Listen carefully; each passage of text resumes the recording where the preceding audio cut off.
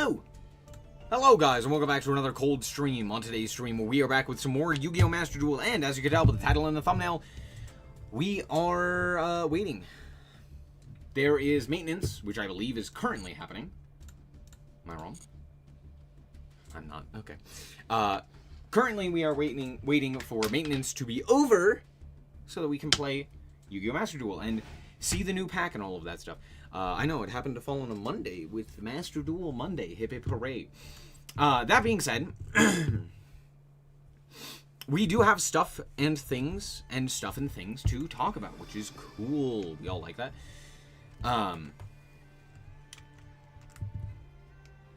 So, let's take a look here. Hold on. Whoops. Thanks, Yu-Gi-Oh! There we go. Yay, now we can do meme review. We also do have the new YCS in Bologna, where we have a new winner. Well, not a new deck. But Vanquish Soul ended up coming out on top, and it was the most represented in top 8, alongside Malice, which is woof. But it was also the second most represented deck within the top within the top 64. In the top 32 is the second most represented. In the top 16 it was the most represented. Vanquish Soul is back. Hip hip hooray. You'll love to see it. We'll probably take a look at that a little bit as well, because why not? Yeah, you could see people are on Vanquish Soul again. Joshua Schmidt is on Vanquish Soul. I know Dinka Bowie is on Vanquish Soul. Did he not make Top Cut? He may not have made Top Cut. Am I blind? Yeah, I don't think he did. Unless I'm blind. A lot of Italians, by the way. This is Italians, right? I sure hope so. Anyway, the point is, I think the metagame is, it's looking pretty interesting. It's looking pretty interesting. It's pretty much what we expected, right? Like, Draco Tail was still the most represented up until top 16, where it then tied with Vanquish Soul. But the point is that, yeah, it was still pretty much what we expect in regards to the Justice Hunter decks, right? I guess Yummy kind of fell off, but that's more so because Yummy is more so in Engine now. People are playing it alongside the, you know, the Mitsurugi stuff. Mitsurugi Yummy. I also saw a, I don't know if they made top 16, but if I'm not mistaken, there was a Mitsurugi, or a Yummy, what was it? Yummy Sulfa Chord, which was crazy. If I'm not mistaken, Malice is also Road of the King. Malice is also a top deck in the OCG as well, if not the top deck. Malice is a deck of all time. That's what I will say. Malice is a deck of all time. Yeah, Malice is the best deck. I don't know if Malice is necessarily up there with, like, tier, but it might be up there with, like, what's another good example? Like no, it's not Zodiac. Like,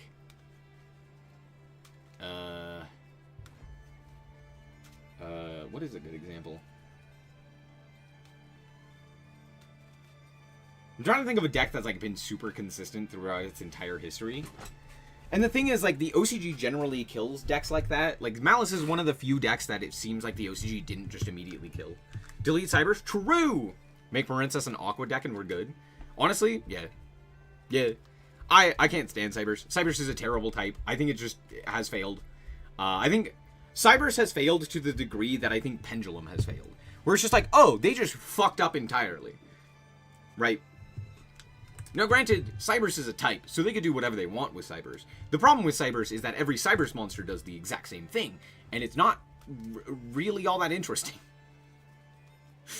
Whereas, like, Pendulum, it's like, oh no, you just fucked up with the design of the entire mechanic. It's like, oh, you just messed up with making a mechanic. What a terrible mechanic. Yeah. Cyber's Pendulum archetype when? In the days of yore. I'm just gonna quiet down the background music. Felt like I was shouting over it. Anyway. I think the concept of pendulums could have worked. Just like I think the concept of a Link spam deck should have worked. I just think that at this point they've messed it up entirely. It's just, oof. The guy who fixes my car is also a terrible mechanic. I am sorry! I feel that.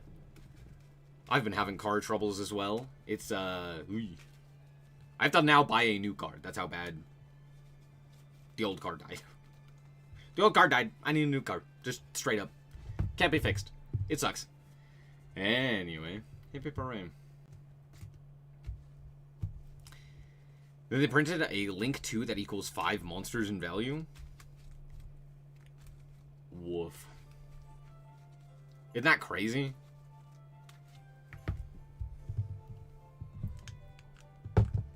It's crazy.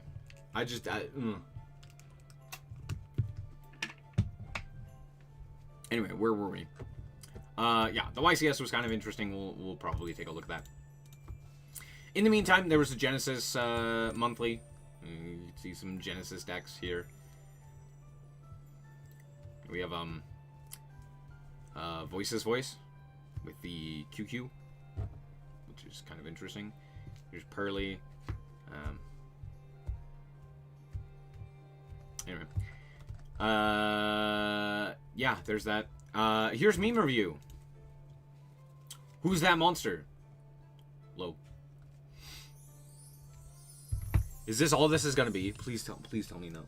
Please tell me no. Would you still love her if she is a stun player?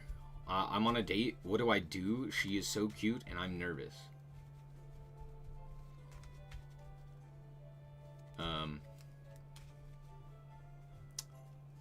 No. No. No. No. No. No! In observation, Aura Farmers did all the work. Fire.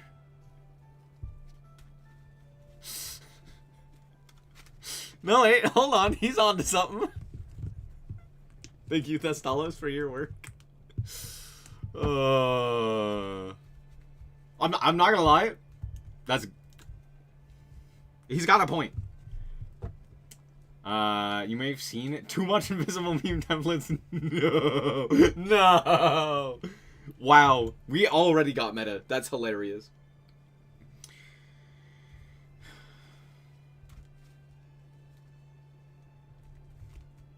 Okay. I see where the Saints decide to settle. Who wants uppies? Yay, uppies. What? What? This is the same person.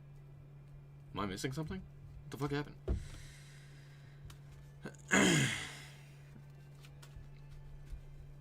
Everyone wanting to play Punk in 3-axis is maybe not want to watch Genesis matches.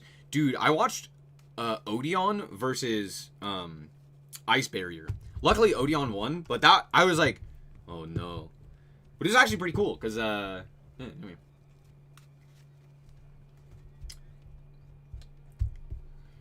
Okay, we're just skipping all of those. Yu-Gi-Oh! Is awesome. Yu-Gi-Oh! Lore, Yu-Gi-Oh! Gameplay.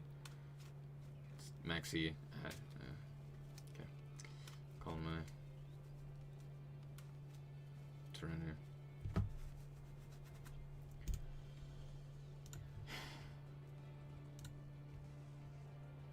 I don't even have to say anything. These are terrible me. Drew Dark fucked up version of Big Piece Golem, haha. Just a glimpse into my dark reality, a full stare into my twisted perspective. would make most simply go insane. Lamau, king of Speed Master. Okay, I'm not gonna lie, this one's so good. Bro, they corrupted my comfort character. Alright. Good meme. Good meme. This is maybe one of the worst weeks of memes in terms of just like everything. That being said, we've actually gotten a few funny memes, a few good memes. That's actually crazy. But I guess when every other meme is just the most bad you've ever seen, there you go. There you go. You get some actual quality seeping through. Doesn't happen often these days, but it feels so great when it does. When your opponent's 20-minute combo doesn't end on a spell trap negate. Finally, battle end. I've been brain rotted by MathMech. How it feels to play a deck with less than 12 one-card starters and 15 hand traps?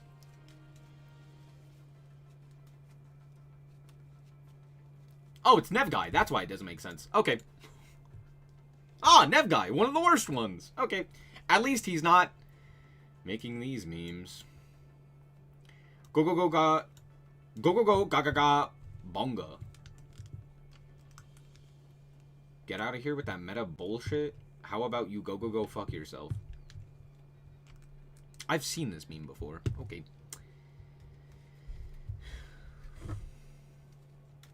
Become unaffected by spell traps. True! Anyway. Idea by my wife! Look.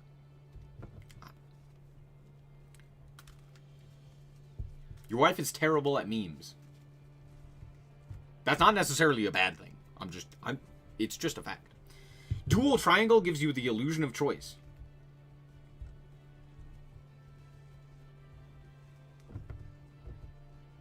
I don't think I ever played against Onomat and XZ. What are you talking about? This one, I will say, XZ, I saw the most variety in. Which is surprising, because I think Link has by far the most variety. And I think there were so many cool decks that you could play with Link, which is why I mostly played Link. That being said, whenever I saw an XZ deck, it was like something else. Some other random deck. Anyway. No shot of Redditor that's posting memes on r/Master Duel has a wife. True. Anyway. The last thing we see after taking the Maxi challenge.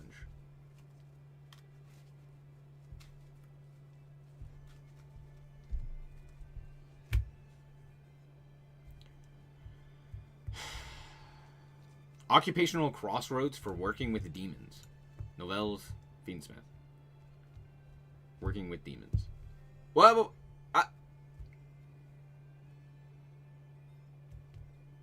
no, he's got a point.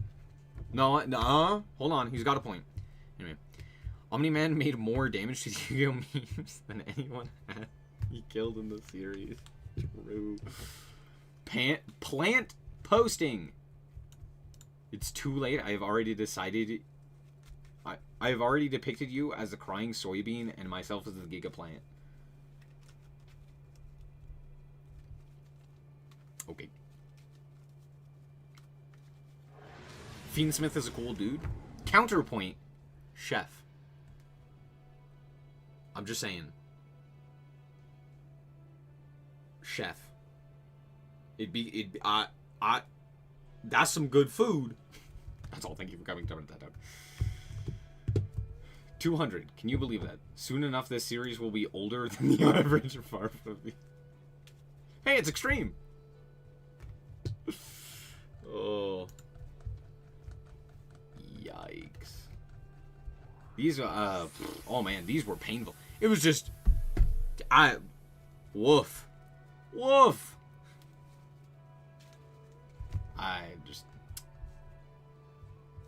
I will say, I actually really am a fan of this artwork. This is a very fun artwork. I don't know how we ended on this board with Lab, but, yeah, sure, bud. How do you have 5 set cards in this scenario? I'd love to know. What turn is it? That anti-spell flipped up and bro had 5 spells in hand. Anyway, oh, fuck. Anyway. What a terrible week for the 200th. Yeah. Pretty good week if you were blind on both. Hold on. Apparently this is a pretty good meme. Just had an old art teased. Here's what you look like if you were black or Chinese.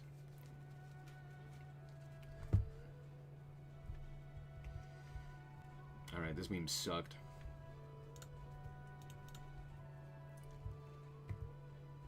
God, that meme sucked.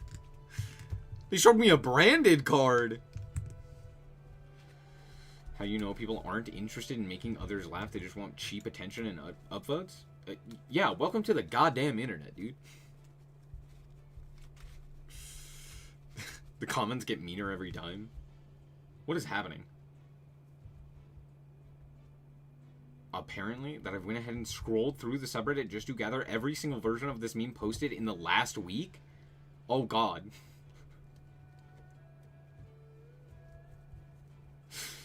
Oh no. Why are there so many? Y'all can use other memes, you know. Dog, cat, mouse, either way, we're running this format.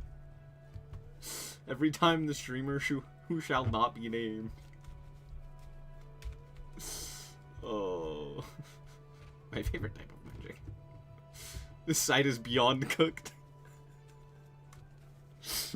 I'm sorry, having no context to the actual meme itself and just seeing the title is so much funnier. It's just a new meme template drop. Let's hop on it. These are so much funnier. Oh man, these were fucking terrible. Holy shit. Anyway, let's talk about Yu-Gi-Oh!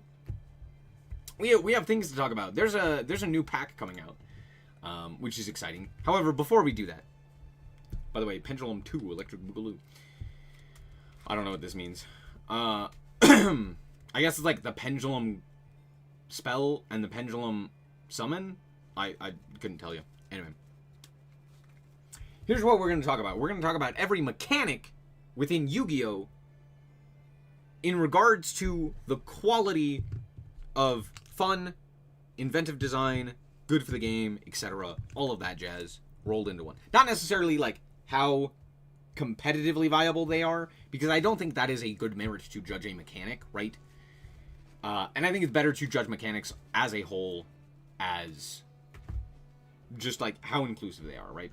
So you got things like Tune and Tuner in here, which like obviously tuners are incredibly competitively viable as a mechanic because they are required for synchro summons. Right, so like obviously tuners are going to be good. Whereas tune monsters, maybe not so much. But alas, we're not going to judge those just on competitive viability. Here we go. Put Hero in B tier. This is not Hero. This is a summoning mechanic, which is fusion summoning. Speaking of which, we're going to start with Gemini, and I'm not going to lie, this is maybe one of the worst mechanics that they've ever come up with. I cannot fathom as to how they came up with something so bad as to Gemini summoning. What if you wanted to normal summon 2, but the first time you normal summoned it didn't do anything? It's just a guy. I do not understand how this even came up. This is just a bad mechanic. I don't get it. I don't know how we did this. They really were like, what if normal summon 2?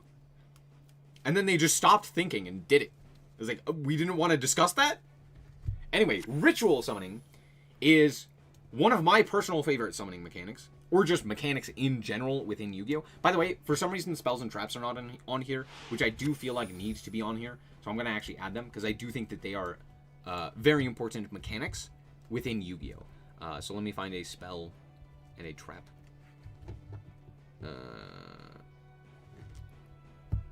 Finding spells and traps. Sure, this one can be the spell. And this one will be the trap. They're not good examples, but I just need spells and traps to also be in here because they are also mechanics.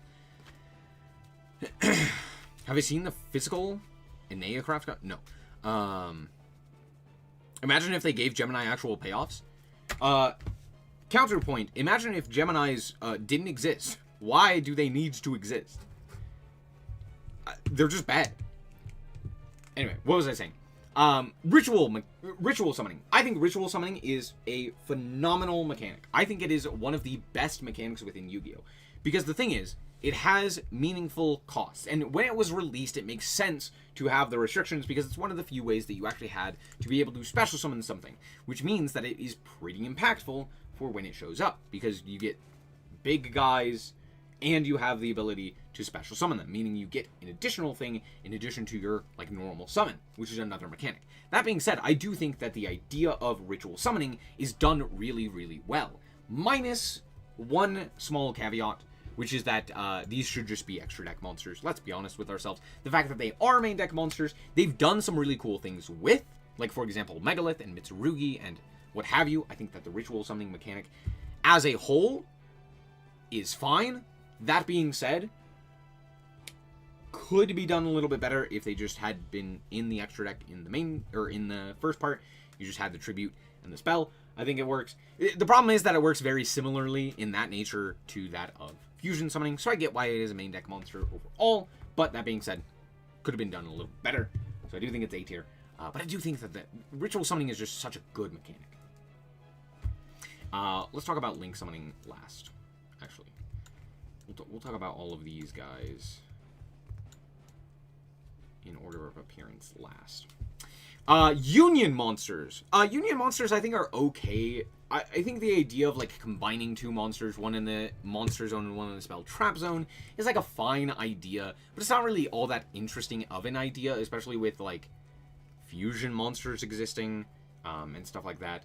So for the most part, I think that it's just like, it's fine. It works, it's serviceable, but I just, especially because of the way that a lot of the Union monsters as well work, I think they're just a bit clunky, and I feel like there's just better options for them. Flip is phenomenal. Flip is a great mechanic, right? Genuinely one of the best mechanics in the game. Just being able to like flip up a monster and trigger an effect. It's, you know, a ticking time bomb. It's a thing you have to wait on, which I think is pretty good. I really like the idea of flip mechanics as a whole. Being able to, here's a guy, and then you get an additional effect, or if your opponent attacks into it, you get an additional effect, or if, you know, a myriad of things happen. I think flip is a pretty good mechanic overall. And it's also the mechanic of like being able to set things face down that your opponent does not get to know the information of. I think that is pretty cool.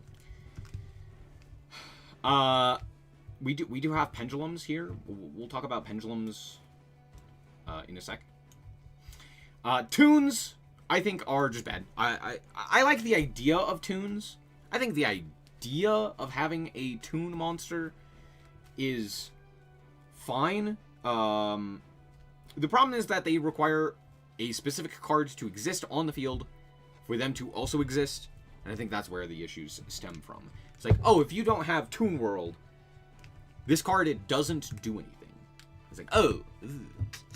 But it's also the idea of like, oh, here's a nod to Magic the Gathering, and they all have Summoning Sickness. And it's a cool little gimmick, but it's not like a great mechanic. It's just like a fun... I wouldn't even say it's a fun mechanic. It's just like a mechanic. It's pretty terrible. Spirits. I think spirits are pretty solid. I like the idea of basically having to use your resource every turn to get more powerful effect monsters. Tsukuyomi, Azura Priest, Dark Dust Spirit, Yamato Dragon. Like, these are powerful effects, especially in early Yu-Gi-Oh! As well. But even like Sakitama, Eritama, Amano Iwado, these are like very powerful monsters that are limited due to the fact that they are in fact spirit monsters, that they are in fact cards that will go back to your hand, and you have to consistently use those resources on them if you want to generate that advantage, right? I mean, Yatagarasu is a perfect example. That being said, because you have to use that mechanic for them, it does lower their viability, their usability, and I think overall it's just like a solid mechanic. It's not insane, but keeping people say bad things? No. I think you're misunderstanding. I am not saying spirits are a meta deck, or that they are meta in any meaningful capacity. I'm saying the mechanic is good. I'm saying spirits as a mechanic are good. I like the idea of using your normal summon on a spirit monster every turn. I think that would be interesting. Why do you enjoy watching tier lists so much? I don't know. I do too. Because we, as people, like categorizing things. It's just a human nature. Wanted to make a spirit deck to mess around with in this old mode for dailies. The subtype really has nothing. It had, the thing is, it's supposed to be a payoff. So it's not like it's a, you don't make a spirit deck, you make a spirit payoff, right? That's what they've always kind of been, right? Again, Yamato Dragon, Dust Spirit, Azura Priest, Tsukuyomi, Yatagarasu. These are payoffs. These are things you do in addition to whatever else you were doing, right? These are like either end bosses or something to like help in specific situations, right? They're more of like an additional thing that you would add to your deck as opposed to being the full deck itself. Tuners are fine. They're basically a sub-mechanic for synchros and are basically only used for synchros. And overall, I think that they work really well for that, but they're basically just normal monsters. There are things that like work with tuner monsters, but overall, they're not really that big of a mechanic. I'm actually going to put them in C tier. Spells. Spells are fine. They're like the most basic bitch cards in Yu-Gi-Oh! That's it. They are the most basic things within Yu-Gi-Oh! And within any card game. Spells are pretty much exactly what they should be. That's it. I don't think I need to explain anything else. This is, every card game has this, and Yu-Gi-Oh! Is no different. That being said, trap cards, now I have Anti-Spell Fragrance on here, but this is just trap cards in general. Trap cards are what make Yu-Gi-Oh! Yu-Gi-Oh! Trap cards, and by extension hand traps as well, but mostly just trap cards in general, are what make Yu-Gi-Oh! So interesting. Being able to set a card face down that you will activate at a different point in time to trigger, like whether an effect is triggered or a condition is met, to then allow you to disrupt your opponent is something very unique to Yu-Gi-Oh! Right? I've seen one other game do anything remotely similar, and that is Hearthstone with I forget what they're called. They're not called traps. I think they're called something else. But the thing with those is that they work very, very differently, and they're not really as consistent as traps are in Yu-Gi-Oh! That being said, traps are really, really cool. They're one of the things that make Yu-Gi-Oh! Yu-Gi-Oh! And they're what makes Yu-Gi-Oh! So fun. Now we move on to the heavy hitters. Isn't Foretell Magic the Gathering's version of traps? No. Foretell is basically like, oh, I'm going to play this later. I don't know how else to explain it. Traps can be frustrating, similar to that of like counter spells in Magic. But I do think that it is what makes card games interesting. I think not having some way to interact with your opponent... Oh, Lestrals has trap cards.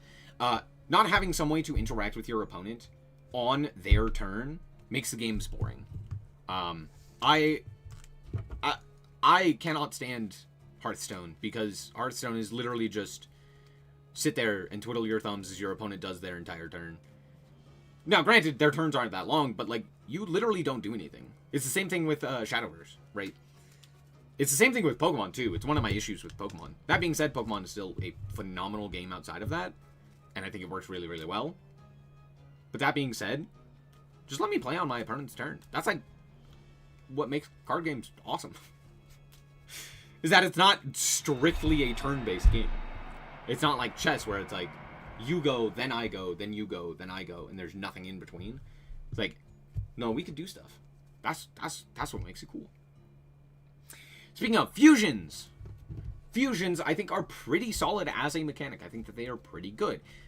2 materials and a spell, summons out a fusion guy. Pretty similar mechanic. You need 2 names. Just you know, it's a pretty solid mechanic. I don't really know what else to say. I mean, you fusion son. It's the OG. Legends of Runeterra was great because of that. Exactly. LOR is a phenomenal game. Anyway, my issue with fusion summoning, and why it's not one of the greatest mechanics, is because fusion summoning requires very specific materials. It requires the spell, it requires 2 or more names, it requires the extra deck monster. So it just requires a bit too much investment for you to really make too much out of the mechanic, right? Now, granted, some of the best decks of all time, most notably Tier, are fusion decks, so that's not really surprising. Like, it's not surprising that it's a good mechanic and that it works. But I think it works kind of in spite of its limitations, as opposed to because of its quality as a mechanic. That being said, it's still a great mechanic, right? Being able to take 2 guys and fuse them together to make a different guy that's arguably more powerful and kind of like exponentially increasing the quality of your cards is pretty cool, right? Next up, Synchro Summoning. Synchro Summoning, I think, is an S tier mechanic. I think it is one of the best mechanics within all of Yu-Gi-Oh! I think it's fantastic. I think this is like the quintessential extra deck card. You need specific levels, you need a specific type of card, and you need them on the field, and then you go into a specific monster from the extra deck. Oftentimes, very much more powerful than that of a fusion monster. However, unlike the fusion monster, you don't need a spell or like an additional thing, right? And you don't need named material. It can be more generic. They tend to be more generic. And I think that is one of the things that makes it more advantageous, right? Is that you don't need that like specific name nearly as much. But I also just think that synchro summoning in general is a little bit more interesting as a mechanic, right? Because like you still have to get the guys onto your field. You can't just use them from hand or wherever else, like in the case with fusion summoning. So actually being able to put them onto the field for your opponent to most effectively interact with them means that you do have the ability to not get into that synchro monster, and I think it just allows for the most amount of stuff for both players to do. That being said, I think the same case can be said for Xyz summoning. I think Xyz summoning is also extremely good. This one is kind of the opposite of synchro summoning, where instead of having to add up to the number, you need 2 of the same number. It's kind of interesting in that mechanic. Xyz material are so clunky, but they work. That's probably my biggest gripe. Everything else is really, really good with Xyz summoning. I think that it works really well in terms of the like mechanic itself. Xyz decks are so boring. That being said, the mechanic itself I think is very interesting. Being able to like slap a guy on top of another guy and be like, okay, this guy goes into this guy and now we have this guy on top. It's very interesting. Again, I think the extra deck is one of the things that makes Yu-Gi-Oh! So good and makes it such a unique game that so few games have even come close to replicating. The only game that I can really think of that replicates the extra deck feel is Vanguard, and even Vanguard doesn't really feel the same. Like, it feels very different and not nearly as interesting. I think the extra deck is something that Yu-Gi-Oh! Is exceptional at, and I think it really is what makes Yu-Gi-Oh! Yu-Gi-Oh! And a lot of that is off of the back of these 2 mechanics. Speaking of, we have Pendulum on here. Now, Pendulum's on here twice, and the reason for this is because I think one is the Pendulum card and one is the Pendulum summon. So we're going to talk about the card first, and then we're going to talk about the summon mechanic. And I think overall the card effect of Pendulum, or like the cards themselves, they're actually pretty good, right? I hate rank up spells. Rank up spells are terrible, but that is not what Xyz are. That being said, Pendulums, being spells and monsters, I think are pretty good. They're way too complicated. They're way too complicated for what they are. But I do like the idea of a monster and a spell and a guy that goes to the extra deck when it is destroyed as opposed to the grave. I think that's a cool mechanic. I think it works overall. I think you know, it functions, right? And overall, I do think that it is still a pretty unique mechanic in the way that Yu-Gi-Oh works, and it only really works in Yu-Gi-Oh. My problem is the way that, like, other cards interact with pendulums as opposed to the way that pendulums themselves work. I think the way that pendulums work is great, right? But I do think a lot of cards kind of shouldn't work the way that they do with pendulums. And I think that's where my issue stems from. That being said, the pendulum summon is one of the worst mechanics in the game. I think the pendulum summon is just inherently stupid. I don't know who came up with this idea. It's a terrible idea. Being able to summon anything from either extra deck or hand or what have you is just a terrible mechanic. I think it just fucking sucks. It's just bad, right? Because the thing is, it's way overtuned. Either it is going to do absolutely nothing because that extra amount of summons is going to not matter, or it is going to absolutely fundamentally break the game. And there's kind of no in between, and it is almost solely off of the back of the pendulum summon. You get so much shit out of being able to pendulum summon. It's insane how much advantage you can get from being able to pendulum summon. Especially when other decks don't have that ability because they don't play pendulums, right? So if every deck has the ability to kind of do the same thing, but then on top of that, you also get a pendulum summon, you're just cooked, right? Like, the pendulum summon deck is just going to be way stronger, right? So in order to balance that out, they make terrible pendulum cards that you can't pendulum summon. And it's like, oh, well, shit, now it's fucking worthless, and now pendulums are terrible. So, yeah, I just... pendulum summon is a horrible idea. I don't know how we came up. This is on the same tier as, like, how did we come up with Gemini summoning? Like, I don't know. We didn't think about that. Link summoning. I actually think Link summoning is... No, it's pretty good. Link summoning is arguably my favorite summoning mechanic at least from the extra deck. Ritual summoning is my personal favorite mechanic, or at least summoning mechanic. But Link summoning is... Its simplicity is what makes it good. It looks very strange, and it's like, oh, they don't have a defense stat, they're always in attack position, and they have arrows. Huh? Like, it seems very complex, but the simple fact of the matter is, you take the guys on field, you add them up to the link number, and you send them to the graveyard. It's a very simple mechanic when you actually understand it, and its simplicity is what kind of breaks it. It is way too overtuned, similar to that of Pendulum. However, unlike Pendulum, it is just impossible to not make insane in some capacity, right? Just it as a mechanic is way too overtuned. That being said, it's also incredibly interesting and has provided a lot of really cool, unique decks to exist within Yu-Gi-Oh! Because of the fact that Link Summoning exists. So I think it's pretty cool overall. As a mechanic, I just think it's way overtuned. It is a bit complex as well. Not terribly complex, but a bit complex.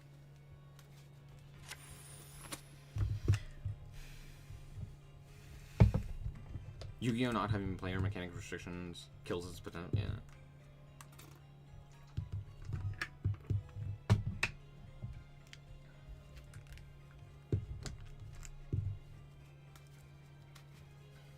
Yeah, Link Summoning is basically just like a worse version of these two. It's just, it's too high quality in terms of, like, it's basically impossible to make a bad Link monster. Just sheerly due to the fact that, hey, being able to send a guy to the graveyard is pretty good. So, there's that. That being said, Yu-Gi-Oh! Mechanics as a whole, I think specifically the extra deck, I think is really, really well done for Yu-Gi-Oh! I think Yu-Gi-Oh! Does extra deck really, really well. That's all. You know what I could do? I could go shut, and I could just turn on Duel Links music. Wait, Duel Links music is like infinitely better. Yeah, why don't we do that instead? Why don't we do that instead?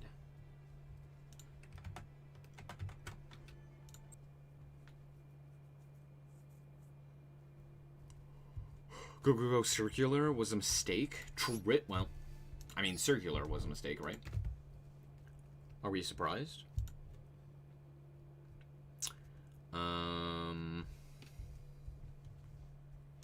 Beep.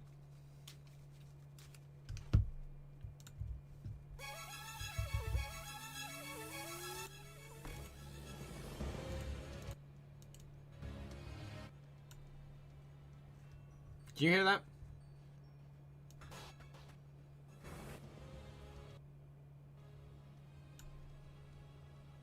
There we go. Okay. Where were we?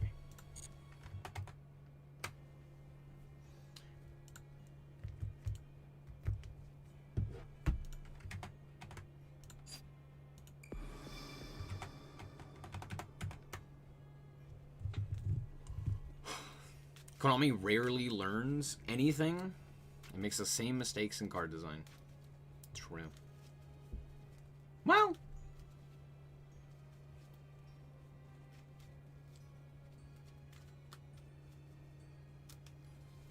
Yeah, you're not wrong. I don't hate regular circular, but I come to realize that circulars I like are redundant extension and not entire lines of play. See the Flame Swordsman versus OG.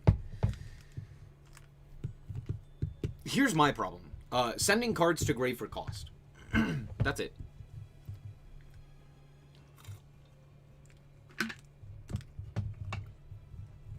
Has Konami made new Spirit cards? They consistently make new ones every once in a while.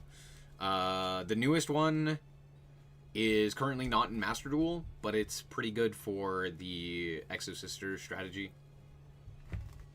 As is most spirits. Okay, I have a bunch of decks here. I don't think I have all of them. What are the new decks that are coming out? We have Diabellstar / Snake Eyes / White Forest, which I believe is on here. Am I wrong? Is White Forest not on here?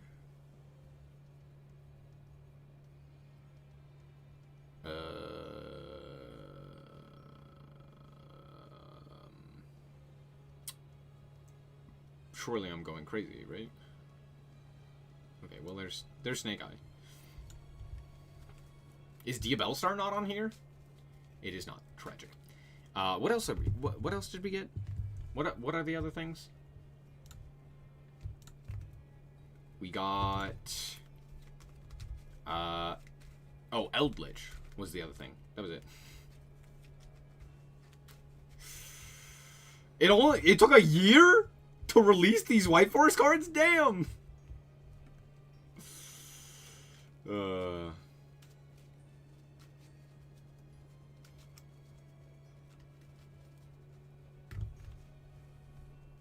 Okay. It's Azamina and Snake Eyes. I don't think I have Azamina on here. Yeah. Okay.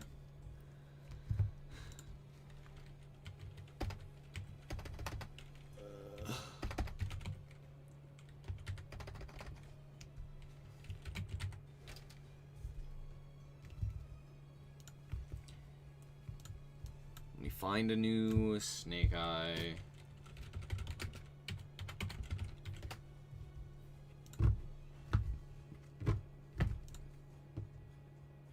Is that really the artwork?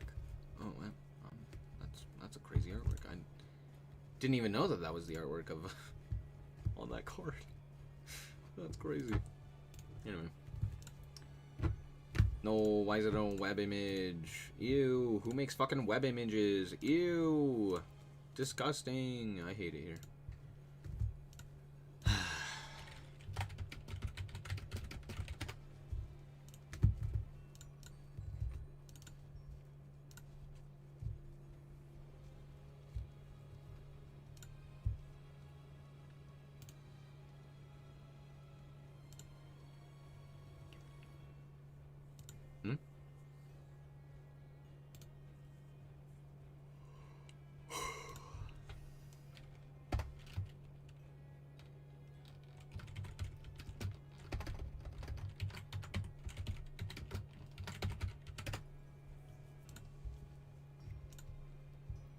There it is.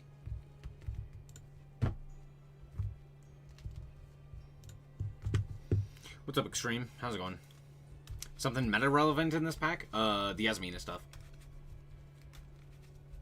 Also, what else? What else? Nothing like...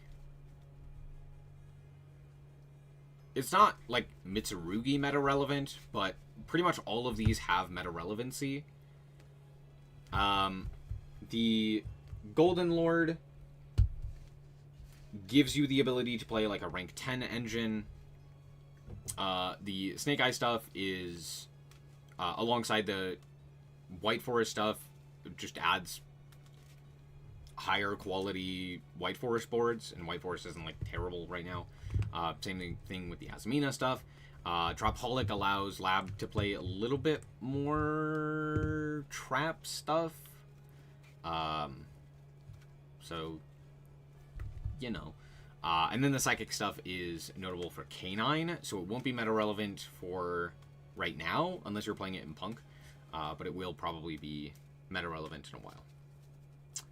In a little. But yeah, it's not... I don't think any of these are going to be, like, top meta decks or anything of that nature. So, there's that.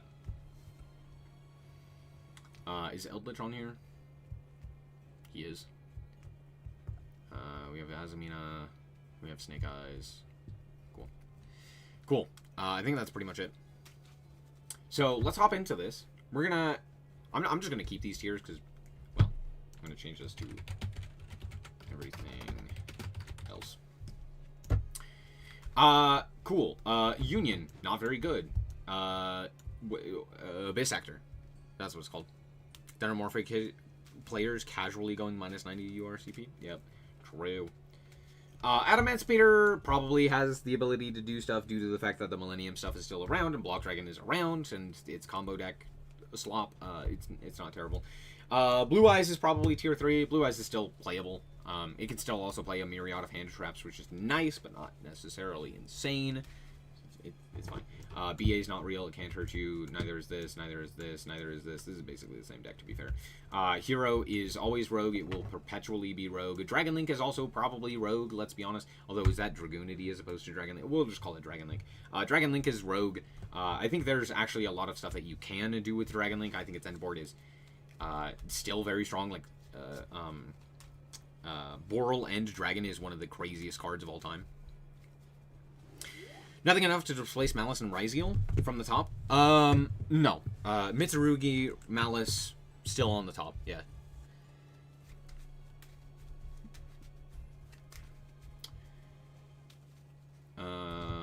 Malice will probably not be removed until they actually hit the deck. Like, ban more cards from it. Oh, it's Rouge. There we go. I didn't even notice it was Rouge. Ah, yes, my favorite. Rouge. That's how you spell Rouge, right? Yep. Yeah. They mess it up so much, immediately it's Rogue. Awesome. Dun-dun-dun. Anyway. Dream Mirror is not a deck. Pendulum Slop. Is this Pendulum Slop? Or do we have more Pendulum decks and I have to actually specify that this is not just Pendulum Slop? My mind is glazing. My eyes are glazing over. Oh, here's Draco's. We'll just call this Pendulum Slop either way. I guess we'll put in Rogue. I think Pendulums have Floodgate stuff that they can do still, so who cares?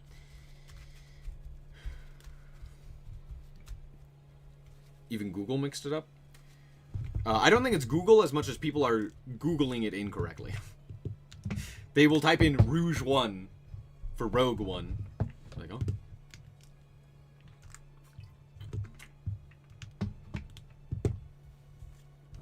oh. Dark Magician is so terrible, dude.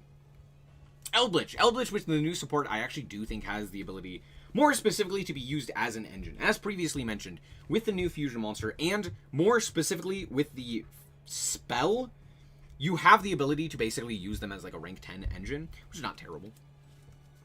And there's a lot of like advantages to just having, more specifically the fusion spell or the field spell. The problem is I don't really know what decks would want to use the engine as a whole, but I do think it's a pretty strong engine overall. Fire Fist is not real. It can't hurt you. Neither is Gadget. Neither is Harpy. Besides Harpy's Feather Duster and Harpy's Feather Storm. And Endymion is... it's not really Pendulum Slop, so we're not really going to talk about it. Earth Machine exists. Speaking of Earth Machine, Karakuri exists as well. Man, I really wish Karakuri was good. Dude, Karakuri's so sick. Can I just... Sorry, side tangent right now. Karakuri is one of the most well-designed Yu-Gi-Oh decks of all time. Dude, that shit is gas. That's such a good deck. Oh, when's the new Karakuri support? I need it. I need it in my bones, dude. Karakuri is like the perfect synchro deck. God, it's so sick. That's all. Thank you for coming to my TED Talk. Duel Links memories. I actually didn't play that deck in Duel Links. This is from actually playing it in regular Yu-Gi-Oh! Karakuri's just sick as hell. It's so fucking fun, dude. It's just so good. It's such a well-designed, cool deck with some great mechanics. That's all. It's similar in nature to that of, like, Tri-Brigade. It's just with Synchro Monsters as opposed to Lynx. Oh, so good. That's all. Lyrilisk. Here's the thing. I will always cope on Lyrilisk, but Lyrilisk Tri-Brigade end boards are still insane. They're still really good. I'm a mana player. Do I need this pack? You play Manadium? No. You don't. No. You do not need this pack. Unless you are also playing the White Forest cards? No. This is a... Unless you are specifically playing White Forest, this is a very skippable pack. There is very little for pretty much anyone in this pack. That's because I also like Wind Up. Me? No, I hate Wind Up. I despise Wind Up. What are you talking about? I'm not joking. I despise Wind Up as a deck. I think Wind Up is bullshit. Karakuri, sick as hell. Wind Up, absolute dog shit. Why? I see an XZ card and I go, ugh. I see a Synchro and I go, yeah! That's it. I see a Synchro and I go, Yusei Fudo, let's go! And I see an XZ and I go, ew, Yuma! And then I throw up a little. That's it. Anyway. Wait. Earth Machine is... Wait. Earth Machine is... Earth Machine. Earth Machine. Anyway, there they are. That's a deck. Mech Knights are not real. They can't hurt you. Monarchs, actually, okay, Monarchs I'm going to put into Rogue as well. Monarchs do have the ability to actually do stuff now. They, like, hand loop you for, like, 1 million. I want everything in the pack. I'm sorry for your loss. What the fuck? You could play Vengeance Dragon if you wanted. No, you couldn't. Don't lie to me. Nephthys, not real. Can I just tell you how much I wish ninjas were good? Not because I like the mechanics that ninjas have, but ninjas are, in fact, you know, ninjas. And that's, like, cool. That's some cool-ass aesthetics. Ninjas are cool. Am I wrong? Prank Kid. I don't know how Prank Kid fell off this hard, but they did. Prank Kid is, like, not worth playing at all. And it's kind of crazy to think about, because they could still do everything that they previously did.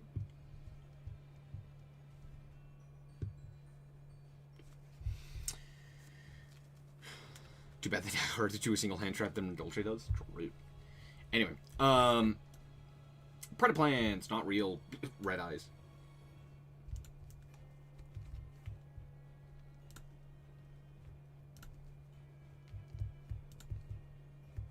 Oh, whoops.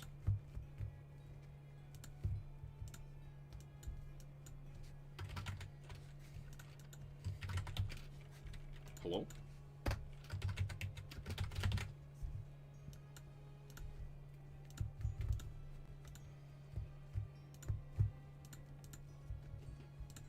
There we go. Resonator.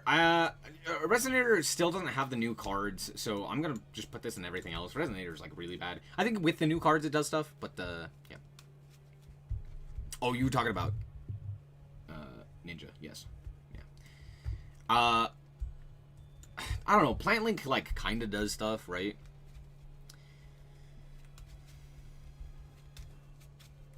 There exists Manadium support. No. Am I wrong? What Manadium support? I don't think there's anything that Manadium specifically is getting. There might be like a synchro monster that they would be able to make. But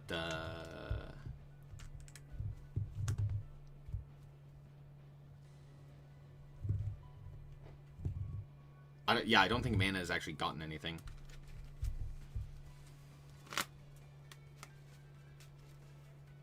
The Snake Eyes level 12 synchro? Yeah, I guess you could count that as support. I didn't think of it as support. Maybe? Would you play that? I don't know if you would even play that. I don't know. I don't play Manadium. I don't care enough. Boral is on... we already talked about this. But here you go. Boral exists. Red Dragon. No, that's not Red Dragon. That is Black Rose. Shadal. Have you all seen the new Shadal cards? Dude, they're sick. Dude, the new Shadal... I'm so excited for the new Shadal stuff. Can we get the new Shadal stuff before Yummy, please? Thank you. Give me Canine, and then give me the Shadal cards. And then give me Draco Tail. Actually, give me Draco Tail. Sorry. Vanquishal, Draco Tail, Canine, Shadal. In that order, please. Thank you. And then, I don't care when I get Yummy. Just fucking never. Just never. I'll be fine with it. Even though I love Yummy, we could just never get that, and I'd be okay. 6 AM is terrible. Starry Night, sorry, is terrible. Guru Control is terrible. Thunder Dragons are terrible. Flunder is terrible because for some reason map is still limited. Why is map limited? Why did they do this? Why is it still at 1? Who? Why? What did the birds do to you? Also, why am I never allowed to play the birds in any event ever at any point? I just want to play birds. What is the issue with my birds? I just want to normal summon during your turn. Is that an issue? Is that so bad? I guess. I'm sorry. You hate to see it. Lev Shadal Fusion, send Infernoid Evil, search Void activation, and you're off to the races. Counterpoint, I could also just play Shadal. I could also just make Winda. Also, can you do that with the Shadal? The Lev Shadal? Hold on.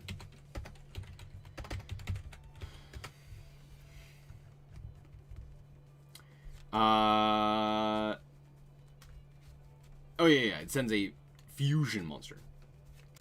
And then it tributes to fusion summon a Shadal fusion monster. That's what it was. Okay. I knew something was sending a... was doing the Shadal part of that. I didn't remember if it was you send a Shadal fusion, and then you fusion summon by tributing a monster. Or... I didn't know the full restrictions. That being said, why would you? Counterpoint, send tier limit. Send tier limit kick hollows.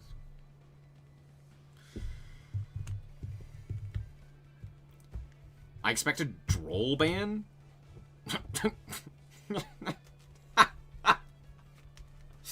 If they ban Droll, that'll be the worst idea I think I've ever seen Konami implement. Droll is like holding us together with fucking glue. Half of the glue was sniffed by the Konami employees themselves, but hey, they've Droll's sticking with whatever it's got. Anyway, Sword Souls and everything else. Let's be honest with ourselves. What even is this? I forget what archetype this is. This is Dark Layer or Layer of Darkness, something. It doesn't send on activation, it sends on resolution, if I'm not mistaken, right? It sends on resolution. Oh, no, it does send on fusion, or on activation. What was it that sent on resolution? There was a recent card that, like, did a thing on resolute... What was that card? Wait, now I'm confused. Hold on. Hold on. Stop. Hold. Wait. Was it one of the Utopia cards? Maybe? Yeah. It was Endless Bond. This is what it was. When this card resolves, you special summon a Utopia from your grave. And if you do... Yeah. It was this one. It was this one. It was this one. I was like, no. Hold on. I remember reading this recently. I didn't remember how recently. I was like, no, it was on Resolution. Wrong card. Just straight up wrong card. Branded is Rogue. I know every branded player under the sun is going to come out of the woodwork and be like, ah! And they're all wrong. They're 1000% incorrect. Branded is Rogue. I don't care what anyone tells you. Branded is the definition of a Rogue deck. The problem is, its representation is significantly higher than most other Rogue decks. So it doesn't seem like it's a Rogue deck. But in terms of quality, it is a Rogue deck. It dies to a lot. It has a lot of weaknesses. Especially without the new support. With the new support, I don't know, maybe we could talk about that a little bit more. But as of right now, it is a Rogue deck. It does, like, one thing. And that's not even, like, that crazy.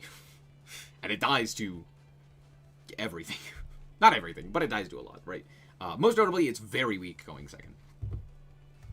Metal Foes is not real, it can't hurt you. Orchist is fucking crazy, dude. Orchist is insane. Oh, also, by the way, I should preface this. I always do my tier lists based on how good they are for climbing in Yu-Gi-Oh! Master Duel. Which means this is not in terms of representation for a tournament, but more so in terms of what will help you the most climb.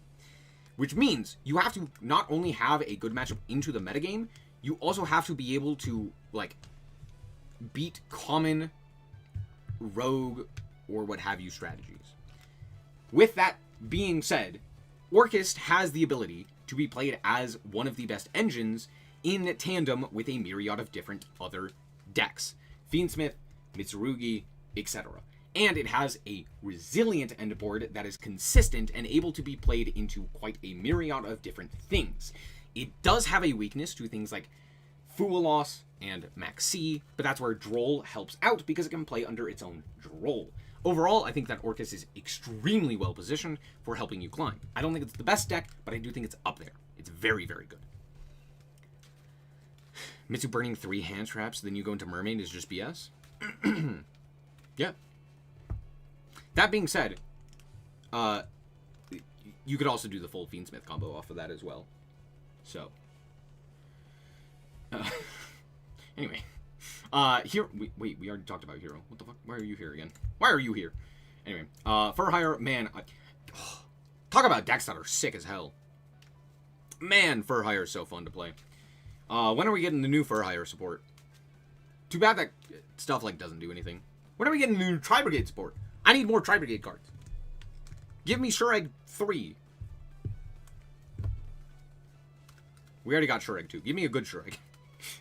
Give me a main deck Shureg. He'd be cool. He'd be cool. Anyway, Plunder. As much as I want to say Plunder is better, it's not. It's not. Drytron. No, Drytron's not good. What am I talking about? I believe this is, like, Magispector. Vsauce. Vsauce Starfrost. Zombies are not very good. Gene Raiders aren't very good. Mutants aren't very good. Vendred is not very good. If only Vendred was good. If only Vendred was good. Vendred's a cool deck. X send Aggregator. Aggregator target Babel. GG, well played. Counterpoint. X is at 1. Counterpoint. What about the Mitsurugi cards? Counterpoint. What about the hand traps? Or the counter trap? Or the... I get what you're saying, but I don't think it works that way. Also, they would just yoink your ass. Like, that axe is mine. Dino Wrestlers aren't very good. Cybers. Here's the thing. More specifically in regards to the Mathmech variant of Cybers, it's not very good. We'll talk about Cybers more in a second. Sprite's actually pretty playable. I'm not going to order these here in Rogue tier. I'll order them in the other tiers where they matter, but the Sprite I think is Rogue. I think Sprite's very playable. I think there's a lot of different variants of Sprite that are all, like, pretty decent. Besides Runic, because for some reason they said, fuck you, Runic, and then killed it. I don't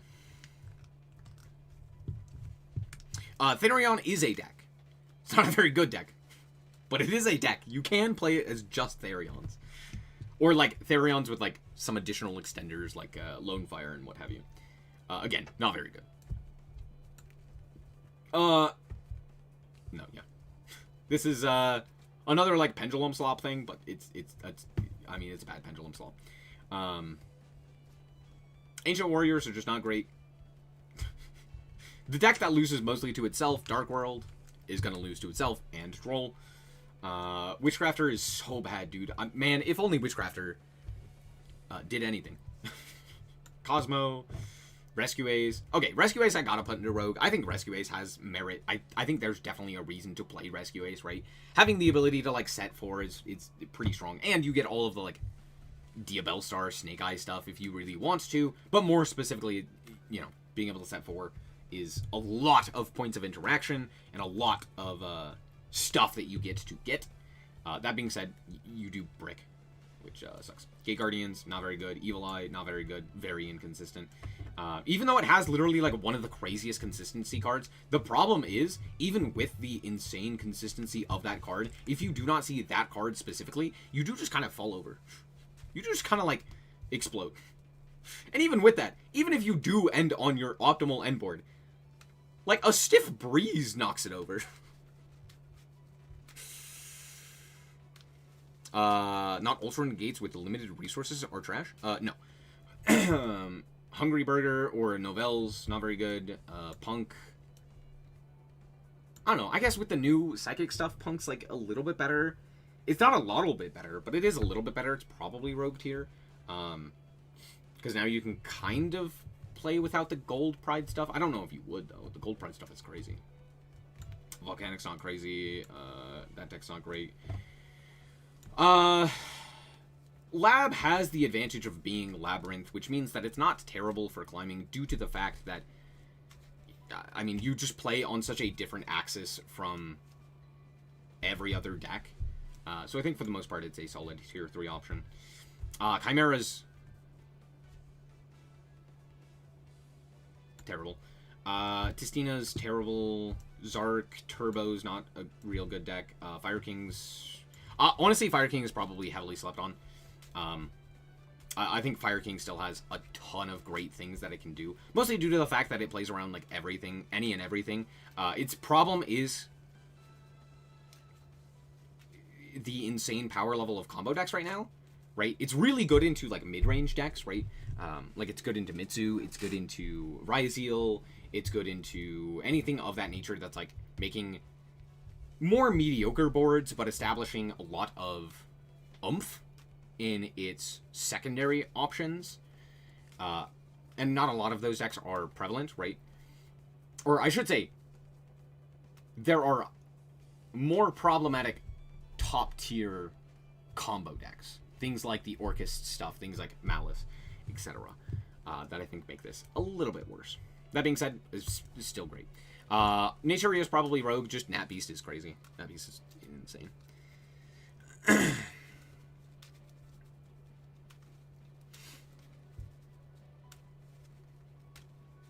My life went to crying with Psychic.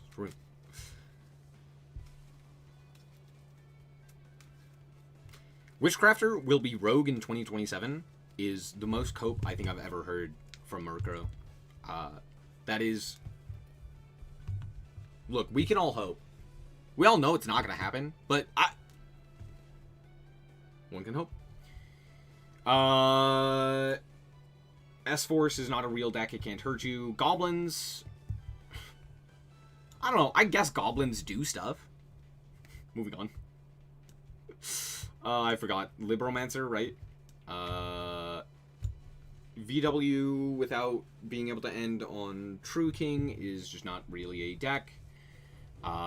Agents don't really exist. Snake Eye is actually still very good. It's still very competent. Snake Eye is just worse Orchist, but it's still Orchist. It's still, like, the premier combo deck in regard... not the premier, one of the premier combo decks. Its end boards are just nasty as hell. And, of course, it can play under its own Droll. It basically doesn't give a shit about Droll, which is insane. So, yeah. I said with the Spellcaster swap, I understand what you said, Murkrow. It's still Cope. Let's not act like it's not. Let's not act like you're not saying some very copium things. White Forest field spell coming? Pretty much guaranteed, right? What's going on with my stream? Why is it dying? Is it just YouTube mobile being a pisser? Probably. Melfi's not real. Runic is like barely real, but not really. Do we have stun on here? I guess we can mark this as stun. Stun's always rogue. It's like definition. We call it stun, but it's more just anti-meta, right? Anti-meta beats. Live Twin, unless we randomly get the new Live Twin support, this deck is not really playable. We do need the new Live Twin Link 1 and the new main deck monster to really warrant this deck actually being competitively viable. That being said, it is way out of term for this deck to be good. I'm surprised we didn't get the support with the... Is it Niji Sanji event that they're doing? I don't know. Whatever the VTuber event is. I don't remember what...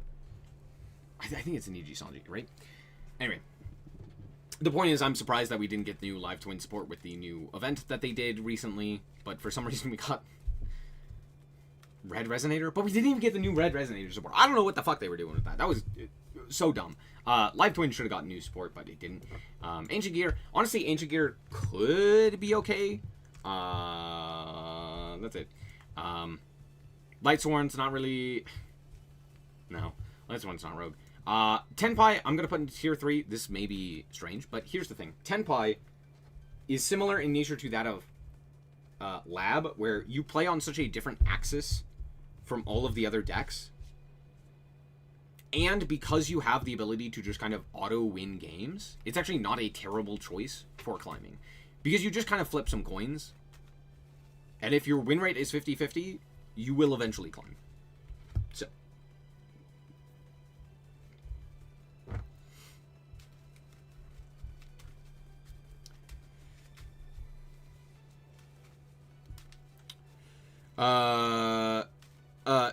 No. Snake Eye is absolutely insane in its combo game, and the fact that the hits didn't kill it. Here's the thing. Snake Eye did not... The hits did not move Snake Eye from the metagame. The metagame outpaced it.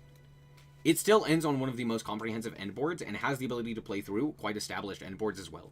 Its problem is that the end boards have gotten stronger and have the ability to play through more. That's it. They're just better decks, right?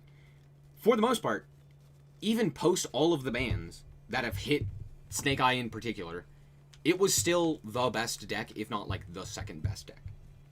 Even post Oak ban. So, yeah, it's still a comprehensive deck. The problem is it's not Snake Eyes so much as it is like Snake Eye Slop with like the Millennium and Fiendsmith stuff. So, Tenpai still does the thing. Yep. Tenpai players converted to Orcust? No. Tenpai players still play Tenpai. Or they're playing Sky Striker. Dynamist is not real. Melodious, honestly, is rogue. I think people just don't play it. I think this deck is actually pretty solid.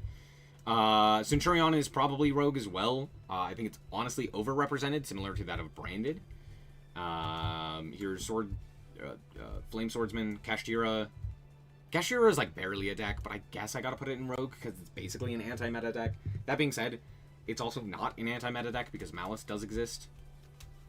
Well, no, I guess because like Banish Face. Yeah, no, you're right. Yeah, it's basically anti-meta. It's basically a stun deck. Cleafort isn't real. Is this UA? FA? UA? Something like that. Either way, not real. Gold Pride is basically non-existent at this point. Voices is honestly probably rogue as well. I think honestly, I'm going to put it in tier 3 as well. Probably above Tenpai. It works similarly, again, to that of Tenpai and Lab, in that it works differently from so many other decks, and has the ability to kind of ignore a bunch of common hand traps, right? It can ignore things like, Droll, or Valor, or Imperm, or Ash, or Maxi, or Fualos, or what have you. It just kind of depends on the hand. Some hands just do not play through the hand traps your opponent has, and some hands don't even trigger the hand traps your opponent has. So it all just kind of depends on the hand.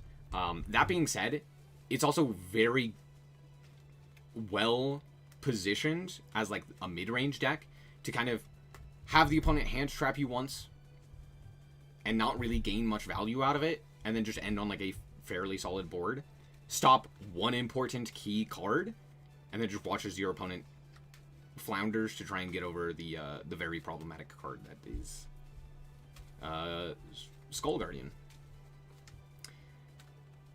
Did you miss Ubel? I do not have it on here. I can add it in a sec.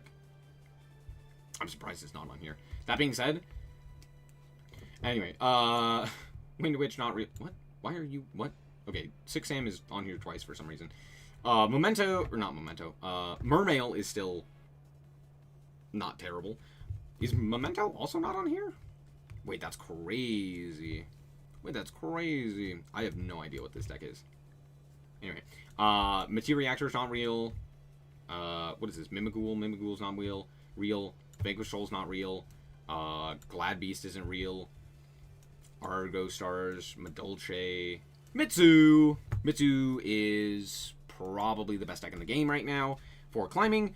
Mostly due to the fact that it is an engine. You can play it in Malice, you can play it in Orcust, you can play it by itself, you can play it in Fiendsmith, you can play it in Snake Eyes, you can play it in Name a Deck, you can play Mitsurugi in it, you can play whatever you want with Mitsurugi and do very well with it, because the Mitsurugi cards are absolutely busted. So yeah, overall I think it's just like, obviously. That's Radiant Typhoon? Oh. Well, we don't have that deck, so. There you go. Whatever this deck is, Heraldic is not really worth playing. Hold on, do I not see Onomat on here? What the fuck? Where's Onomat? Where's my tier 2 deck? Super Quant is... Okay, Super Quant did get its new support, so I am going to put it into Rogue. It still does make Magnus King of the Computer pretty effectively. That being said, Kaijus do exist, and speaking of which, Kaijus do exist, so I cannot put Lunalight in anything other than tier 2. That being said, it's still tier 2. It's still a, Liger Turbo deck, which means that if your opponent just doesn't have the out, you're highly likely to just win on the spot. So there's that. Smile. And if you make 2... you do just kind of win the game. I've been clapped by Argo Stars a couple of times. Me too. I've clapped people with Argo Stars. It's still a terrible deck. Here's the thing. Just because a deck is in everything else does not necessarily mean that you will not lose to them. It's a card game. That's called luck. That's just a standard part of this game. That being said, that doesn't mean it's good. Dragon Maid... Okay, having played Dragon Maid, this deck is terrible. This deck's so bad. Even with the new support, it's so bad, dude. I wish it was better. It's not. It's bad. Moving on. Drake of Tails not real. Gem Knights are tier 2. The deck still can end on the stupid bullshit floodgates, which is good. That being said, it also is susceptible to hand traps, most notably things like Impulse, which are very, very, very, very, very, very, very popular right now and are extremely good, which I think is one of the big downsides to this deck, is that it does lose to things like Impulse. And on top of that, while the floodgates are nice, it's just a more secure way to basically guarantee a victory, and there's a bunch of other decks that also have the ability to do that without playing into the myriad of hand traps that this deck does, which I think is why I wouldn't necessarily put it in tier 1. Next up, Punk. I swear we've done Punk. Didn't I? I could have sworn we already did Punk. Am I crazy? Am I going crazy? Probably. Where did... Nope, I guess I'm crazy. No, yeah, there it is. Why? Punk 2, Electric Boogaloo. War Rocks, my goats. Oh my gosh, it's back. 6 Sam is back again. What the fuck? Battery men aren't real. We already did Hero. Like, again, Hero is back. Glad Beast as well. What the fuck? X-Saber. The new Azamina stuff, I'm going to put it into... Yeah, probably tier 3. White Forest Azamina is actually, like, fairly decent now, right? So, there's that. What else am I missing? I'm missing Yubble.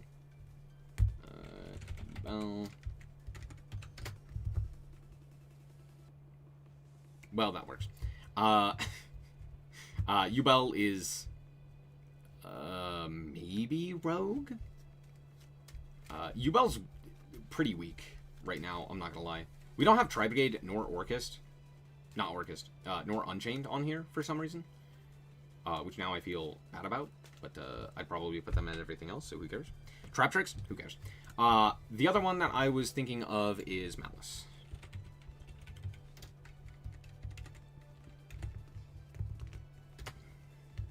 That's a card. Fuck. It's fine. Malice is... Malice is one of the best decks in the game. Still, really, really solid. Still, really, really good at climbing. Here's the thing. Sure, yes, you do lose consistency. That doesn't matter as much in a best of 1, right? It does matter, but it doesn't matter as much. Because it's like, oh, cool, I'm just slightly more inconsistent. Who cares? I will lose this game and move on to the next one and then draw a better hand. Happy day. That being said... You still end on one of the most disgusting end boards. You still have the ability to play through a myriad of hand traps. And you still have the ability to play a myriad of hand traps. Most notably, Impulse. Utopia, thank you. Or more specifically, the Ryziel stuff. Actually, we'll do Utopia. Do I not have... I don't have that. I'll do Ryziel and Utopic as different decks.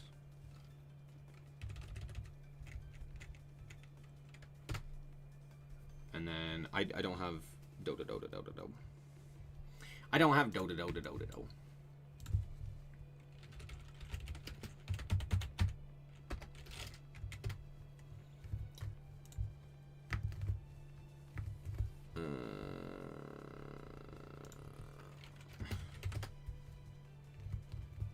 Not that one. I need the new one.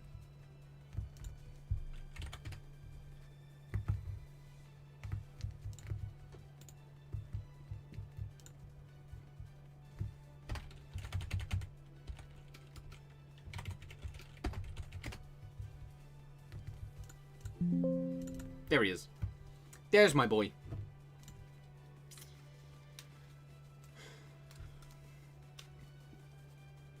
Okay, Ryziel is a tier 2 deck right now.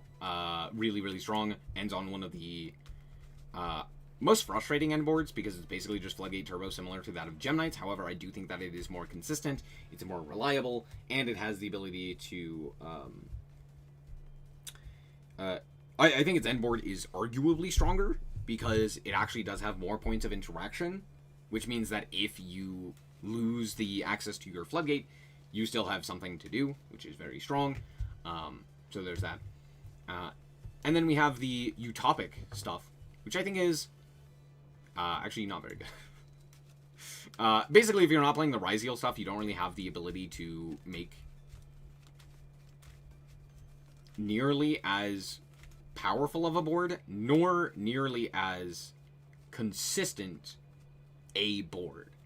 I think it's significantly weaker to pretty much everything. So that's pretty much it. I don't know, maybe you could say that it's Rogue. But I don't think, like, Utopic in general is... Yeah. Ryziel, very competent. Utopic, not very much. That's pretty much it. There you go.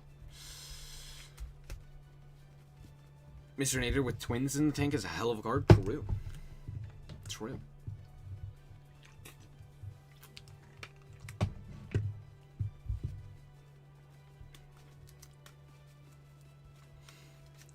Anyway. Yeah. That's pretty much it.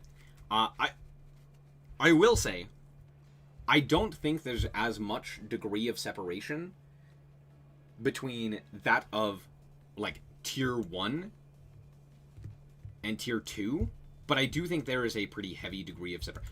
Honestly, this is one of the few times where I think I am going to do a tier 1.5 and then just tier 3. I really do not think that there is a really good tier 2. I think there is a very clear degree of separation between these decks, these 6 decks, and Warrock, and kind of the rest of the field. I think these are good for climbing, but I don't think you're going to have, like, a great time. And then all of these, you will pretty much struggle to play. For the most part, these are going to be comfortable. White Forest? White Forest.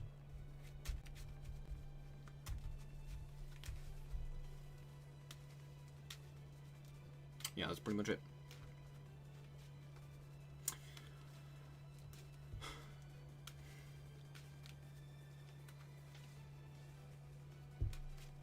Oh, I thought he was asking where White Forest was. Yeah, it's White Forest in tier 3, right? Unless, I mean, I could put an Azamina card in here, or I should say I could put a White Forest card in here alongside an Azamina and have like Azamina and White Forest. But the thing is, like, I don't know. Azamina isn't really a deck. It's mostly used in tandem with like either Snake Eye or White Forest. So I just use this one as the White Forest card, even though it's not. Stun, I declared that one as Runic. It's basically just right there. Sky Striker was the other one that I was thinking of. Oh yeah, Sky Striker. Sky Striker's tier 2. There we go. It's basically just better Tenpai at this point. Actually, no, I lied. It's tier 3, but it's still better Tenpai.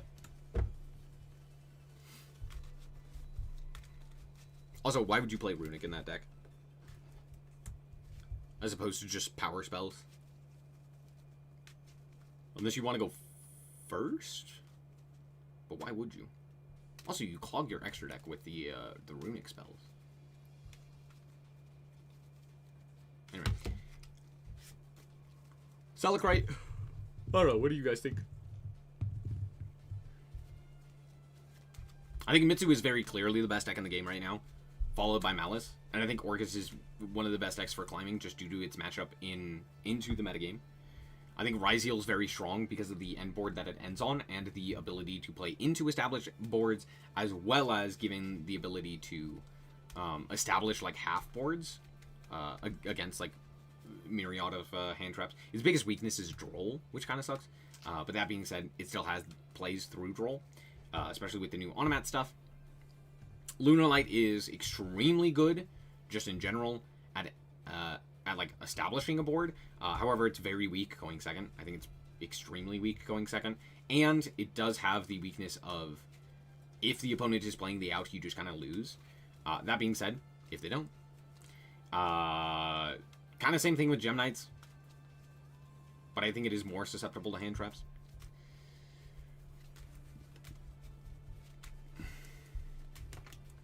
But I think for the most part, this is fairly accurate. I wish more decks were playable. No, I don't. I'm lying to you. I wish less decks were playable. Let's just do a bunch of mirror matches. Let's just play Mitsu mirror matches, please. Or tier. Oh, I forgot tier. It's fine. It's like tier 3 or Rogue or something. Who cares? Tier limit would be on here though. It would be within the. It'd probably be tier 3. The top 3 can play Impulse. Yes, that is true. Do you want to know what else? The other decks are weak to Impulse. Impulse is a stupid card. I mean, that's pretty much it. Hold on, let me actually go back.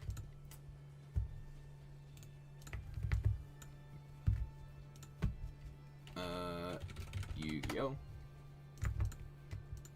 What time are we at? Oh dear. Every Yu-Gi-Oh card from 2000 to 2004. What? There's no way. I refuse to believe it's... Place here. Ah, yes. Oh god. It is... Yes.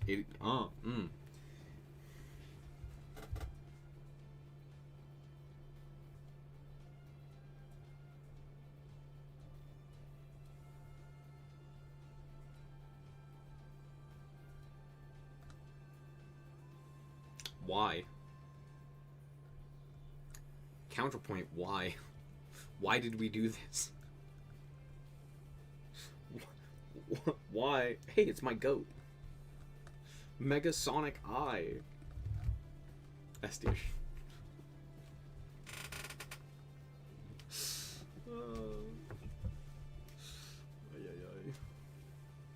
Ritual Beast Protoss, not Rogue anymore? No.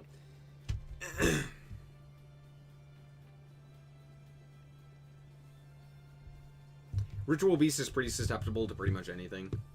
Like, so many hand traps kill it. Charmy, Maxi, Impulse, etc. Very, very susceptible to all of that.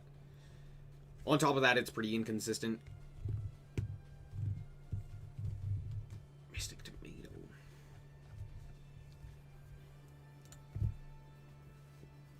Combo's too long fighting against time.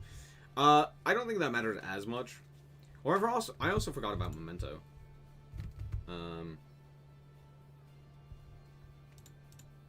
Oh, my cards went away. That's fine. Memento I'd probably also put into, like, Rogue. I think Memento's not terrible. Every arc in Yu-Gi-Oh! Guess what? I've watched, like, 2. I've watched, like, 2 arcs in Yu-Gi-Oh! Archetype tier list part 3. Anyway, I'm sorry. What cards ranked as shits?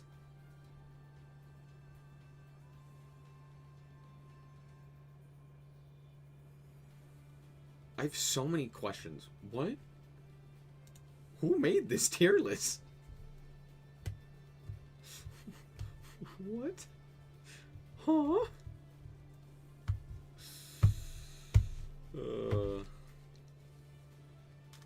Anyway.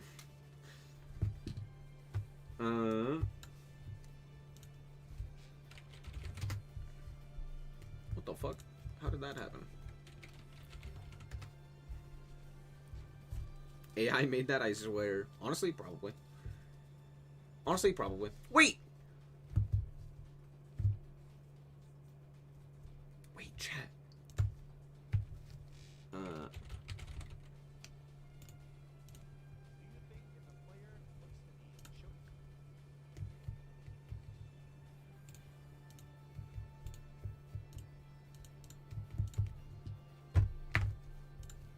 Hold on. Hold on. Hold. Wait. Esperamos.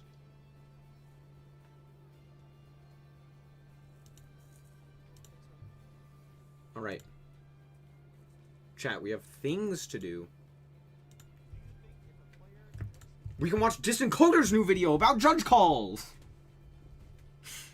Dude, Distant Coder judge calls? Peak content. Peak content. Me shows me a card and asks me, can I legally activate this card right now? That I shouldn't be allowed to answer it? And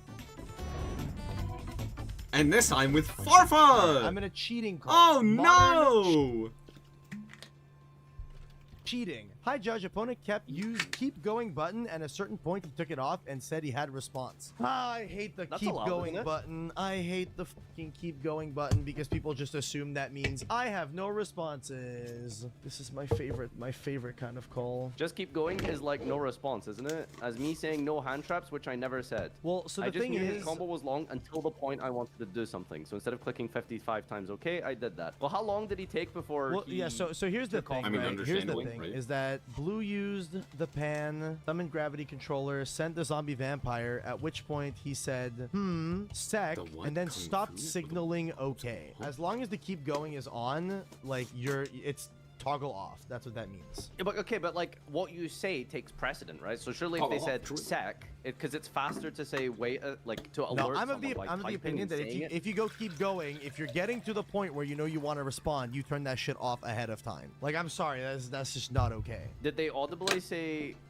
sec before they got to the point they want the opponent to stop? I'm actually asking at which point DB players, did you want to respond? Now, like right here. So we special summoned the gravity controller by sending the. Like, yeah, you're definitely right. You should definitely just take it off even when you're approaching the moment. But I sold his think camera even if to it's a on and roof. you say something, Honestly, I feel like saying reasonable. something should take precedent No over one wants to see the him. keep going thing flashing. So he said before the opponent summoned the Cupsy Yummy Way. You know what happens after I summon a Yummy with Vampire? You know what's coming. Sure. Immediately after the zombie vampire was linked off. Will allow a response used here, but in the future, I would advise... Oh, what's that, Kevin? You changed your mind? No, Did you change your mind, Kevin? Dude, the difference is you're What? going off vibes. I'm looking at the logs, and from the logs, I'm it not is going off reasonable. vibes. No, because I'm not going off vibes. I think if you say What are we wait talking sec about? at exactly the right time, even if the keep going button is on, I think that should take precedence. Is he? I is he, do like, I hate to say it, I do have to agree with Farfa here. If you just say something and you go, I have a thing. If that's the moment, like, who cares about the keep going? Like, clearly the opponent has said something in response to the keep going. Especially if, like, seconds later they turn it off. Like, well, yeah, go ahead. exact frame hit him with wait. I think that's reasonable. So like, yeah, fair enough. I just wanted to check because I wanted to see whether or not he said and wanted his opponent to backtrack a play that he had already made. Because if he wanted his opponent to backtrack even obviously so much as backtracking one doesn't make play, sense I after wouldn't allow it. you've said I would keep agree. going, Yeah, right. I think if you backtrack, then you shouldn't be allowed to. Like that's the thing. But if I you, like, view on the keep frame- going. Yeah, I view keep going as toggle off. Meaning if I have keep going, if my opponent has keep going on and I make a play, he's toggled off. He's not responding to this shit. I can't believe he hit him with the cheating call though. Activating this means no hand traps, correct? What? No. Holy shit. Yeah, actual cheating call. I mean, like how there's no What? No, it just means I for, like, don't have anything right now. misusing the thing. It means keep there going. is. If like okay, so like let's say for example. Okay, well, you- this isn't cheating. No, this isn't cheating. Well, what you're saying? You can't call a judge for misuse of website features? Like I remember when I used to play Dueling Book a lot. If my opponent was like The really expectation dumb, I would is like you call know a how to judge for use like their glitch. yeah, you're like Yeah. my His opponent's fucking brain is isn't glitched. working. Yeah. Yeah. Yeah, I remember. Don't worry. I used to watch you 6 years ago. Whoa! I mean, it's just saying Farfa it- is a noob. Farfa is a No, noob. that's Fafa. Hey, Judge, I attacked with Panda. He threw No, that's Sangan Fafa in the is a grave and took noob, not damage. Farfa. I That's assumed he Fafa. allows attack I declaration. don't know who So I Fafa is, activated but Ojama he's the after noob. he allows attack declaration. He's asking if he can use something like Mirror Force. I said it misses timing. I'm sorry, what? Wait, what misses timing? The Mirror Force? Jesus Christ. So I don't know what the opponent has, but I assume that the question. Oh, hold Mirror on, hold on. Force? He's So I activated Ojama after he allows attack declaration.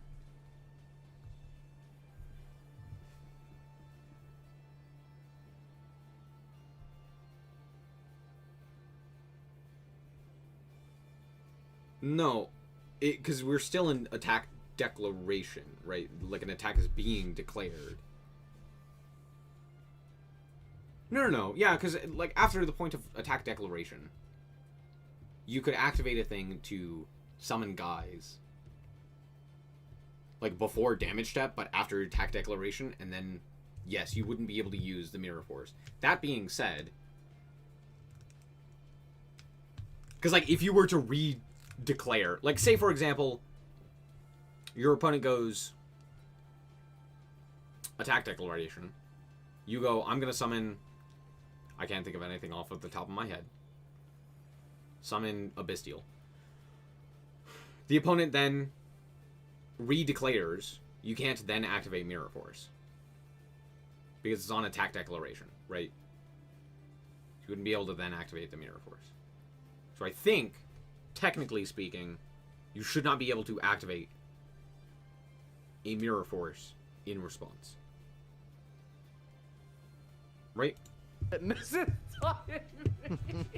Wait, what was his timing? The mirror force? Jesus Christ. So I don't know what the opponent has, but I yes, it assume does. that the question It's not that is it a misses timing, discrepancy it's about that it whether or not they're misses on its attack activation window. declaration, But or yes. if they're because there's a window to activate stuff like Ojama Trio in between attack declaration and entering the damage step. So blue, it looks to me here like blue declared an attack, and because red immediately sent the Sangan to the grave, blue wants to use the Ojama Trio to make the Gyakugar Panda bigger, yeah. But red is asking if he could use, honestly. And now he wants the mirror force, but he can't, right? I want to make this perfectly clear. You understand that if you both used your words to declare steps and phases, this issue wouldn't have come up. Yes, you understand High issue. this? You understand I hate this? judges like you. What are you? No. What are you, my mom? No, this is just, dude, at some point, bro, these people gotta understand. Just, like, fucking communicate with your opponent. Just communicate. Carter's a lot the rolling in the quieter with bag. Farfa Just shouting. put the rolling in the It's bag. not that simple. It's not, it's like, that's not that simple. I said admit that I sent it too fast to grave. So here it is clear you were okay allowing the attack to go all the way to the damage step. Your opponent clearly wishes to use something in the battle step. So I will allow a battle step activation. I will allow a battle step activation. I think this is correct as well. I think there's not a world in which you can be like, oh yeah, this goes to grave, and then your opponent flip up a thing and you go, oh wait, just call. That to me feels like sharking. It's like, oh wait, no, I didn't know that he was going to do a thing. Otherwise, I wouldn't have done that. Like, yeah, like, I don't know. To me, this is like clear sharking, right? No, trio is in the damage step issue. I might be wrong. If he uses it, attack declaration, and uses trio, I can change something like book. Yes. Yes, if he were to use it in attack declaration, you would be able to use something like book or mirror force or what have you. However, I guess you would still be able to use book in damage or a battle step, right? I could be wrong. Basically, you wouldn't be able to use something that says like on attack declaration is the issue, right? But yeah, you could do that. Yeah, All if he does it in the battle step, you just can't use Sakuretsu or Mirror Force or something. People say missing timing, but that's not the right term. It's missing not activation. missing timing. Yeah, it's just not the right window to activate the card. All right, Yep. tell him to Missing proceed. attack, I want to or see what missing response he's activation. got. I said after you're okay with declaration. No, he didn't. Because you said you used Oh no, he in said you attack- already allow attack declaration, so in response to allowing declaration. That is what he said. Yes, the battle. How step. big does this idiot get? Cool. 1,500. He Have a takes nice 28. All right, well, there you go. Simple done. enough. Yeah, I mean, dude, this really is just like solved by two fucking people speaking to each other. Pop quiz! Your Master of Oz attacks over your opponent's Yes. Blue Eyes Tyrant Dragon while they have a trap card in their grave. Blue Eyes Tyrant Dragon reads once per turn at the end of the damage step. If this card battled, you can target one trap in your grave and set it. So the question here is if the Blue Eyes... Here's the thing. I know how this works with War Rocks, and I think this would work. No. No, I don't think it does. Because I think the way that it works with War Rocks is because of the fact that it is after damage calculation, as opposed to if this card battled. So I don't think Tyrant gets to set a thing. That's my guess. I could be... Tyrant Dragon is I could be destroyed getting in this wrong battle, because of my will it knowledge be of able War to Rocks? activate its effect at the end of the damage step. I'll give you 3 seconds to figure that one out. I'm going to say no. I'm The going to say answer no. is yes, it can activate at the end of the damage step. Now, if you didn't know that monsters were destroyed as the first thing that happens in the end of the damage step, you should subscribe to the Damage Step Masterclass immediately because... I knew it. Yeah. I was like, I think the reason the War Rocks work is because of the fact that it also modulates the attack value. And so I was like, oh, they get to do the thing in addition because they are also doing the damage calculation thing, which means that they also have the ability to, like... I was like, after damage calculation... It tripped me up because I knew fucking War Rocks. I don't know what you're doing. You got to catch up. And for those of you that knew that it was able to activate, where does it activate? On the field or in the grave? The answer to that, it activates and resolves entirely in the grave. Want to know why? Make sure I'm you sorry, subscribe. what the fuck? No, it doesn't. What are you talking about? Hold on. Is Master Duel just straight up blatantly lying to me and the card remaining on the field is actually activating in grave? What? Am I being lied to? Master Duel just straight up lying. That's what happened. If you crash something in Yu-Gi-Oh! Master Duel, the card remains on field. It's like in that broken down state, but it's on field. It does not yet go to grave when it triggers. The fuck? So, like, clearly, it should be considered on field if we're basing it off of what Master Duel is telling us. Right? But apparently, no, it actually is in grave by technicality, which in reality is dumb as hell. Because then how would it have the ability to activate if it is in grave? Because now it is not on field to activate and resolve its effect. So what? That doesn't make, huh?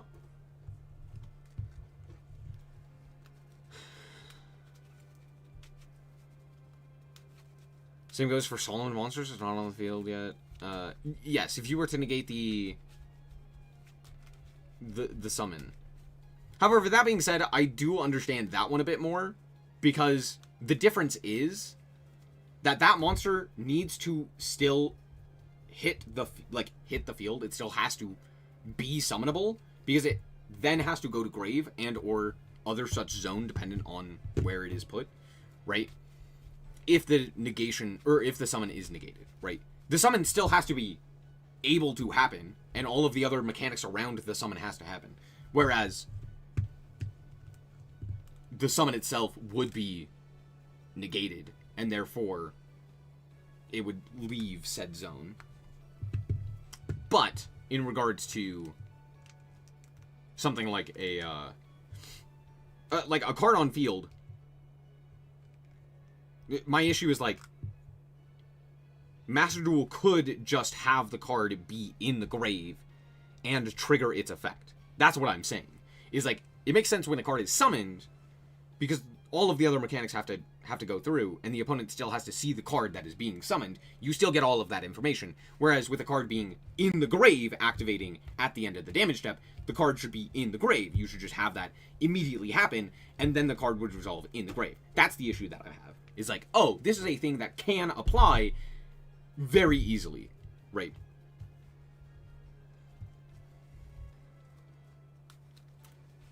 Gamma Lagia. True.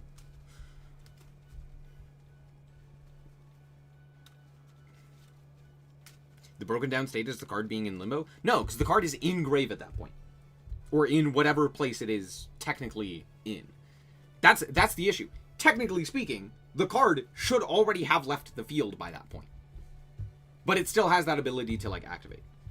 Very goofy. The Damage Step Masterclass happening this Saturday right over on Metafy. Links in the description. Now back to the video. Whoosh. He wants to use Purification. In Damage Step. Still resolving triggers in Damage Step. I crashed. Oh, dude, I love when these people type fucking 19 messages to explain something. It's my favorite by a lot. I love that so much. It makes me very happy when people do this. Then use Jirak and Gurug. Then new chain. I want to know if we're still in Damage Step. Trying to use Kirin.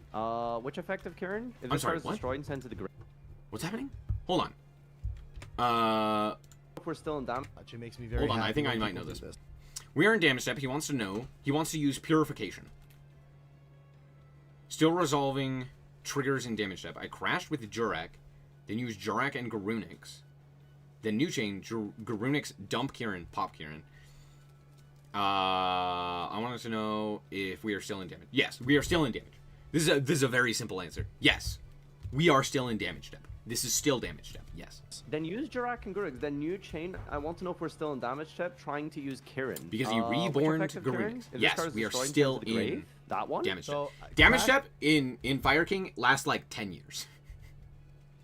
It's like, oh, you crashed a fire monster? I have 10 things to do. 1 second. just give me a minute. You have nothing? So that it would let me just do this thing real quick. Oh, unless you have like a counter trap or something that negates activations. The reborn of Garunix in response to the Megalo being destroyed. Magic the Gathering Arena rulings are so much more straightforward compared to Yu-Gi-Oh! I have to hard disagree. I've seen Magic the Gathering rulings and they are fucking nightmares. Answer that? Isn't that like coaching? The difference is that that the nightmares don't come up nearly as often as slightly more difficult Yu-Gi-Oh problems.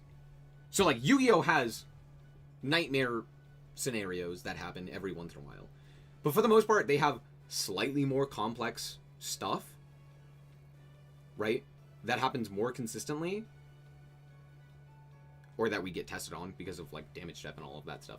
But Magic the Gathering has some of the worst rulings that I've ever seen. Maybe for historic combos? Exactly. Yeah, that's what I'm saying. Yeah, Magic has literally some of the worst rulings in the entire card game universe. They are nightmares to think about. Just due to the fact that, like, there's 10 million things that you could possibly have happen, and all of them are just nonsense due to, you know, the wording on an old card or something like that, like opalescence or something like that. That being said, if you are playing just regular Magic, yeah, most of the time you're not going to encounter stuff. To be fair, that's the same thing with Yu-Gi-Oh! Master Duel. Very rarely are you going to come across something that has, like, a very complicated need to explain something, right? There are some decks that require that. Fire King is one of them, right? But Fire King, the only thing you need to know is like, oh, all of this happens in damage step.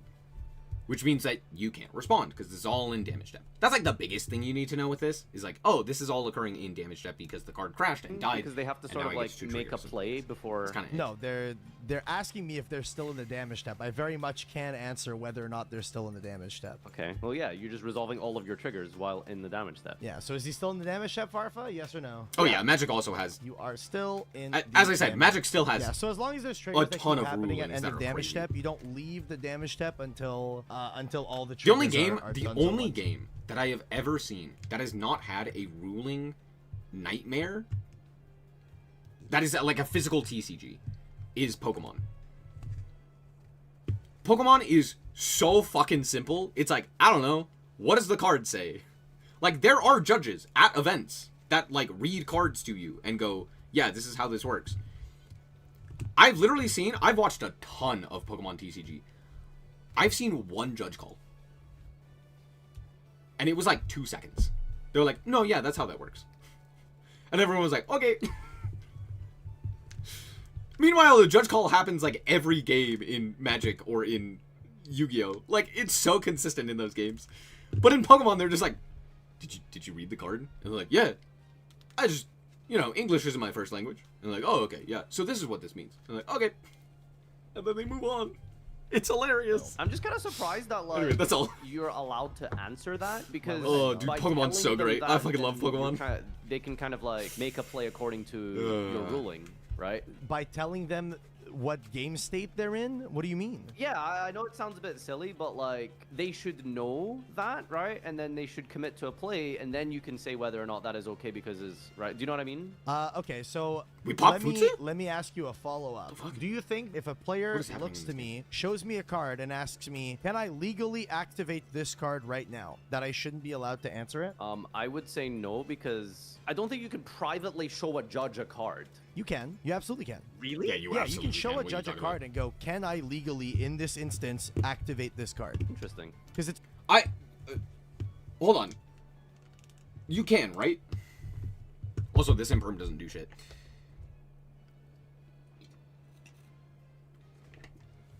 Or wait, maybe it does. I don't know. I've never seen this before. I'd have to read the card. Perform second battle step. This creature is only allowed to attack and can select a new target. No other cards can be activated. The battle step ends immediately, etc., etc. I'm sorry, what? Magic, what the fuck is that? That can't be a real ruling. I refuse to believe that. That's It's a so question ridiculous. about activation legality. That's the number one way of maintaining a legal game state is clarifying whether a play is legal or not before making it. Sorry, can I just clarify something? Guys, this Mm-hmm. is not a bully me segment. This is not a are you stupid segment. This is not a spam question. Okay, this is okay. Most people I don't know do this. rulings. I'm not No, familiar, most so people don't know this. Let's Yeah. nip that in the bud Imagine right if you now. had to I'm not doing manually that for use an hour. cross on Thank you. Master Duel. Even in Oh my games gosh. like that, you'd rather Holy- have yeah, like yeah. Imagine. No, you're right. Yeah, that would be a nightmare. That'd be prevent an dueling illegal book. game state from being entered versus entering a legal game state and then reversing it. So under what conditions can a judge not answer based off of coaching Hi. potential? The judge can't answer if the question is about whether or not a play is optimal or not. Okay, but like that's it. You can answer any mechanical question under any circumstance. If it is a legal activation requirement, yes, you are allowed to ask that question. Can I, in this instance, legally activate this card? Is it legal for me to do? Yeah, you can ask that. Yeah, if it's about the activation legality, 100%. Okay, but well, let's say if it's something like PSE related, right? Like, hey judge, if I do this, will it resolve this way? Yeah, they can ask that. I'll give you a good example. So Okay. pull up on your side the following cards: Thunder Dragon, Colossus, and then Sky Striker, Afterburners, the spell. So Yep. in this situation, right, the Colossus can banish a Thunder from grave to protect itself from being destroyed. Do you think that a player can or can't ask the judge, hey, if I activate this Afterburners targeting this Colossus and he chooses to protect the Colossus, can the Afterburners still pop a card? Well, Like, okay, pop well a the back answer card. is clearly yes, they can ask that. But before today, I was under the impression a judge wouldn't be able to answer that because that might dictate whether or not they even use the card in the first place. So I'll give Oh you yeah, the combat. answer. Sorry, hold on. Yes, combat in Magic is a nightmare. I like it better than other games combat, most notably Hearthstone-like combat. But yeah, combat in Magic is. Ooh man, it's bad. I don't like the idea of being able to hit face. I think that is a bad mechanic. So I do like that Magic gives you the ability to block actively. That being said, woof. That's all. Just woof. It is.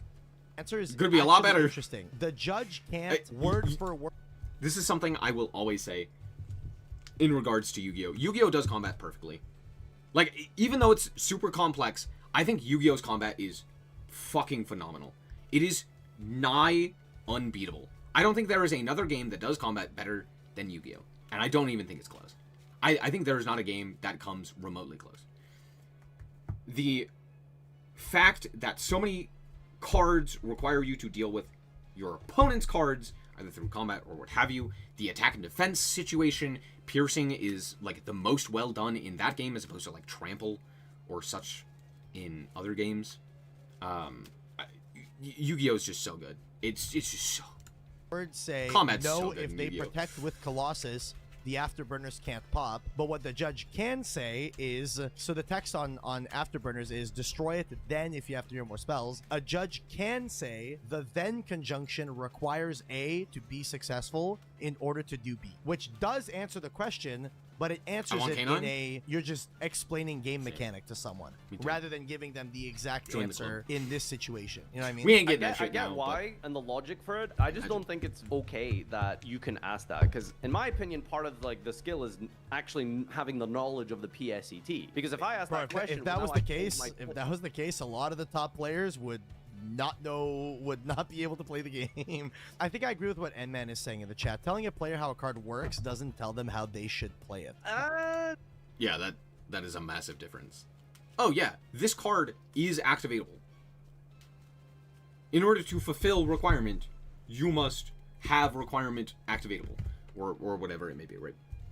In order to fulfill the then you must first do the thing that is stated previously.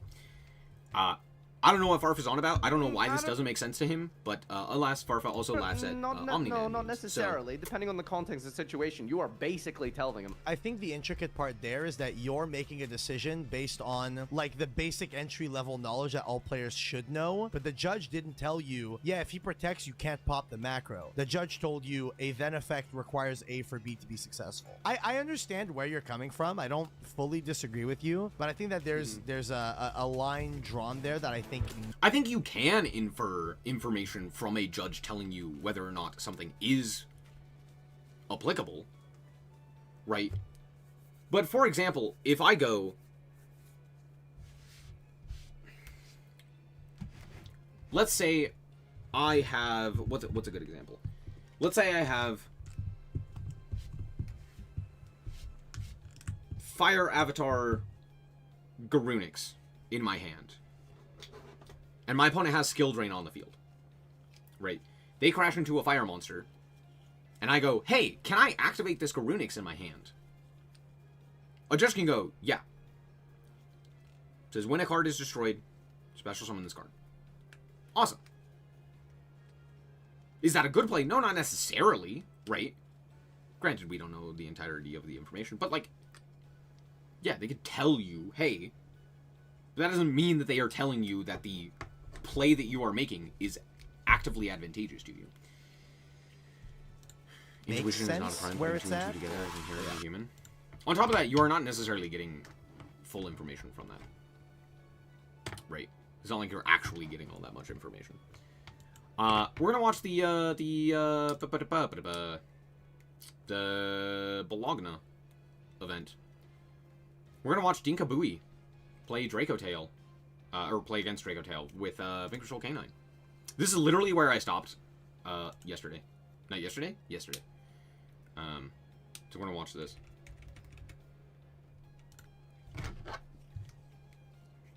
Here we go. Obviously, he's not. I'll just mute, let's be honest. I'm also gonna speed up, like, immensely. Excuse me?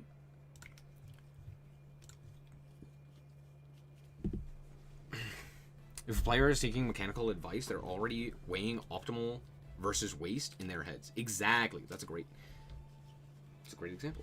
Dinkabui, my actual goat. Dinkabui is... Okay. I have a theory. Okay? About what it means to be the greatest of all time. And the reason I say this is because there is a player in Super Smash Bros. Melee who has done the impossible with a character you would never have imagined. Who's like a mid-tier. His name is Axe. He plays Pikachu. And he's won a Super Major. Which is something no other player with that character tier has ever done. Now, the reason I say I'm bringing this up is because Axe has consistently been at the top of the game for years with a suboptimal character. Consistently taking names, consistently making top 8s, consistently being one of the greatest of all times. With, not just with his character, but just in general, right? He's like in the discussion of top players. I think he is the greatest player to ever play Super Smash Bros. Melee. Because he is playing one of the weakest characters in the game, at least like competitively, and is able to keep up with players playing significantly better characters. Now this matters significantly more in Super Smash Bros. Melee than it does in like Ultimate, right? Because in Melee, the tier list matters significantly. I think that is the case as well in Yu-Gi-Oh! If you are playing the best deck in the room, you get a massive advantage to those who are not. Dinkabui exemplifies this perfectly. This idea perfectly. And it's why I do think that Dinkabui is up there with the like greatest of all time. First of all, Dinkabui has won multiple YCSs. Second of all, he's done it with rogue decks multiple times. Prank Kid, Fire King, etc. These are decks that were not expected to be good in their era and weren't. And yet he's won multiple events with these tier of decks. He's one of the greatest, just like rogue tier players of all time and is consistently able to put up these insane results. Dinkabui is up there with like Jesse Cotton and Joshua Schmidt in terms of like just number of insane things that they've done, while also having the adaptability and like, I don't know, disadvantage of playing worse decks than like everyone else in the room and just being better than everyone.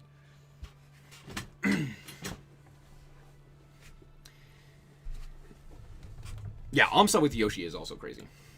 True. But anyway, the point is that Dinkabui probably has the like highest disparity when it comes to his wins versus like the decks he wins with versus the decks that are winning or that are like the best decks in the room. Like Prank Kid, this was, mind you, Prank Kid, this was before the Link 1 monster. Right? This is before Meow Meow Mew. And he took down a YCS with that. Yeah. One reason, one stake, work where I can... yeah. Anyway, the point is, I think Dinkabui is a GOAT. And I think he's genuinely in the discussion of, like, top players. And greatest of all time. So, there you go. Damn, dude. Dracotail's so good. Ayo! He hard drew the brick. He's just like me. He's just like me for real, for real. Typhon! Motherfucker me, Typhon! Ayo! What? Who are the top players? There's a bunch of them. I couldn't tell you off the top of my head who, like, the top players are. I think there are two, like, greatest of all time that you could argue for in Yu-Gi-Oh! And it's, or I should say there are at least two. I'm sorry, how the fuck did we make this?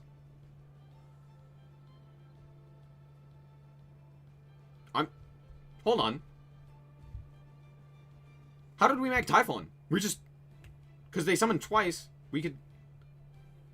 Did we not summon... How did we summon this Typhon? What the fuck? We can't summon Zeus here.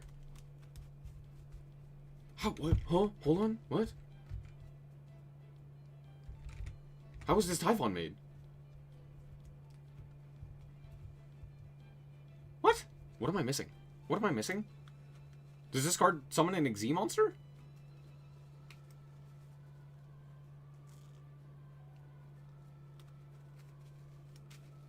Oh, he made Typhon with... Yeah, okay. Yeah. Okay. That makes a lot more sense, you're right. It was on the opponent's turn. That's why he drew! I'm stupid. You're right. My bad. That was me being dumb.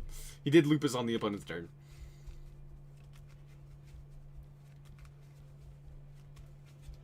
I was so confused. I was like, wait, what? What turn are we in? Yeah, okay. That makes a lot more sense. Anyway, what was I saying? There are two people in... who I would say are, like, the GOAT, or in the GOAT discussion when it comes to Yu-Gi-Oh! That being Jesse Cotton and Joshua Schmidt. I think those two are, just, you know, greatest of all time. Or at least in that discussion. I think it is just Jesse Cotton. I think it's pretty definitively Jesse Cotton, right? Not only has he won the Master Duel Worlds, he's also won several YCSs as well. And then on top of that, he is the UDS undisputed champion, which is notable as well. And on top of that, I think he's just had more results overall, if I'm not mistaken. Joshua Schmidt, I think you could also make the argument for, but granted, Joshua Schmidt also plays in EU, which is also known as Free U, because Dear Atlanta, they lose to the most doggest decks of all time. So there you go. Anyway, where was I? Dinkabui, I do think, though, is the greatest Yu-Gi-Oh! Player in regards to deck building and matchup knowledge and stuff like that. I don't think his results have the merit of that of Jesse Cotton or Joshua Schmidt. And I don't think he's as consistent as those as well. So, there's that. That being said, he's my favorite player.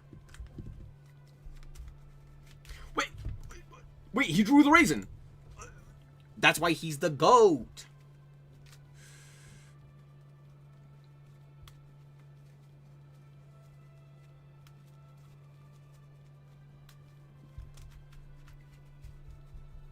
Wait, we just hard drew that?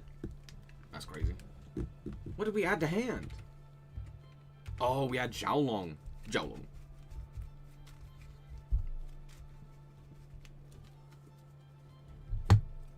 Alrighty. And then that one adds Sue. I would never have saw that line. I would have immediately added Sue off of the raisin and then been like, you know what? I'm gonna then add, oh, I can't add Xiaolong, and then I would have fucked it up. I need to know if he's on 2 or 3 field spell. Do you really think he's on 3 field spell? Is he on 2? I don't even know if he's on 2. We can look at, what's his buckets list? We can look at Joshua Schmidt, because I would, oh, no, I lied. We can't. Was there another Vanquish Soul K9 player? Yeah. They're all on the same team, but they never show their shit. Yeah, this guy's on 1. I don't think they're on the same team, though. Yeah.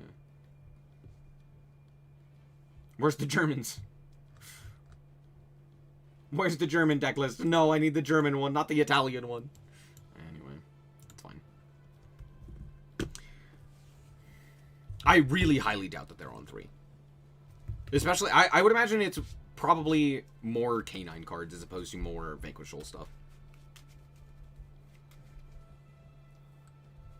Add another Holly Sue. Honestly, I guess that makes sense. Nibiruman. Is that last card in hand?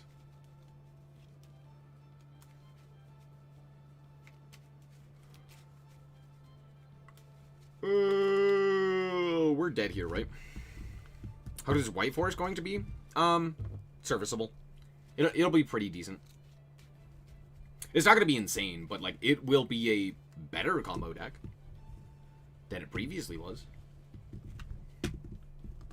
It'll have more extension and lose to less hand traps, while also ending on a arguably stronger board, but it also has the ability to end on more half boards more effectively, which is nice.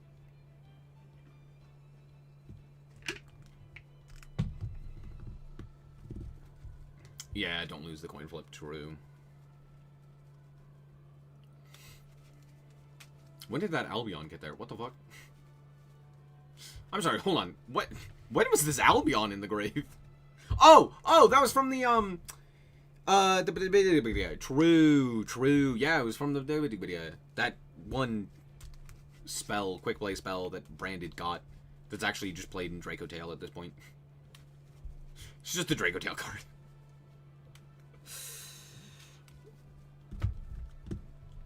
Well, I was confused because I was like, wait, wasn't this in the grave last turn? No, it was this turn. You were right, they said that. That was still this turn. I was just confused as to what turn it was again. Holly Sue! Whoa! Reveal, summon Xiaolong, reveal to fire. Add Kaiser. Bounce, reveal un d'autre. We're gonna pop the set card. McVerte? Cross EP? The fuck are we doing with Cross EP? We are conceding. I don't know. What does Cross EP do here? It doesn't do anything. It, oh,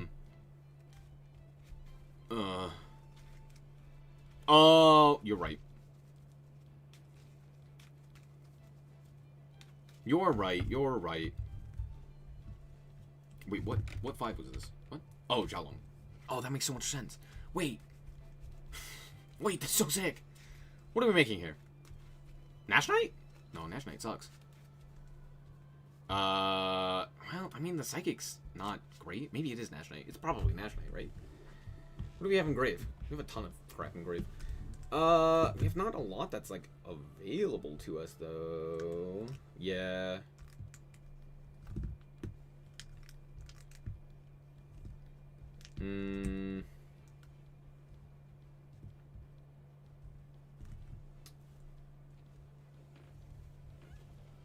Nash Knight. Yoink. That shit mine. I'd love K9 to make its debut. Me too. I want the Vanquish Soul cards first. I think that was really cool. There was like a really cool stint where the Vanquish Soul cards were in the TCG, but we didn't have the K9 cards. And Vanquish Soul was still like good. It wasn't the best deck, but it was good, and I really liked that. It was a cool deck. It was fun. And yeah, I want the Vanquish Soul cards.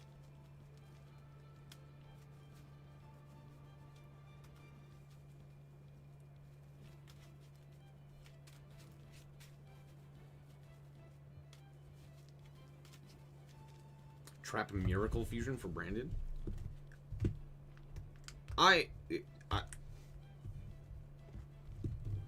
Branded could get that, and I'm gonna tell you right now, I don't think it changes much. I don't think anyone's playing that shit. Oh, I'm not gonna lie. Maybe they are, but I think sorry, I shouldn't say no one's playing that. Branded players will play that. I don't know if you would tech that in.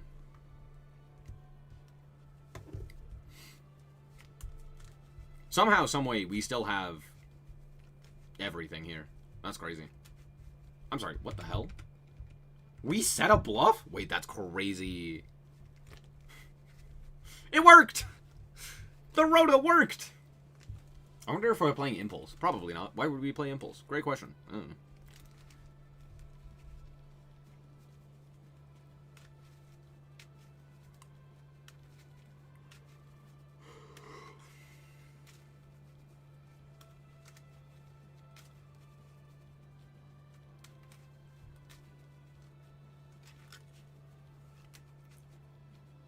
And now Nash Knight has gone away.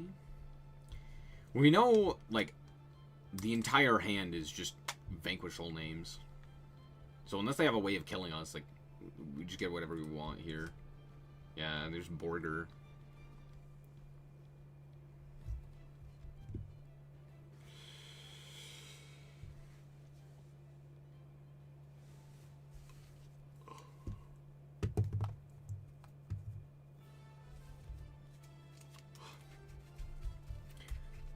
Blaze, I'm well aware. However, Fallen in the Virtuous, the reason it's good is because you can grab it multiple times.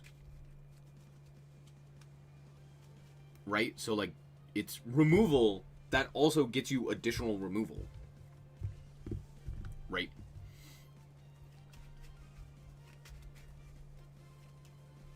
So if you just add, like, oh, I'm gonna grab the Branded Fusion or the Branded Miracle Fusion, it's like, I don't know how useful that is. At least as like part of an engine, as opposed to, because then like you also have to add Mirror Jade, which I think they're already playing. I could be wrong about that one, but like, do you really want to do that? Do you really want to add another trap card to your deck that's kind of useless unless you see the other half of your engine? Probably not, unless you're playing Branded, in which case, yeah, Branded, like, it's good and Branded, but also Branded would have made use of that without Fallen in the Virtuous, and also I don't think it does much for Branded, due to the fact that Branded is much better at being able to fuse off your monsters, and that's like its big thing. So sure, you could make an additional fusion, which is not bad, but it's like, that's not what it needs. If it were to be good, it would need like, not something to end on necessarily, but something to extend through. So I don't think it changes much in terms of Branded. The thing is, if Branded gets going, it does whatever the fuck it wants, right? So having another thing to set is not necessary. That's all. I feel like it'd be one of those, like... People who don't actually play the game would be like, whoa! I'm gonna buy all of this stock. This is the same game. What the hell? Except for this time, they weren't fluid. People who don't actually play the game and just look at the Yu-Gi-Oh card stocks and look at it and go, this card's a branded card. I'm gonna buy it. That's likely what it would be. Just bumping the price.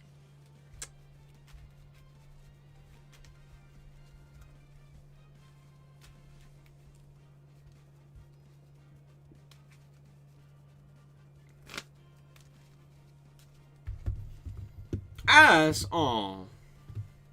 At least he's using the correct artwork. Good on him. Okay, field spell.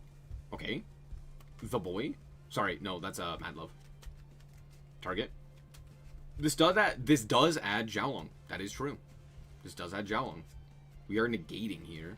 Oh no, we're bouncing. Sorry, my bad. Bro said, nah, you got it. Yeah, having to normal summon there sucks into Horn. Oh shit.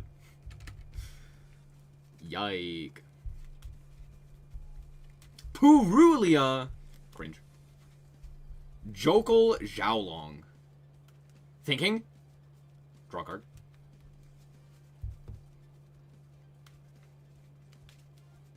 Wow. Crazy.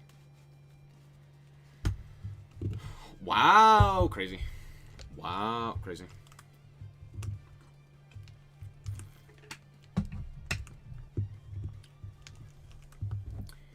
Depends on the hand. We could just pass here.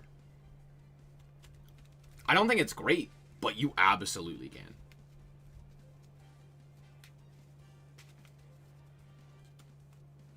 Makes sense. Ripper? Yeah, Ripper's kind of crazy. Ripper, detach, Xiaolong, add... What do we add here? A guy, probably. Right? Yeah, add, what's his bucket? The normal summon. That kind of sucks, though, due to the fact that, Oh, did we grab that for attribute? No. Hold on, what are the canine cards? What are the canine cards? I forgot.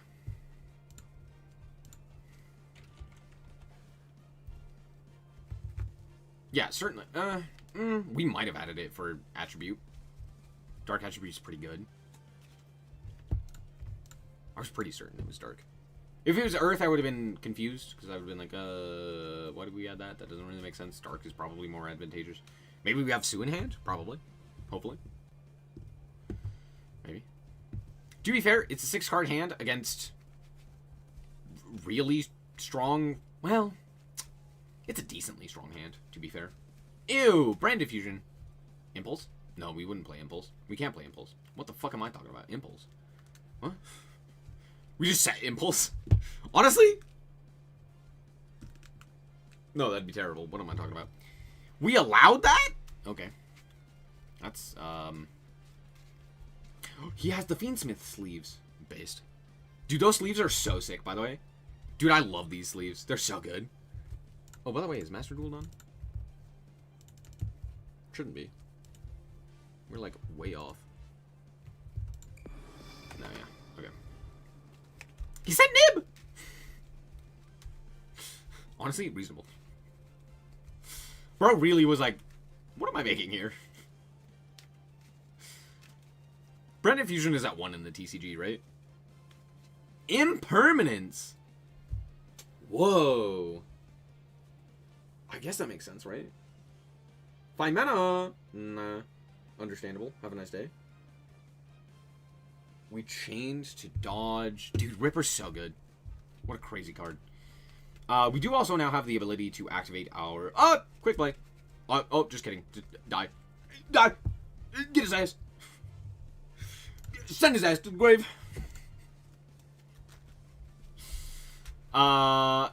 We know... He's got 3 cards left, but he's already used 5 mana. He's already used Brand Diffusion. Oh, never mind. Didn't matter. He had the best normal summon in the deck. Quick Fuse! We know Ripper, not Ripper, Izuna's in hand. And it's activatable. We have a ton to activate here. We do get a set. He set so far away. Imperm was right here. Or, it was right here, right? Like, over here. Corners. Lord Orcs still is lunch money. Fusion Summon. I think we're just dead here. Dude, Perulia Fua is crazy. Damn. Damn. This is why I hate the side deck. Dude, put that shit in your main deck. Put that shit in your main deck and then activate it on me. I'll be fine with that.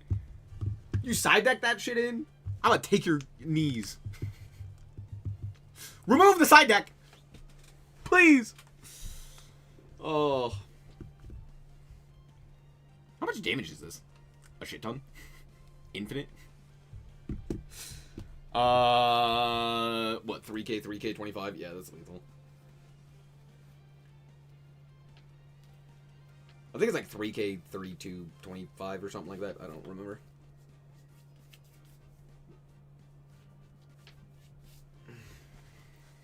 Here's the thing. I think Fua is overtuned. I think it just shouldn't exist. That being said, the side deck should not exist. Period. So many issues in modern Yu-Gi-Oh! Can be boiled down to, oh yeah, I can side deck in this card. And it's like, if you just remove that, there are so many fewer issues. Like, just straight up, there are significantly less. Because like, oh, you wanna put in a Perulia? Awesome. That's great. You better hope and pray that that is not a dead card in your hand going first. I'll take best of 5 no siding. Yeah, Draco Tail's fucking crazy, dude. Draco Tail's so insane, dude. Oh, it's Emery. Okay, we're skipping this.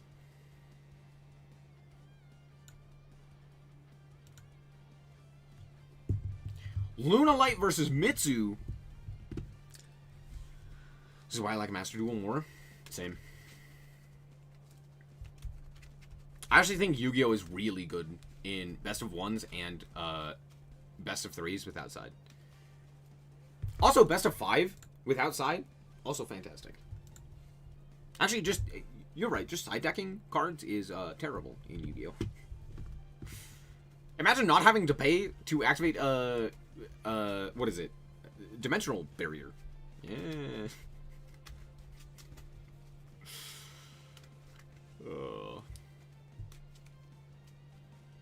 Side decking shit is so dumb. Also, hold on. I just read this. I was not paying attention. Mitsu K9? What do you mean by that? What do you mean Mitsu K9? What the fuck are the K9 cards doing in here? What? Huh? Why are K9 cards in here? Dude, we just... Doug! What's Doug do? No, I'm just kidding. We all know what Doug's doing. Is that Doug Dimmadome? Owner of the Dimsdale Dimmadome? Also, that is a nasty yellow sleeve. Who allowed you to sleeve up the piss yellow? Your friends are mean to you, dude. Giuseppe, I'm sorry, your friends are mean. They said, yeah, sleeve up the piss yellow. I feel bad. Oh. Crazy full combo. Based? I'm not gonna lie, I would see this and I'd get so excited, and then I'd remember Luna Light exists. And I'd be like, yeah, that's fine. Yeah. Okay. I'm not gonna lie, any time I see Fractal, I get excited. Like, oh, hey, oh. And then it's just,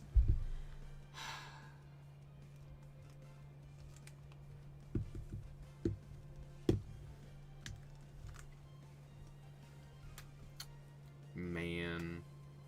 Oh! I'm sorry.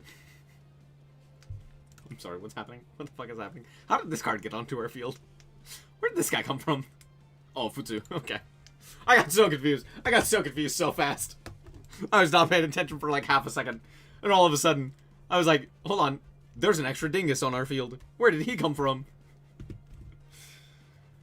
We can't just make Ripper here. Nash Knight kind of doesn't do anything though, right? Oh, maybe it is just Ripper. Oh, okay. Yeah. Book turns off the name, turns off the monster. Yeah, no, that's actually very good. We also can't bounce, which is not. I'm sorry. Where the fuck did this come from? Oh, we discarded it for this. Off of the summon, right? No? What? When? Hold on. When did that hit grave? What? Huh? Oh! I didn't see him point to Aratama. Or, not. Habakiri. No, not Habakiri. What? Murakuma. God damn. That one! The... Raigeki. Ah, get his ass! Droll and Lockbird! Man, I love Mitsu. What are we declaring? Futsu? What did we declare? Oh, IP, right. Like, clearly we activate. Clearly we called IP there, right? Surely, right? Polymerization. Hold on. We know 1 card in hand. He's got 3 cards in hand? How many cards in hand does he have?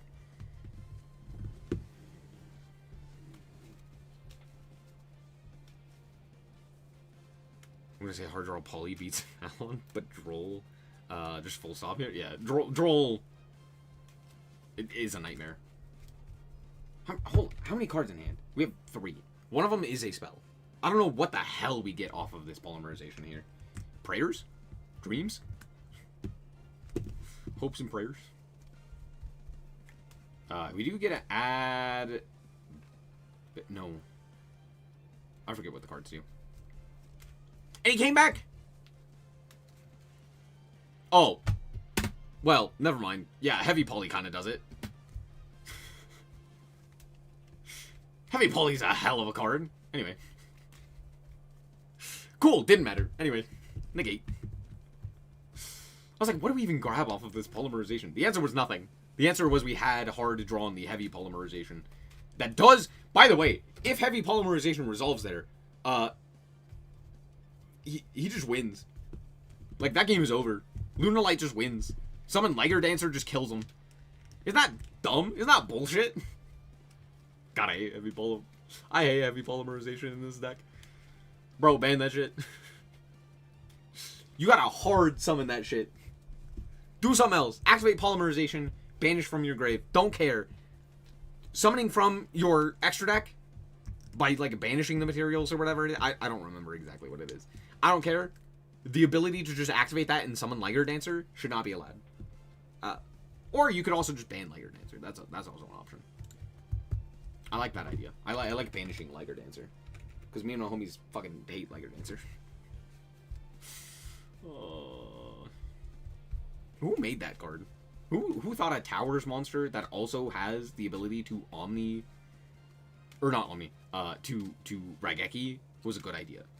You're like, yeah, what if at quick effect speed it could nuke the field? There's a Lancia? Oh,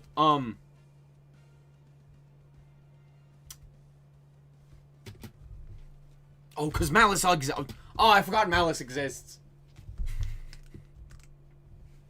I forgot about Malice. We were playing cool decks. We were playing Draco Tail and Canine. I was excited. And then I forgot Malice exists still. No! You hate to see it. Bro, this opening hand was fucking insane. Bro said everything. Do we not detach the... What's this bucket? I guess not, right?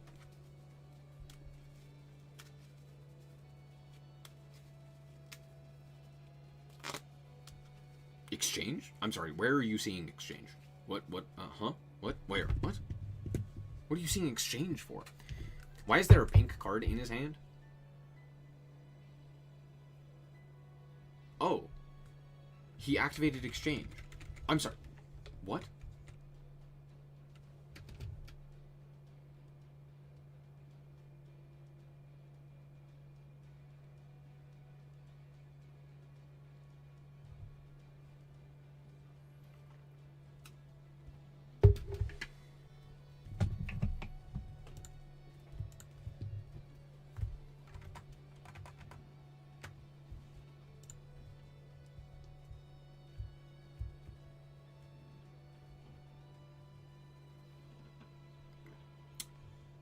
Huh.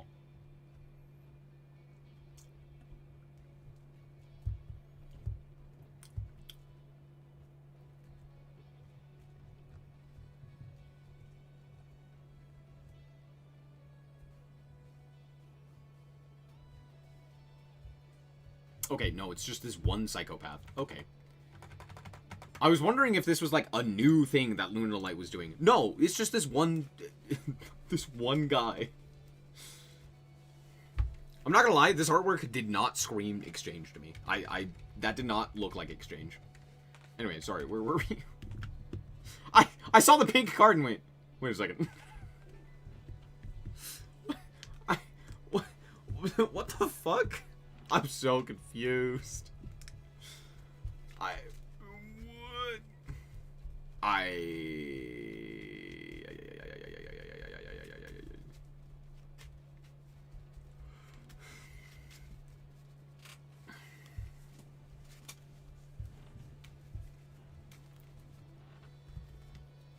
Why would you, dude, there's no way. There's no way we're playing Exchange. That sounds so terrible.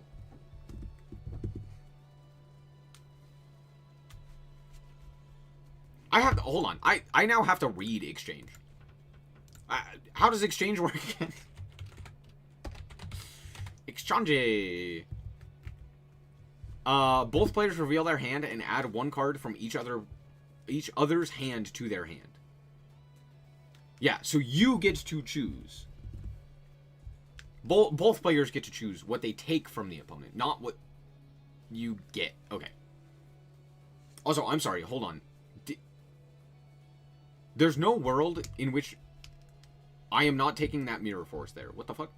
I am yoinking that mirror force. That's all. If those are the hands, I'm yoinking mirror force.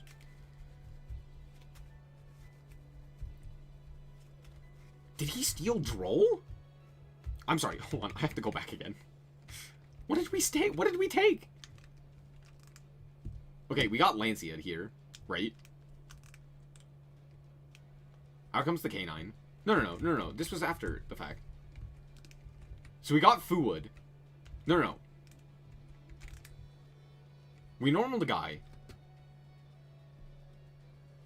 We set 2 cards. We activated Exchange.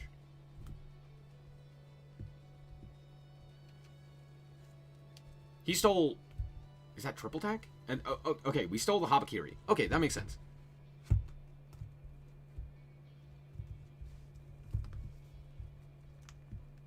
Did we pass? I'm so fucking confused. What is happening? We crashed! How did I miss this? I'm so lost. I missed everything here. None of this made sense to me. I'm so lost. I skipped like 20 seconds and was like, yeah, this is a normal turn. I missed so much of that. I didn't realize we passed turn and normal summon to Fuwa lost a crash. Help. What the fuck?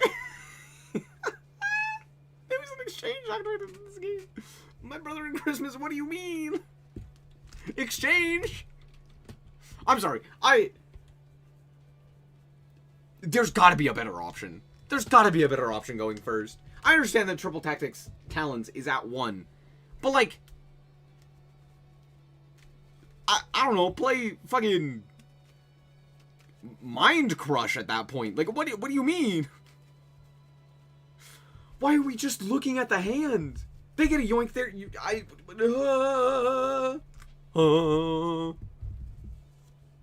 Like, that's so bad. What does that accomplish? Okay. I could be persuaded on Exchange if you give me a really good reason. You're like, here is exactly the purpose of Exchange. Here's why I'm citing it in. Here's why I'm citing it out. Or whatever, right? Here are the reasons behind Exchange. But that better be a goddamn brilliant essay for me to actually understand and change my mind. Because I am very much on one side. I don't see it. There are like 9,000 other cards that are incredible to play, and you're like, I'm gonna play Exchange. Brother, play fucking Solemn Judgment. I don't know. Play fucking anything else. Holy crap. What is this card? Is this triple tack?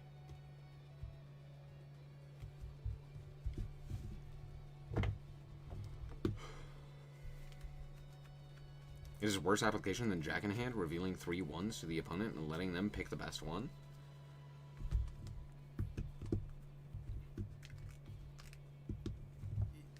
Kind of. I'm sorry. This is triple tactics thrust? And we added foolish burial goods? The fuck are we foolishing?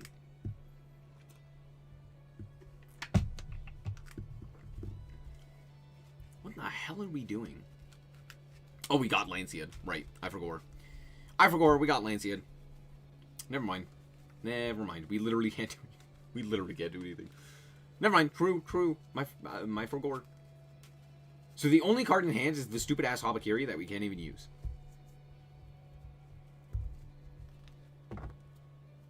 So we have nothing. Awesome. What a game. I skipped like 20 seconds, and it was the most important 20 seconds ever, and it took me 5 minutes to figure out what happened in those 20 seconds. Make double Azayas, right? It's just double Azayas? Yeah, my boy! And we get rid of the field. I'm surprised we didn't elect to... Oh, cool. It didn't matter. Wait, hold on!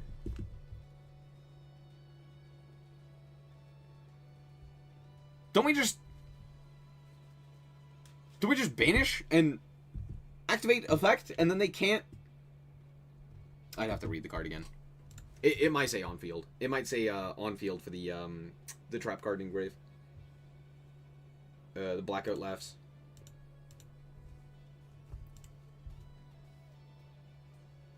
Oh, it's Genesis. Oh my god. I saw Natureal monsters and panicked. I was like, what? Oh, by the way, Rose Dragon? Fucking based? Sick. Was creating a doomsday clock for themselves with a K9 Mitsu player. Was just allowed to out top deck that.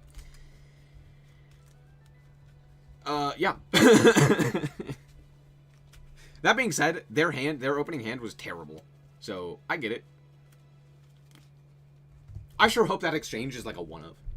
They're like, oh yeah, this is what I grab off of thing to get hand knowledge after I do my combo. So that I can, you know, yoink a kaiju. I hope that's the purpose of it. It's like, oh, it's to like yoink a kaiju after I do my combo. Maybe that's it. That better be it. Oh, we're gonna skip the Genesis format stuff. Actually, we're gonna just skip forward a bunch and go to... Oh, look, it's Jay Schmidt. I'm never gonna say that again. Don't ever let me say Joshua Schmidt as Jay Schmidt again. It's just not. Anyway. He's on multiple thrust. I hope it's a one of. Yeah. Actually, I kind of hope it's a 3 of. And the game plan is literally, I'm gonna do my combo and then yoink a kaiju out their hand. Because that I could understand. However, counterpoint, that could also be anything else. Normal, Saji. No, that's not it. That is it. Yeah, Saji. This guy. Vanquishal K9 versus Mitsu K9 based. K9 based. Summon Habakiri off of the other 2 monsters effects. Grab Futsu, grab back Ritual Spell, summon from deck by tributing Futsu, summon Murakumo, trigger effect to search. Mm-hmm. You have an Ash in hand. Ass? That's crazy. Grab a mirror?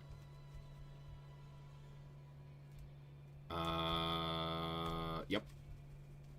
I don't know why I was surprised by grab mirror. I don't know, my brain just shut off. Did he say pass?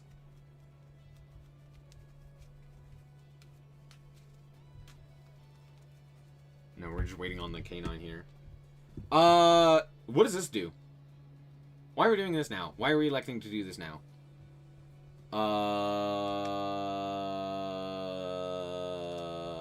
For Nash Knight?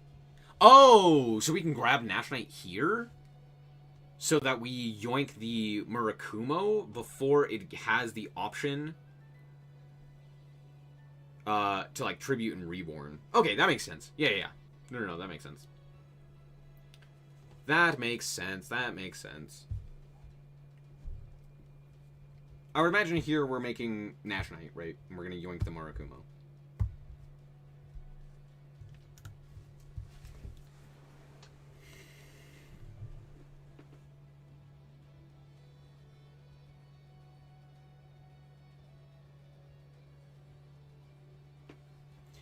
What?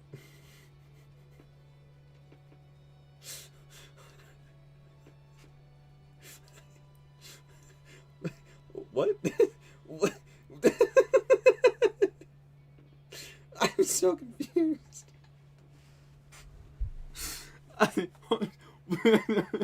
What the fuck?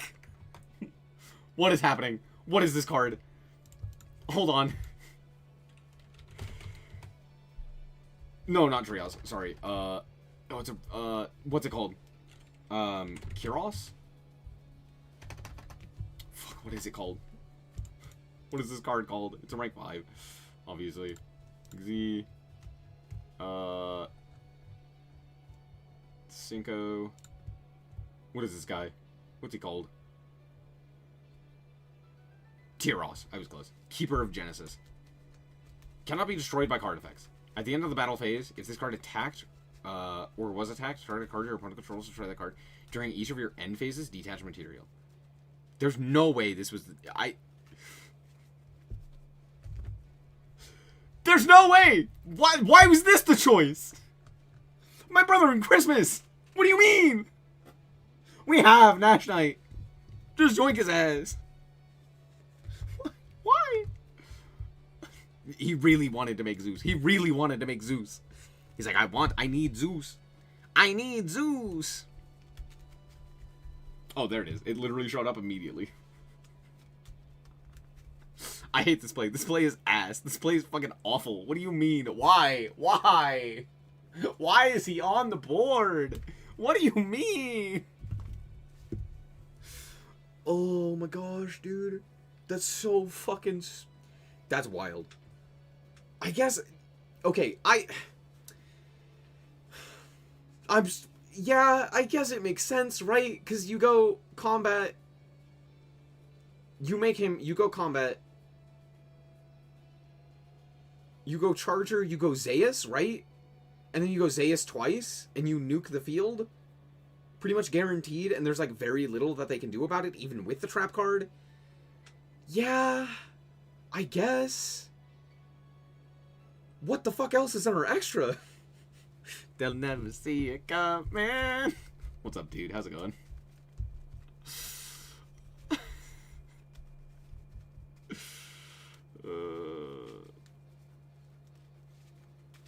What the fuck? Gorgon of anybody else on the field? Holy shit! Wait! Wait, this card's crazy!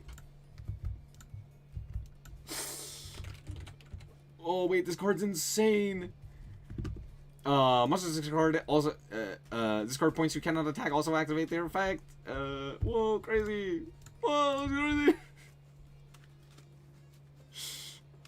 Gorgon of Zillow! What the fuck?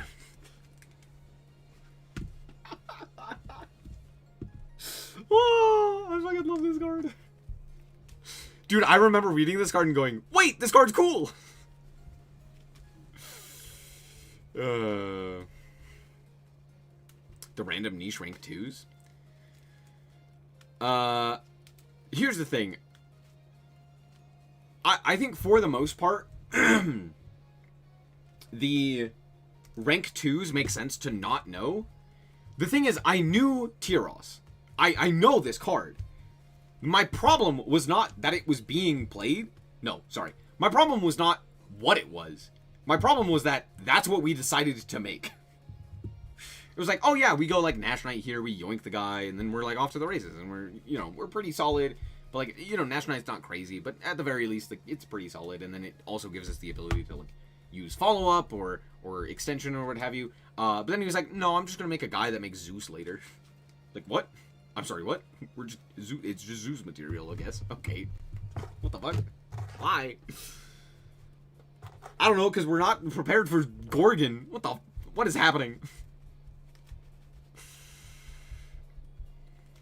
Gachi on Tetsu even has tops. Here's the thing. Rank 2s are not really that strong, right? And so for the most part, I could see like a bunch of random 2s just being played in Sprite that are like, oh, here's something that comes up once in a blue moon, but for the most part, we're not actually going to make it, right? Because, it's Sprite. My problem is we made this card. This card hit the field. We actively had any rank 5 available to us, and we said, this one. Why? Why? What the hell? Why this one? Why this one of all?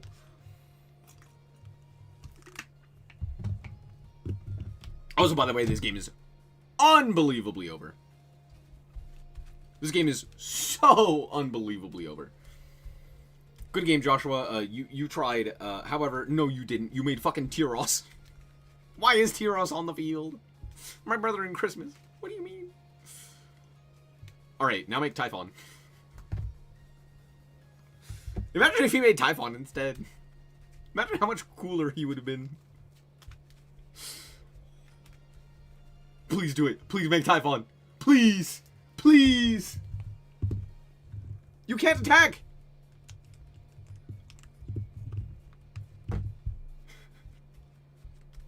Content farming OICS.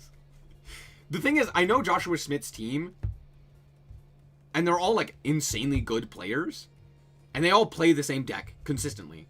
Same card, same everything. Which means Dinka Bui was also playing this card. Why? As well as several other Germans. Dude, Gorgon, the GOAT. Gorgonzillo. That card's so cool. I love that card.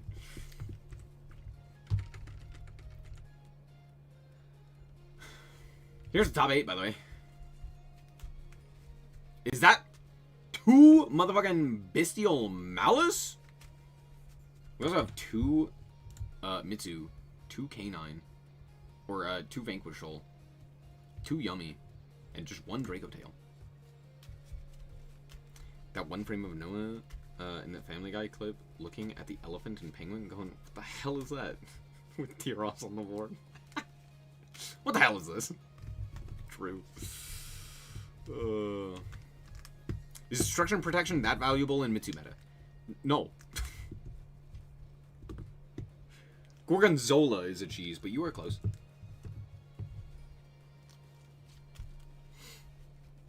But yeah, pretty much. It's technically like a Gorgon of Zillow something, if I'm not mistaken. What the fuck? Gorgon of Zillothonia. Gorgon of Zillow. Make Gorgon again. Oh, it's Ripper! Oh, we made a good card this time. I hate it. What the fuck? I like that Tyrus was also the only card that hit the field that turn. Or that game. For Josh. It was the only card. It's just like, look at your mistakes. Suffer. Dumbass. It's time to suffer. Oh. It's so funny. my gosh. Oh. Oh, man.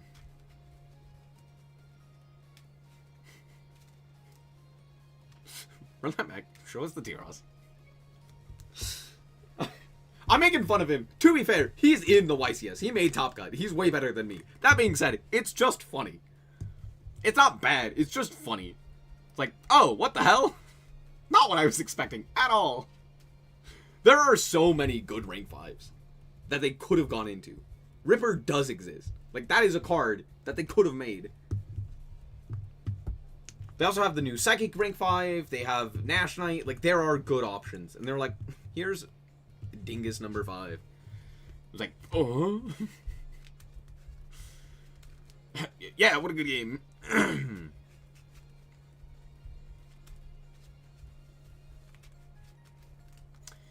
Every time he plays current meta, he's cooked. Every time he went creative, he's cooking. I do agree with that. I think Joshua Schmidt... Well, no. I think it depends on the meta. I think if the meta allows for creativity, he performs better. Even if he plays, like, the meta deck, as long as he can be creative with the meta decks, he tends to do better. But yeah. Granted, he's also playing in Europe, which just... I don't know what goes on in Europe, but they... I don't think any of them have ever seen a rogue deck, ever. Like in Sprite meta? Yeah.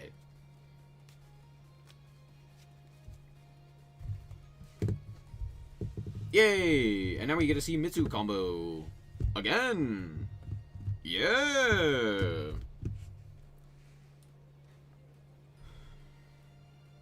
And we're doing the exact same thing. Bro said, Habakiri. Run it back. I'll fucking do it again.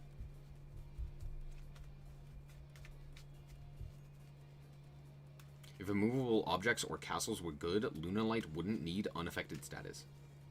I do agree. However, counterpoint, Tyros is made on the opponent's turn as a way to access Zeus to nuke the field through the Omni. The idea I understand, right? It's like, okay, here's what you do. You activate the effect. Hold on. You activate the effect of your Izana into your Lupus. Make Tyros. Tyros sits there, for now, attacks on your turn into Charger, which is the fourth material for the Zeus. Zeus then gets to detach 2, they go for the Omni, you detach another 2, and bada bing, bada boom. You've wiped the field, and now you can do whatever you want from that position. Right? Because now you've entirely dealt with the field and they have nothing. Theoretically. Mostly. For the most part, right?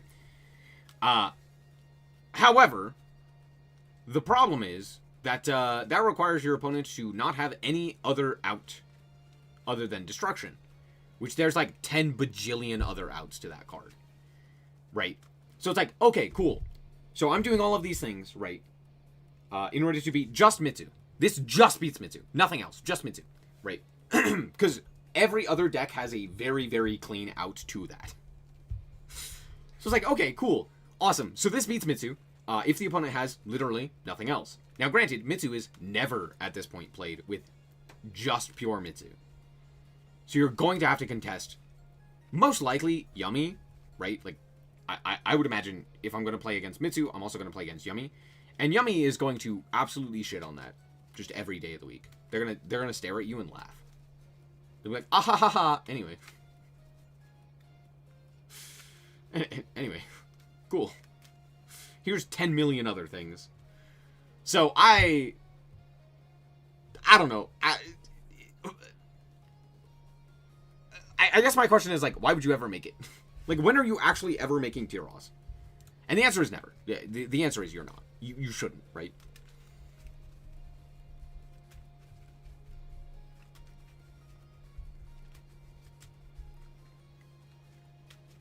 Why no Runic K9?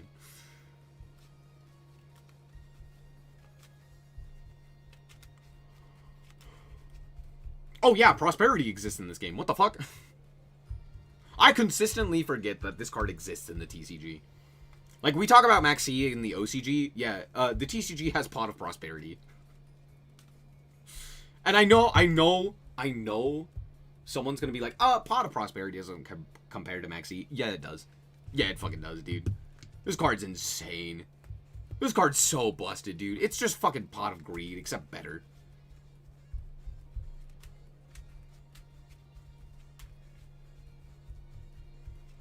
See what I mean? Bro just added Droll to his hand.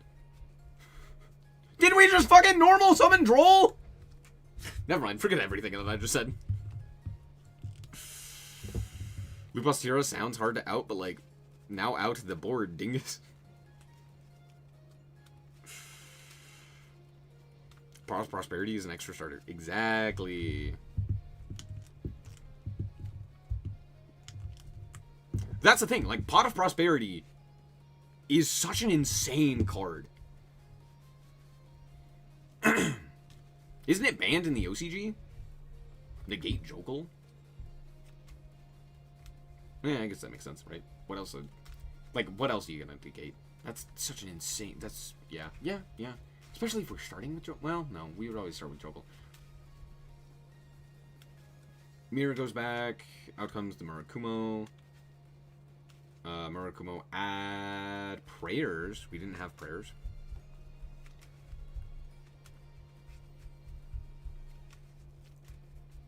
Here's the thing. If Maxi was at 1, it would be comparable to that of Pot of Prosperity, right? Maxi at any more than 1, and I think it's like obviously better than Pot of Prosperity, but if you compare like 1 Maxi to 1 Pot of Prosperity, it's like, no, yeah, that's comparable. It's the difference of drawing a ton of cards versus drawing a specific card. That's like the difference, right? And yes, arguably, Pot of Prosperity is like worse because of damage and like banishing your extra deck and all of that. Pot of Prosperity just is like, get that card. Which is insane. It's quality over quantity, right? Whereas Maxi is quantity over quality.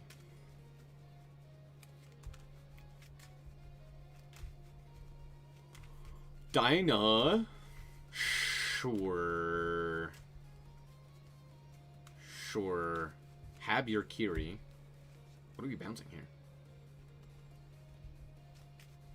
Okay, we're targeting Jokel to shuffle it back, and we're summoning the... Amatsu? No. Whatever it is. Maintenance isn't over yet, is it? Have we checked in a while? No. I went too far again.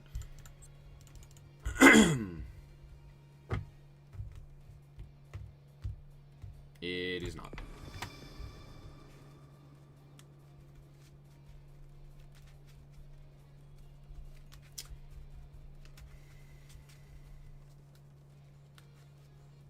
Oh yeah, especially... Oh yeah. Yeah, Pot of Prosperity is even more busted in a side-to-deck format. It's like, oh, cool. Here's Judgment. Here's, Dimensional Barrier. Here's Anti-Spell Fragrance. Awesome. Anyway. Good game. Shake my hand.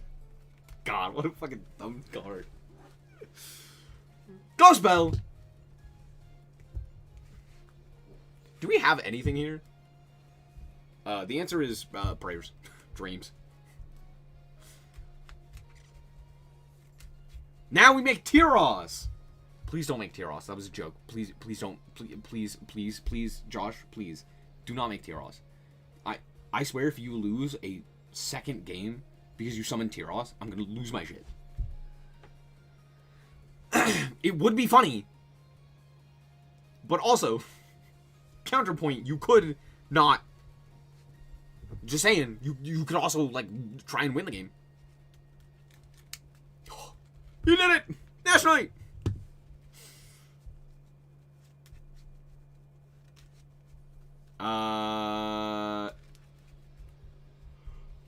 There is very little that we could do here, right?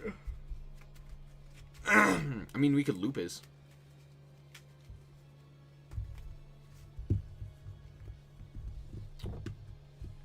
Yoink, attach. Then it goes to grave.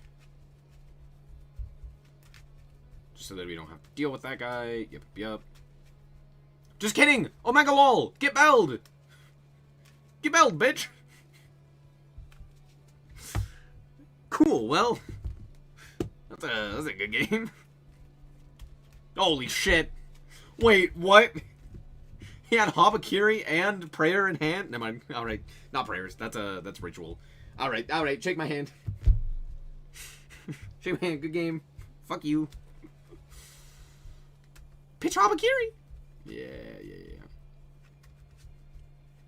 Habakiri, banish, add back. Oh, special summon, tribute, dingus. Oh my. Alright, cool. Add back purification! Alright, cool. That's yeah, that's yep, yep. Yeah, good game. Damn. What the fuck could we possibly have here? Bro, it's like, no, you gotta do it. No, you gotta figure, no, you gotta. Brother, you're dead. Pack it up and leave. Get him out of there. I like Giuseppe popping off. It's like, yeah, dude, fucking did it. To be fair, he did play well. Also, his opponent did summon a Tyros. I don't know. There was a Tyros on the field. My brain hurts. I will never get over the Tyros. What is happening? What am I looking at? Oh, deck combo tutorial. Goaty. Oh, this is the Plant Link guy. Okay, that makes sense.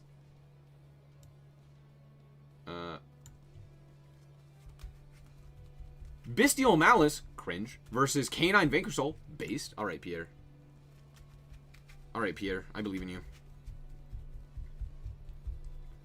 We got fucking Impulse. Damn. Feels bad, man. Dude, Impulse is such a crazy card. Any deck that has the ability to play Impulse, like, it stops so many turns.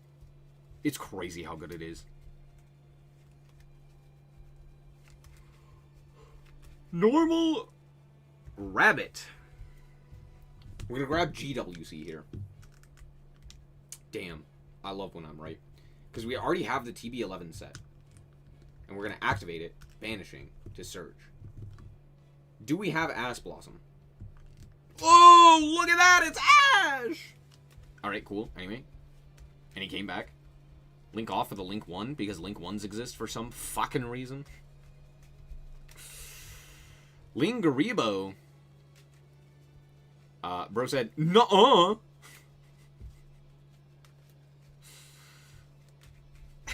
Alright.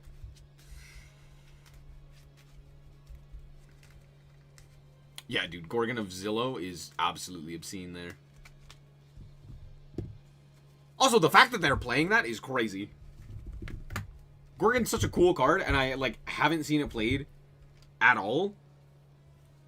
And it's so cool actually seeing it, because it's such a sick card. But yeah, against Canine, it's actually very good. Because they summon a thing and you go, no! Alright, cool, now we watch Malice combo. Oh, just kidding, never mind, we drew, never mind, we drew Sue. We're the goat. The fucking goat! Yeah! Oh, get his ass! That shit mine!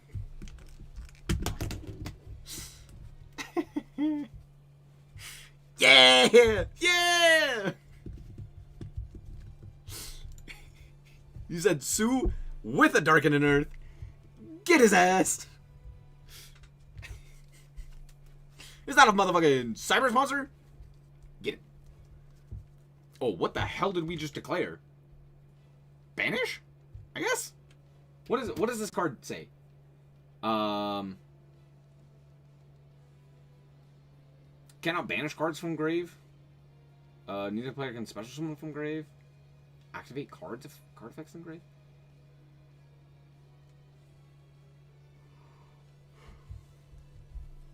What effect do you call here?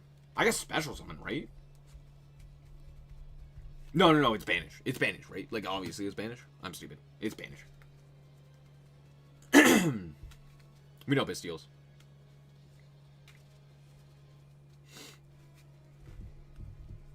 Dude, K9 Vanquishal is sick. It's one of the coolest decks in the game. Because it actually plays Yu-Gi-Oh! I miss toolbox extra decks? True.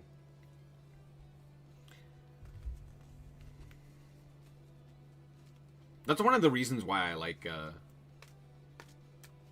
or why I originally liked Ryzeal. Because it was like, oh, cool, here's a rank 4 strategy that makes use of just a bunch of rank 4s. Are we just gonna punch him in the nose for a bunch of damage? The answer to that question is yeah. Wait, hold on. Are they dead? That's 5k? Or 55k. We burned by revealing the earth and the fire in our hand. That we know we have. Oh, we're gonna pop a card first. Pop the middle, sure. Imperm? Brother did an imperm? I'm sorry, excuse me, what? Why didn't we imperm? What? What did I miss? What? Brother, click your buttons! What do you mean?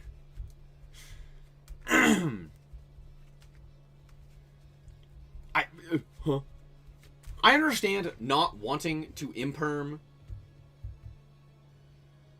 like, the heavy burger or the or the other guy, but like, am I missing something? Why would you not imperm the raisin?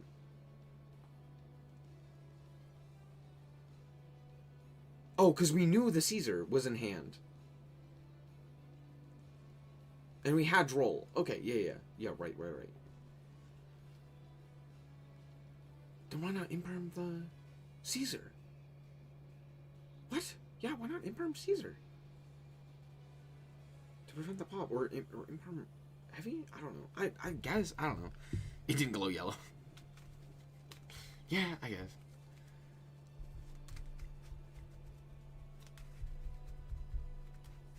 Also, I do not care about this match.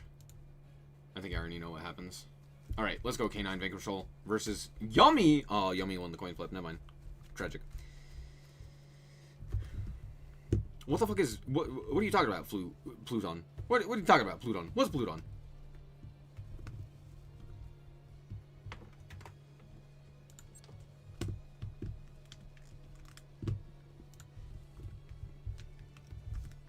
No! No! Yummy, yummy in my tummy.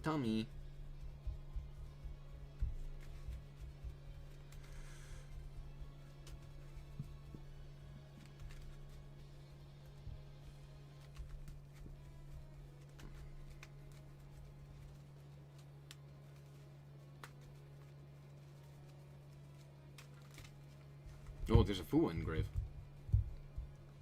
Oh, we have 7 cards in our hand. He drew the one of.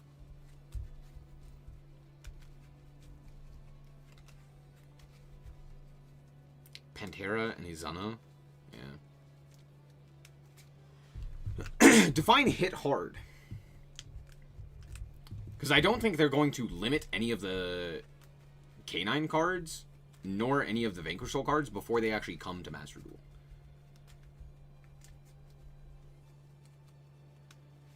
I really just don't see that happening.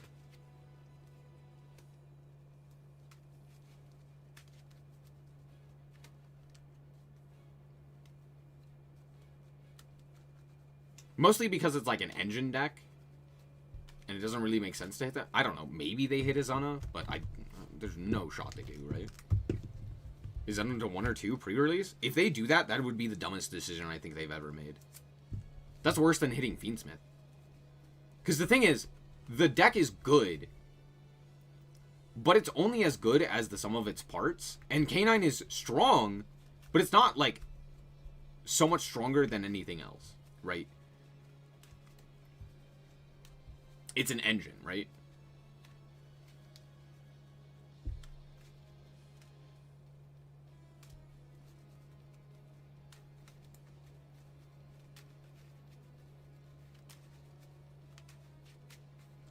Yeah, they might, like, limit some of the Vanquish Soul stuff when the K9 stuff drops, but there's no shot they limit, like, Izuna, right?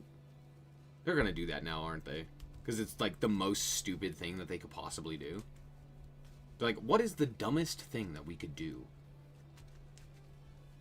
Right. We could limit the cool deck before we release Yummy.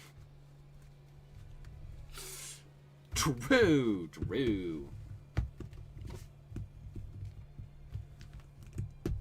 They're gonna hit Jokel, aren't they? Can we still do dumb stuff like Mjolnir in Master Duel? Yes. Ban Rock. Here's what they should do. The answer is nothing. They should do nothing.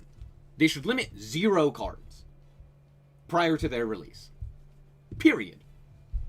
Regardless of the deck. They shouldn't limit Fiendsmith, they shouldn't limit Tier, they shouldn't limit Sprite, they shouldn't... Nothing. I'm sick and tired of it. It's so bad. That's all. Thank you for coming to my TED Talk. Blaze, you absolutely can still do dumb stuff like Mjolnir and Master Duel. What the fuck are you talking about?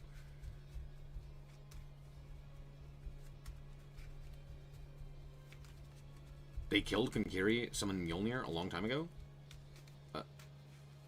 Yeah, they stopped the Mjolnir. However, you can still make heinous criminal cards. Protoss still exists. Christia still exists. Pachycephalo is still at 1 for some reason. Scythe? No, they just banned Scythe. There's like a million other things that you can do. Let things run rampant and see how Master Duel format adjusts before deciding the hits. Exactly! See, now you get it. I'd rather them release cards in a different order as opposed to limiting the cards prior to their release. I think that's just so frustrating. It's so annoying, too. It's like, no, I wanted to play Fiendsmith at full power. Why is Engraver limited? Why? The fuck does that do? It's such, like, nothing baby hits, too. It's like, okay, at least, like, just let us play. Like, what the fuck? They did that with X too! God! Why do they do this? Stop pre-hitting cards. Just let them play the fucking cards! If it's a problem, great! That's why you have a ban list every fucking month! God.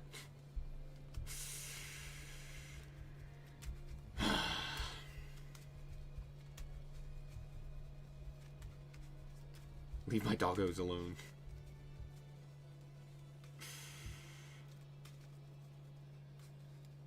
I'm sorry, what? We summoned this guy off of our Sue? The fuck? I was not prepared.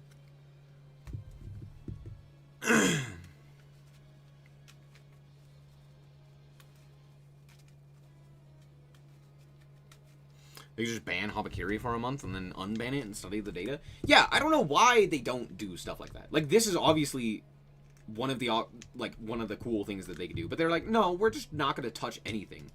It's like, brother, what the fuck? It would also be very nice if they, like, communicated with us. Because imagine if they communicated and said, hey, we're gonna limit this for a time. Maybe don't decraft the card because it's gonna come back, right? Dependent on what have you. And then they could be like, hey, we've determined that it's better to like ban this card or to limit this card or to have it in this order. So now you can decraft the card or what have you, right? Like, imagine they ban Habakiri, and then they're like, okay, that just killed Mitsurugi. Mitsurugi is now unplayable, and no one actually plays the Mitsurugi cards. We're going to give you back Habakiri, and we're going to maybe hit something else somewhere else, right? Do we care about this finals? If I'm not mistaken, Vanquish Soul wins, which is like all we care about, right? I'm sorry, what the hell? I skipped forward like a lot of time, and we're still in game 1. What happened? What happened here? I don't know. Pierre won. That's all that matters, right? Is that a Cupsy? Is that a motherfucking Cupsy? Get his ass. Put him face down. Ready? Now activate a Mitsurugi monster. Wait, we're not playing that. Surprise!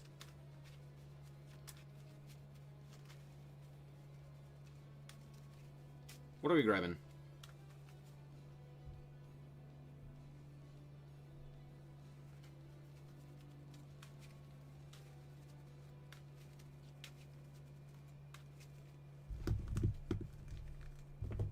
Sorry, I don't want you spoiling anything there. Julio.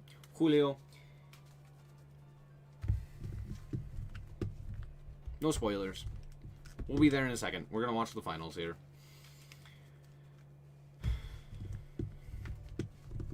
You know, sometimes you do just have surprise.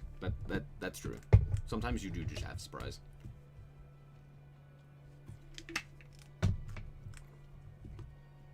Have we seen a hand trap? We saw Fuwa, right? I mean, this game's pretty over, right? Unless we have, like, Nib. But it looked like, given the way that we played, we wanted to immediately stop them, which is why we went into the Psychic to book. So I don't think we have much here.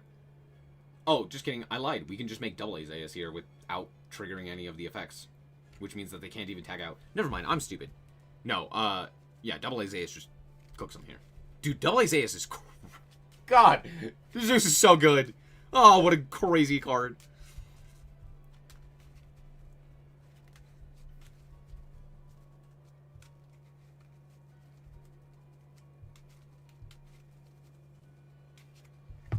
I'm sorry, hold on. I've never seen this card in my life. Who? Oh, this is the new one. Never mind, I have seen him.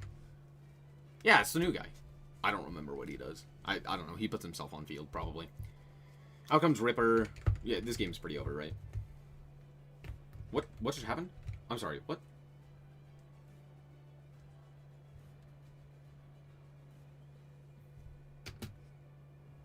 Why is there a Saryuya? Saryuya? Bro said, draw! Oh my gosh, I totally forgot. Yeah, this is how you stack your hand for Vanquish Soul. You go, yeah, I'm gonna draw 4 for Vanquish Soul. Oh, I totally forgot. That's crazy. It's the tour guide for the modern deck? Ah. Oh, okay, that makes sense.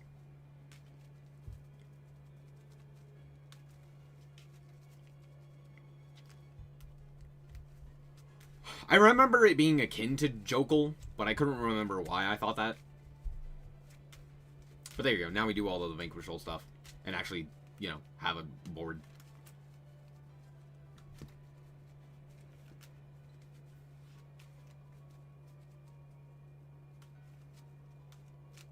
What was he counting there? Because, like, very clearly this is far more than 5 summons for the Nibiru. Is he counting attributes? Oh, maybe.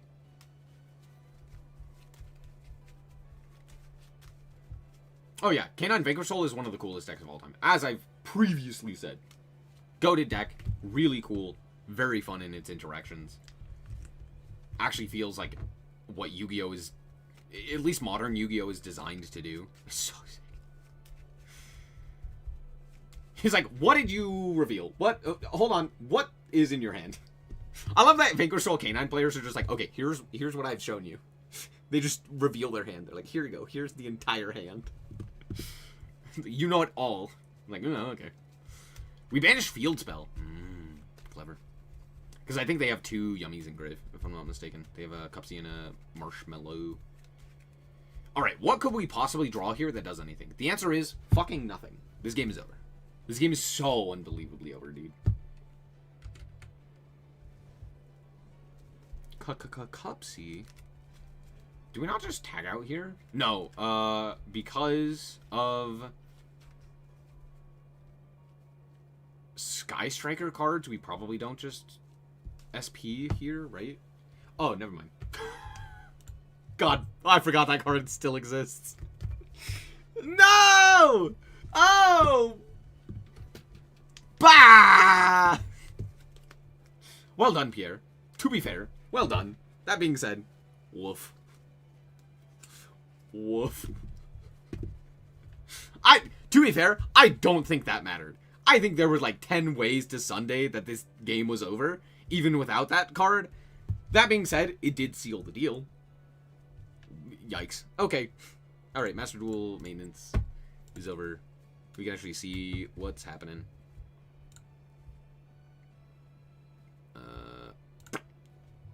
Oh, wrong one. There we go. Yay.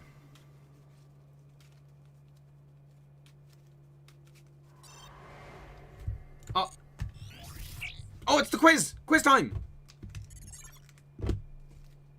This is Threatening Roar. It's Bark of the Dark Ruler. True. Next one. Just kidding, I lied.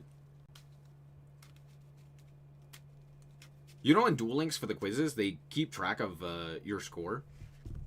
Or more specifically, how many you've gotten right. Black Friday? The fuck? Atonement's End. The hell is Atonement's End? Lab! Sorry, hold on. Did we get lab alt arts? Do I now have to roll for lab alt arts? I hate it here. Me and my homies hate it here.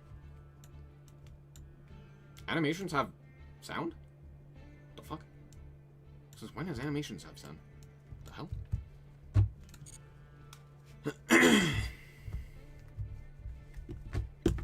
Alright. You know we gotta check out the lab bundle. I mean... Alright, hold on. No. To the shop first. To the shop first. Actually, I was told there was a ban list. What's the ban list? Effective December 5th. They're banning Red Ransom. They're banning Christia. And they're putting Starving Venom to 3. Why is Starving Venom to 3?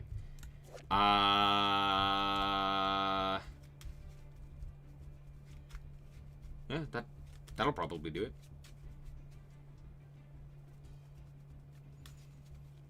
Cool. That'll probably move Malice out of the top slot. It definitely won't be the best deck. It's probably still playable. As much as I hate to admit it, it's probably still playable. It's probably still playable. Cool. Malice dead? No. Chat, no. No. Stop. Do not get your hopes up. Malice is not dead. Malice is a Cybers deck. You would literally have to remove Cybers for it to not be playable. Okay? I know you want to think that Cybers, or more specifically Malice, is dead. It's not. It's just going to pivot into a Cybers strategy and Cyber slump. Yes, it's weaker. It's significantly weaker. But now it's, like, not the best deck in the room. It's weaker. Again, similar to previously. It doesn't kill the deck, but it hurts. Yeah, they probably saw how good Malice was after, and were like, oh shit, we have to actually do stuff. They also, oh god, shit. Really?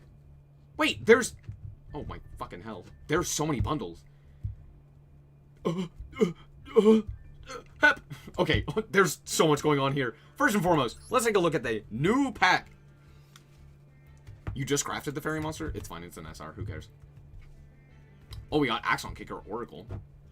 We got all of the Vanquish Soul, or all of the, Diabell Star stuff. It's all URs, by the way. It's all URs. Mind Procedure. I've never seen this card in my life. Anyway. Trapaholics a UR. Cool. We got all the Eldritch stuff. Oh, the Poplar of the White Forest is in fact an SR. That being said, literally everything else is a UR. Smile. I'm not playing White Forest anymore.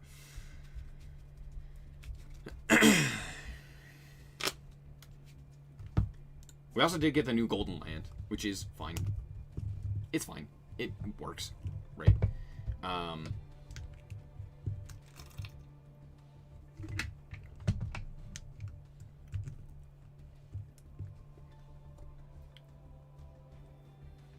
What's interesting is you can flip this up and then pay 8 and activate the effect to set one of your banished cards.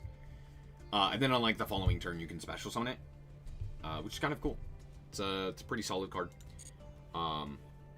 This doesn't really change Eldritch too much, but it does make it like decently good. This is a very skippable pack though if you're not playing specifically White Forest. There you go. Lore tax for real? Yep. Yep. Lore and waifu tax. That being said, we do have the new artworks with the Diabell Mate. Who was it that was complaining? Oh, it was one of the 3 idiots. Not Syriax, the other guy. The other guy that plays Yu-Gi-Oh! It's not Dodo. What's his bucket? Anyway, he was complaining that, like, we don't have enough mates. I was like, alright, bud. Speaking of, here you go. Here you go. It's not Poplar, but it is DML. Rhyme style, thank you. I do kind of need this, I'm not gonna lie. I do kind of need this. We have the new, lab. Yeah, stuff. Looks clean, looks good. We do have the artwork here. I'm not that big of a fan of this artwork, it's fine. But yeah. I was hoping for Poplar, me too. I'm not gonna lie. I think Poplar would have been better. The problem that I have with these is that humans look so weird in this game. Their models for the mates don't look good when they're human or human-esque.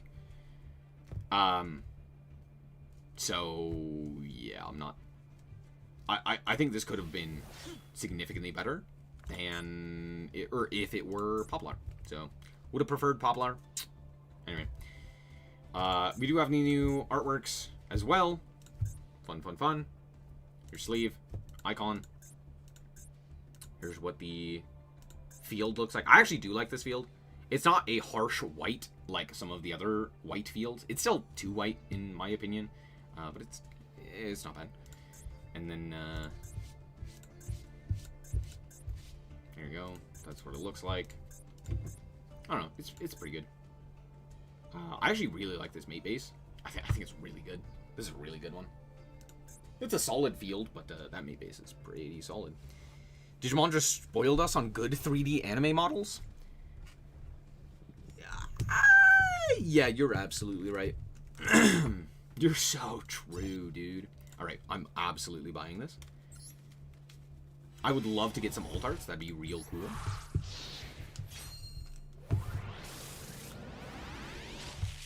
My game is real loud now.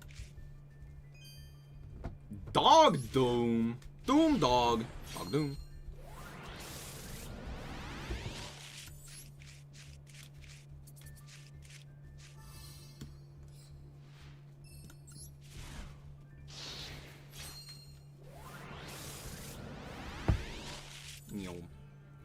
Tragic.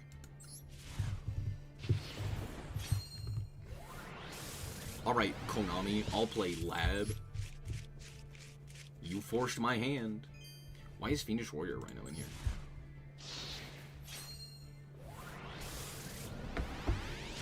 Nyom, nyom. Doomcal. I guess because Fiend, right?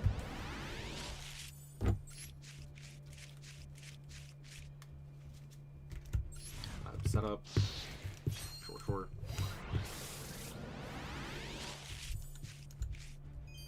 Final! Actually, it just said Ian. It just spelled out Ian. that was actually very funny. I'm not gonna lie, that was very explosive. Oh shit! Wait, we got it! Holy crap! There you go, chat. We did it. I actually... Yeah, this is Lady, right? I actually prefer the original Lady. If this were Lovely, I would prefer Lovely, but I really am a big fan of Lady's artwork. I think it's really sick to see her in her battle armor. And I think it just works better as Lady. As, like, the card effect and all of that stuff. So, that being said, hey, it's not a bad artwork. And... Anyway.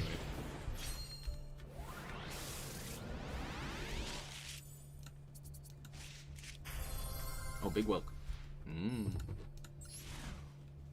The statues are making a heart as well. I am aware of that. Yeah, it's pretty cool. Again, I like the artwork. I'm not saying I don't like the artwork.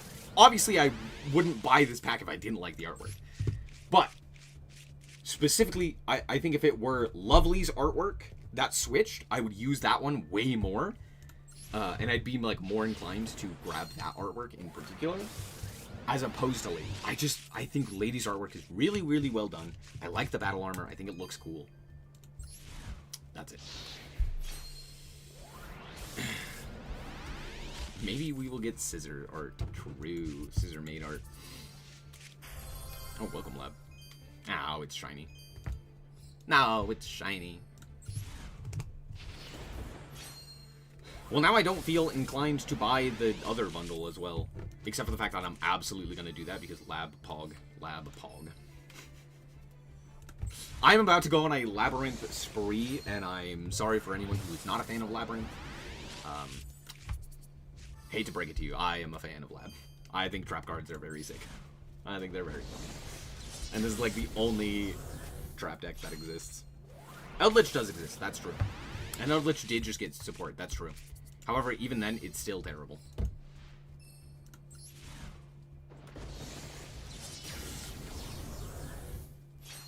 The Rain's Dragon is true. Ooh. Dark Sanctuary. Excuse me? Tenko's Western Sister. What the fuck?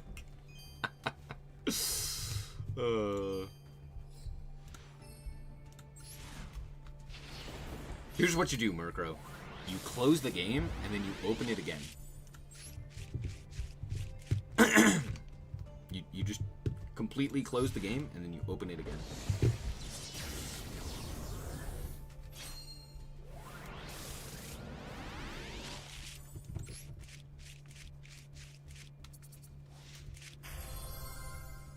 Who?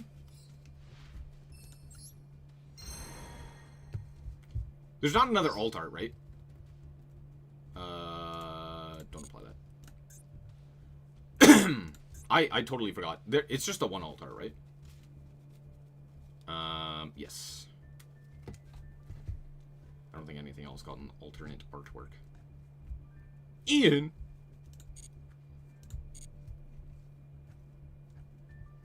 Okay, we did get some free packs. Pog. Free packs, Pog. Free packs, Pog. Wait, did Daddy Eldritch come back? He's back! The father. The gay icon. He's back. Let's go. My boy. My lad. Come on, give me Daddy Eldritch too. Ow. No. You hate to see it. You hate to see it. Oh, we got an Azamina pack. Is this new?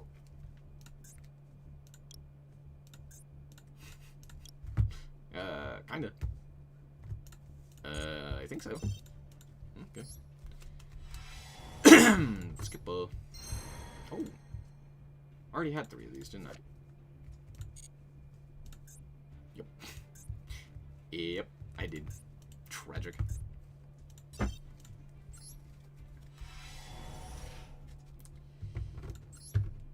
Oh yeah, I haven't. I still have my Eldritch art. I would never dismantle it. Oh, what's in this pack? Oh, it's the Diabelle's pack. Oh, we also have the alt art for Diabelle's. I'm actually not a fan of this one. So, the only other illusion pack before was Chimera. Sure.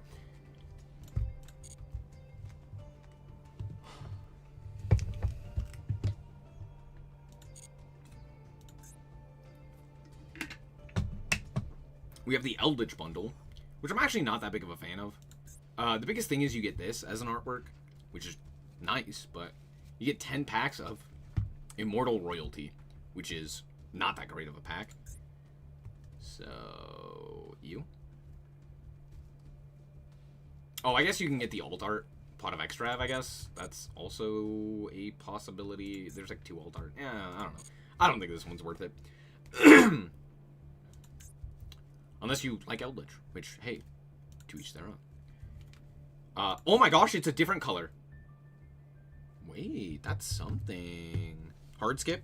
I wouldn't say hard skip. It is skippable. I just wouldn't say hard skip. Alright, I gotta get the book, Chad. I gotta get the book. We gotta get the book. Gotta get the book. The book is what we're here for.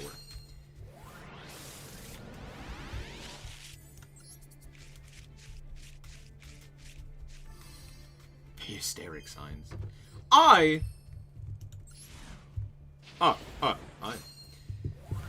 What if I get a second alt art? I didn't. Tragic. I mean, that's not a bad card. Too bad I already have 3 of it! Anyway. Vengeance Dragon animation is nuts. Oh.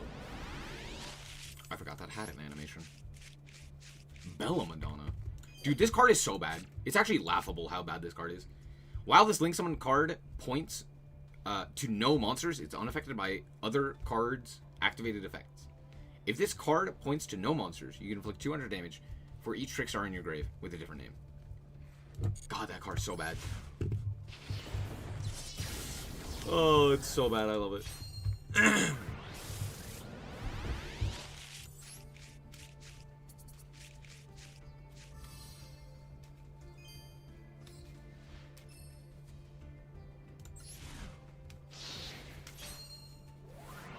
Yeah, the extra of alt art is not exactly great. Dark Spiller of Spirit of Malice.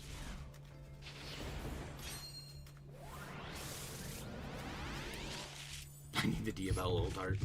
Please. Please give me the Diabell alt art. I actually don't care for that one. I'm probably not going to play it. I don't think I'm going to play the new White Forest cards. I have just no desire, dude. No desires. No desires whatsoever.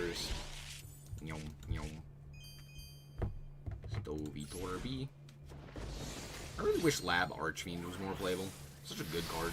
Such a cool card. Oh, wrong side. Hey! It's... I don't know, that guy. TCG version of what alt art?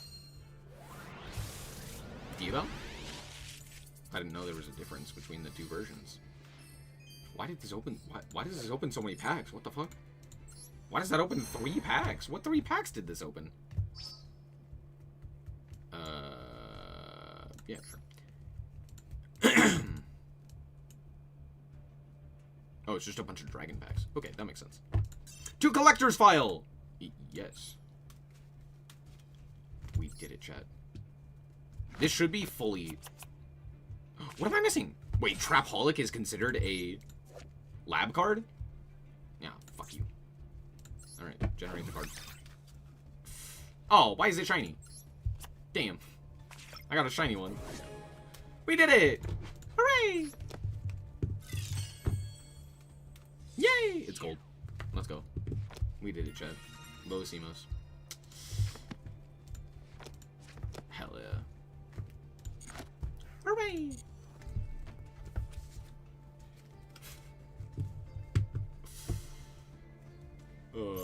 Wait, why? No, hold on. Wait, make it make sense. Why is Trapaholic...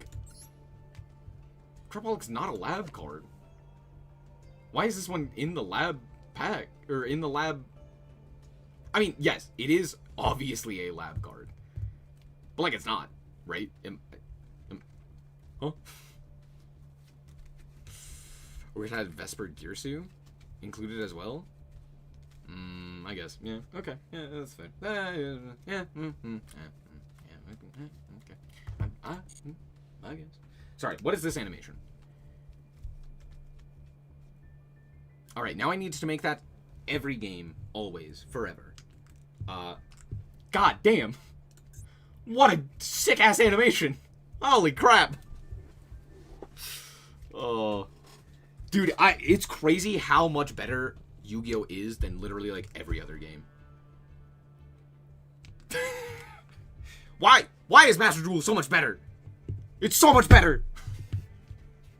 Thank you for coming to my TED Talk. Holy shit. I need to see it again. Oh god, that's up there with Nibiru. That's up there with Nibiru. That's up there with, what's the other one? Slifer? Oh! Oh, baby. Do it again! Oh! Yeah! How did Psychic Blaster get the animation? What other card gets the animation? Tell me in this pack, what other card gets the animation? I want you to explain to me how this card gets an animation. Animate this card for me. I cannot tell you how much I would love to see this animation. I also want to know how the fuck you animate that. What is this? This is like trying to give Lord of the Heavenly Prison an animation. It's like, I don't know how, but yeah. Alt Diabell animation might not be YouTube safe. It has an animation? Excuse me? What? Does it actually have an animation? Or are you lying to me?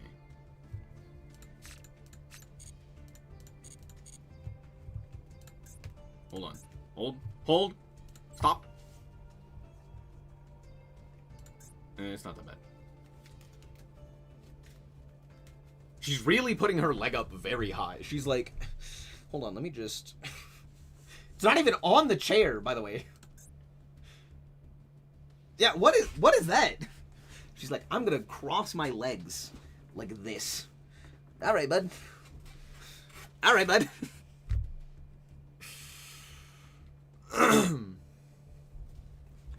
No, I was aware regular Diabell Star had one. I just forgot about second animation. I keep thinking she has 3 legs. I'm sorry, what? Excuse me, what? I'm sorry, this lasts how many days? 43. That's odd. What other useless-ass pack are we getting in 9 days? That's my question. Anyway. Should I open this pack? Get the new mate? Fuck it, we ball. She's photo opping for Vogue? True.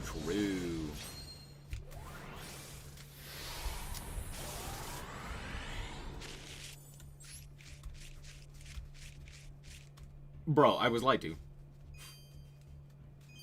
They did a whole extra animation. It was for shiny.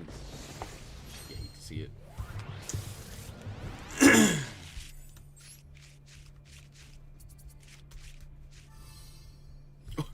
Chat! Do it! Like the Diabell! I can't get over that name, dude. It's so good. Dragatail is said to be in the next pack? Yeah, sure, bud. Fuck, that's not the one I wanted.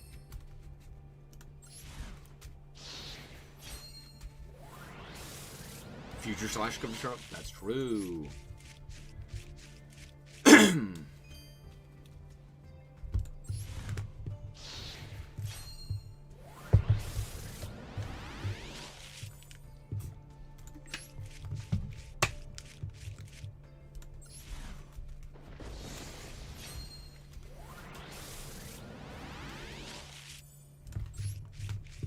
Yep, White Forest got significantly better.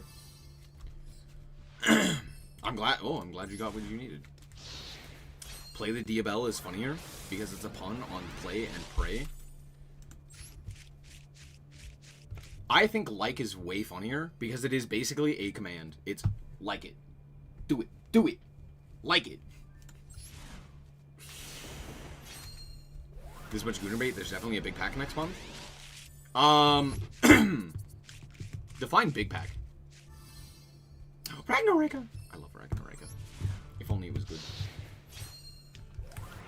I would not be surprised if we got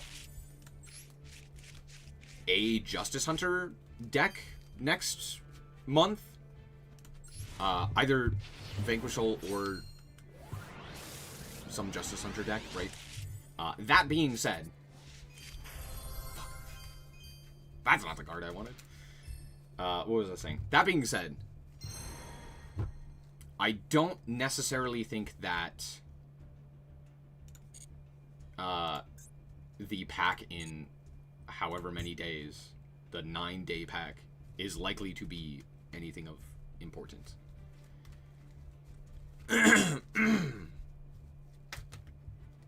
Right.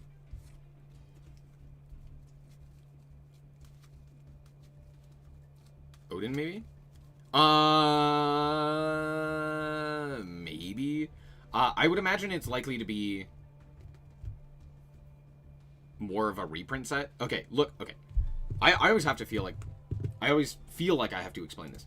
Let's look at Beat the Boss Rush, right? Beat the Boss Rush was not actually a deck or a set full of new cards, right? There were a few more reprints, but it was also reprints, or not reprints, support cards for lesser known archetypes, and a bunch of like cards that we didn't really need, right? They're like filler cards, right? You had the one Cyberdark card, the one Tistina card, the one Super Quant card, the one BES card, right? The Dragon Maid card. So it's just a bunch of like stuff, right? All of those like new stuff that we just didn't have yet. The random one-offs, right? Or however many, right? However, another pack that came out right after that was the big pack, quote-unquote big pack. Lunalight, Utopia, Onomat, I should say, Sky Striker, and Monarch, right? That's like the big deck build pack. So you have like the filler pack, and then you have the deck build pack, right? So likely this is the deck build pack, right? I guess you could argue this is the like filler pack, but generally they do more reprints with the filler packs. So I would imagine this is more the deck build pack, especially because it's like, okay, here's Azamina / White Forest. Here's the rest of the Azamina White Forest cards. There are other cards in here, obviously. Likely it's mostly just the White Forest Azamina stuff. Yummy could be in there. Likely this pack that... So this pack is leaving in 9 days. I don't know if we're going to get anything in 9 days. Honestly, I wouldn't be surprised if we just got nothing in 9 days, right? Given the fact that is like December or something. So that's like at the beginning of December. We already got all of these. These are also here for 43 days, which makes me think that we are not getting anything until the end of Christmas. Like, this is the Christmas thing, so this is like leading into the end of the year. That's my thoughts, is like, okay, this is going to take us all the way to January, but we probably do get something here, right? So yeah, in 9 days we're probably gonna get a smaller pack. It could be Odeon, but Odeon has like a bunch of cards, so we're not likely to get a full set. So it's likely to be a bunch of the smaller stuff, which would contain... Did we get the Psychic Blaster here? I don't think we did, right? Or not Psychic Blaster, the rank 5. So we could get like the rank 5. We could get Vanquish Soul stuff. It's probably like Vanquish Soul, right? What leaks? There aren't any leaks. Konami hasn't said anything. Therefore, there aren't any official leaks that have said anything. Therefore, we don't know. Did Konami say something? Am I missing something?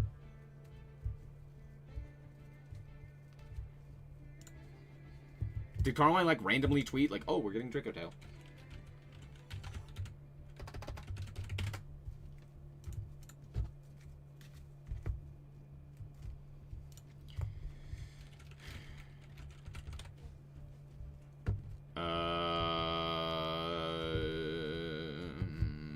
This one.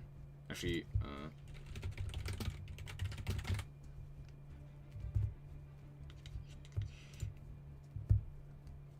oh, that didn't work.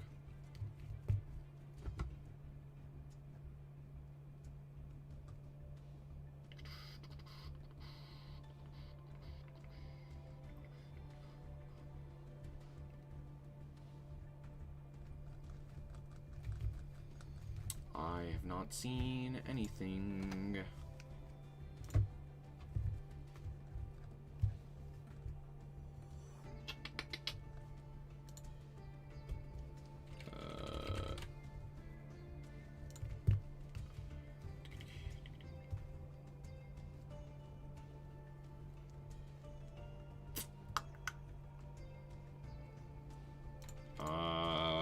Woody Oregon.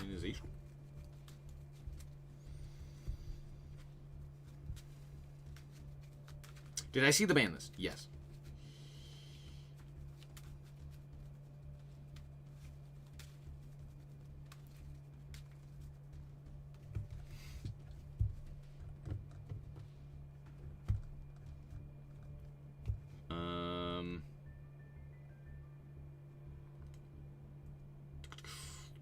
Yeah, I'm not seeing anything that's specifically, like, that Konami has stated that Draco Tail is coming. I wouldn't be surprised if Draco Tail was in the next major set, but that major set I would imagine is going to show up in 43 days as opposed to 9. If that were the case. That being said, in 9 days, there's a chance Vanquish Soul shows up, because Vanquish Soul is like 3 new cards, so it's very easy to just slap in a bunch of other random reprints. That being said, I don't know what else they would necessarily print, because there's like a bunch of random one-offs and stuff like that that are important, right? There's that. The demands especially are unreliable, because we knew about the ninja structure months before they actually released it to the public, and that's just an offhand example. Yeah. First of all, there's likely to be a myriad of cards that we're not going to get for quite some time in the game, right? Likely for bug testing, I would imagine. Like, the Konami execs or what have you are likely testing a bunch of bugs. So that might be why. There you go. The leak is basically Draco Tail will be coming. Can't say when, but they will. Oh, yeah.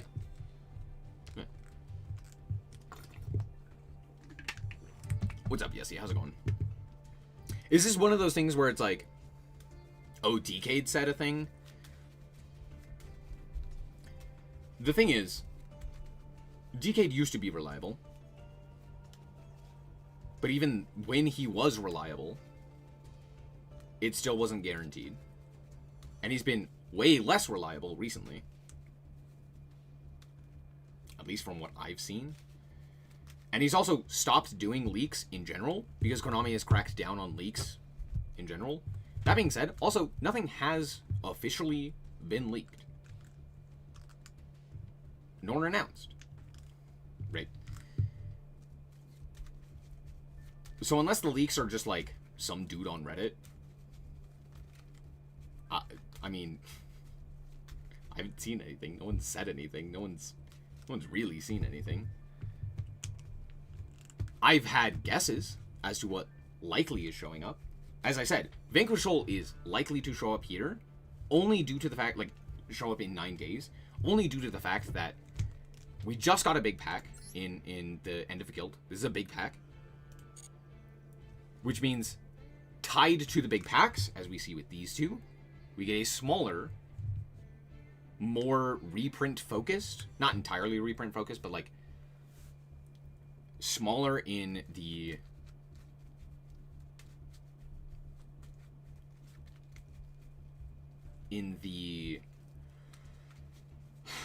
how do I put this? It's more of a, like, reprint slash, you know, minor missing support set, right? So again, you know, there were 5 different archetypes, I believe, in this one that got new cards, and it's all like 1-ofs or 2-ofs, right? Like, Dragon Maid got what, 2 new cards, I think. Novell got 1, if I'm not mistaken. BES got like a few, right? Whereas with these, it's like full new support, whole new archetypes, etc. Right? This was our big set, our full new set. Likely we're in 9 days to get a smaller set, something more akin to that reprint. That's where Vanquish Soul could show up, right? Because it's not a new archetype; it's something that already has support, and you could very easily make like two URs with the with Sue and with the field spell if you really wanted to. You could also make it 1 new UR as well, which means that, you know, you put reprints in there for the other Vanquish Soul cards like Raisin or Stake Your Soul or something of that nature, which is very easy to include into these other kind of reprint-esque sets, smaller support sets. And then from there, in however many days, likely 43, we get a new, bigger set that's likely to be one of the Jush archetypes. Either Draco Tail, Yummy, or K9. And it could be any of them. It literally could be any of them. We hope, at least here, that it's Draco Tail. Because I think Draco Tail is the most interesting in the current metagame. On top of that, we also would then have a metagame where Draco Tail would be competing with Vanquish Soul without the downside of the K9 cards existing or the Yummy cards existing, which makes Draco Tail and like Vanquish Soul and stuff like that more like interactive games. It just creates a very unique meta that we haven't really seen. So I would imagine that's likely to happen. But that's not until the next year. That's not until 2026. I'd be surprised if in 9 days we randomly get Draco Tail. Just because I don't think it would make sense for them to release their big lore archetype stuff, for them to release the Labyrinth stuff, which, by the way, is going on for quite some time, right? Here's, you know, we have these packs around for well over a month, right? And these very clearly are the focal points, because there's a ton of stuff here. So they're like, we want to make sure that this is what's selling. So it wouldn't make sense for them to then release another, like, meta archetype if they're trying to sell their big, like, lore and waifu and what have you archetypes, right? We might get something smaller, as I said, Vanquish Soul, but I don't think we're going to get, like, a big release of Draco Tail or even K9 or Yummy or something like that. It's just unlikely. I think, like, as a business decision, it doesn't really make sense to do. Especially with, like, back-to-back heavy hitter packs in the Sky Striker and then the Diabellstar / Lab. Odeon, most likely? No. Odeon is a full new archetype. It's unlikely that that shows up in the next pack. It would more likely show up with something like Draco Tail or K9. Vanquish Soul is a better bet.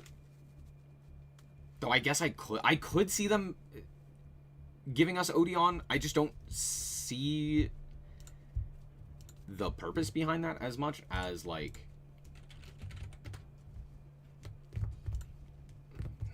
I don't know. There are other options. Is Odeon... Hold on. I don't think Odeon is in the OCG, is it?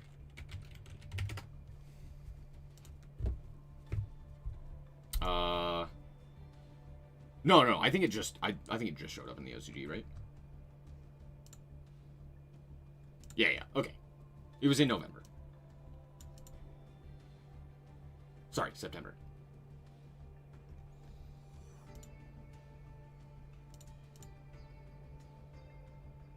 Yeah, September. Okay. It's been around for a while. My bad. Oh, it's because it came out in the same pack as Mitsu. That's why.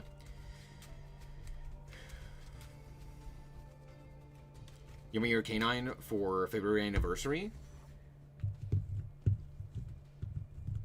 Yeah, most likely.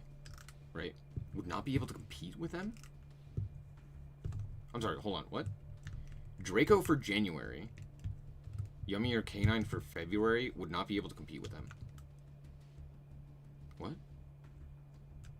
Oh, are you saying Draco Tail gets outpaced by K9 or Yummy? No. Draco Tail is absolutely 100% still competitive with Yummy and K9. It's not better, but it's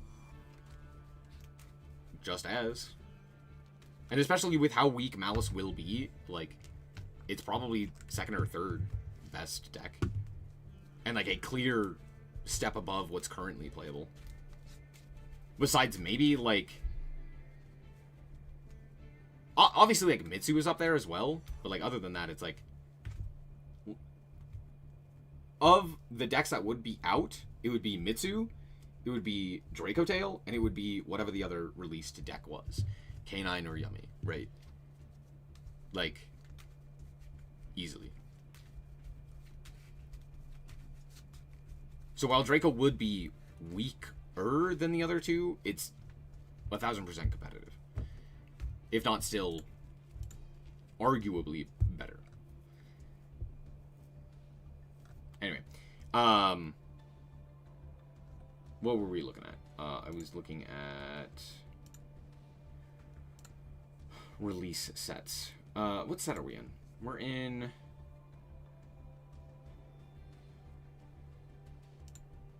We haven't gotten to Josh.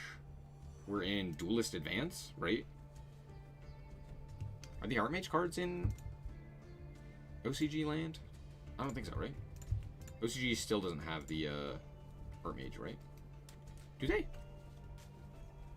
No, they just got Mimikul. Yeah, no, they don't have shit. Man. So there's a chance we get Archmage before the OCG, but I highly doubt that. We got the Monarch. We still need this guy, right? No, we have this guy, right? Is that Secretarion Dragon? Does that guy exist? Hold on. Hold! Hold! Wait! Esperamos. How is VS without the K9 cards? Still really good. It's not as good. Did I spell that correctly? No, it's an E.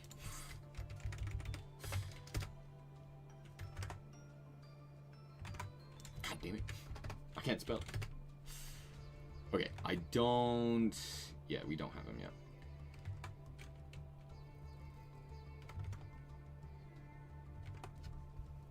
Okay. That card is likely to show up in the next pack. We don't have the new Argo Star, right? Argo Star. We do. Wait, what pack did that come? No, that came out a while ago. Do we have Kaiba Man? We do. Right. I remembered seeing that one. We get Holisu.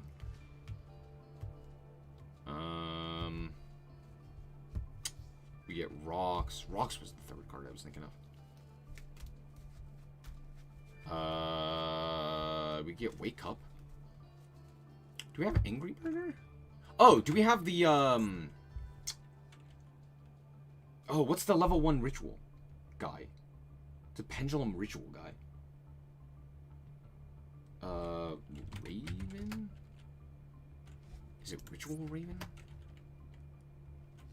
Miracle Raven. Yeah. We could get Miracle Raven, which we still don't have. I don't think we have the Star Ham. The Star Ham.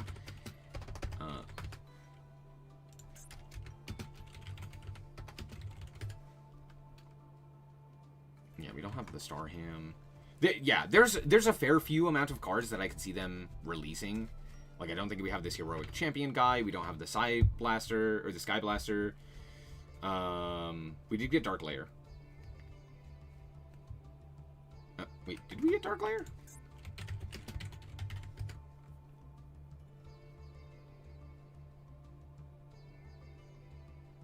Huh? Is there a hyphen? Oh, it's Blacklit. My bad.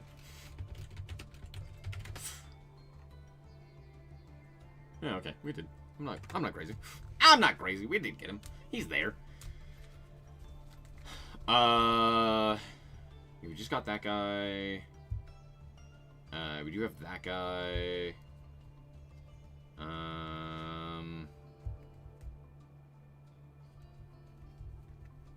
Yeah. So there's a bunch of stuff there that we've yet to get that could very easily be included in that, like, smaller pack. I think we have everything from Alan, right? Oh, just kidding. I lied. We need the new Evil Twin stuff. So that's likely what's going to show up, right? If we get us a December pack, I think we'll be Odeon and Filler. We're not getting Odeon. I highly doubt we get Odeon. Odeon is a full archetype with a bunch of cards added to it. So likely the Tomb Keeper archetype is going to be in one of the larger packs. And I would imagine it's going to be in the New Year's pack, alongside one of the Jush archetypes. In December, what we are likely to get is just Filler and Vanquishal. Vanquishal is more likely to show up, in my opinion, than the Odeon stuff. That being said, they might decide to squish the Vanquishal stuff with one of the other archetypes. But I do think that, technically speaking... Because if I'm not mistaken, Odeon came out in a later set, right? Than Alan? Oh, no, it came out in Maze of Master. So technically it is older, right? Right? Yeah, okay. Technically it is older. That being said, it also is very new in the OCG. So we don't know 100%. The TCG releases, the TCG World Premiere archetypes are iffy when they come out in Master Duel. Because generally speaking, we don't get them until the OCG gets them. Like, the same thing happened with Mitsu. But we did get Mitsu first. Right? Anyway, we could get Odeon. I'm just thinking we're not getting Odeon, right? I feel like Odeon is going to be in the same pack as one of the Jush archetypes. Because it just fits more with that, like, bigger archetype pack, right? Mostly due to the fact that, again, looking at the actual packs that we tend to get, we get the reprint pack in here, right? If you look at this, 1, 2, 3, 4 reprints, right? Which generally is not consistent. Normally we get 2 reprints, right? In a quote-unquote normal pack. But then we get a whole bunch of, like, random archetype cards, right? So there's that. This would be the perfect style of pack to get the Vanquishal cards, because there's 3 new cards. And I'm going to tell you right now, Rox is not a UR. Rox is not going to be a UR. The field spell is also likely not to be a UR. They're both like one-ofs. Right? Holly Sue is likely to be a UR. Actually, it's basically guaranteed. Right? But the other cards you could put in here are reprints, right? You could reprint the additional Vanquishal cards to fill this pack, right? To fill that additional space. Whereas with the Odeon pack, there's a bunch of URs that you could throw in there that aren't reprints for the additional support, right? You have the new Fusion Monster. You have Odeon, you have the field spell, you have the new trap card, the continuous trap card. You have the big level 10. Like, there's a bunch of different cards that you could throw in as Odeon that would, or in the Odeon archetype, that would, like, fill out a full pack. Or at least be part of that, like, full pack, alongside a secondary archetype, right? Whether that be Draco Tail, whether that be Yummy, whether that be Canine, whatever that may be. Rock and Start are likely UR. In what world is Rock or Start a UR? Sue, sure. I should state. No, I don't see either of them being UR. I mean, Sue? Sue and what? Sue and Rock? Sue and Start? Sue is 1000% a UR. Maybe they make Start a UR? Or maybe Rocks? I really highly doubt Rocks, right? Maybe Start is a UR. But again, I doubt it, right? Like, it's most likely to be a SR. And then they just reprint. Because, mind you, the rest of the archetype is very expensive. Caesar Valius, Stake Your Soul,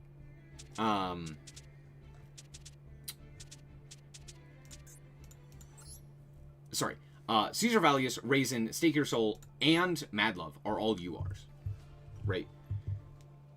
And then the SR is also Wrath the Vanquisher. Like, I really don't see them adding 2 additional URs to this deck, as opposed to just reprinting the other URs, right? Just about tend to get UR attacks. Started as a 1 of to 1.5, ran at 1 copy 99% of the time. Yeah, also, is Mad Love at 3 necessary? With the new stuff? Yes. Yeah. Yeah. Yeah. Yeah, it's a 1 card starter.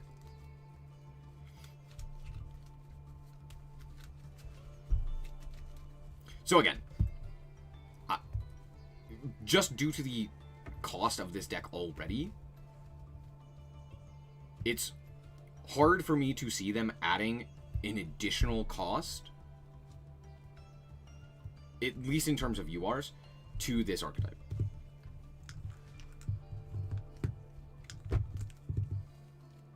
It's just branded? No.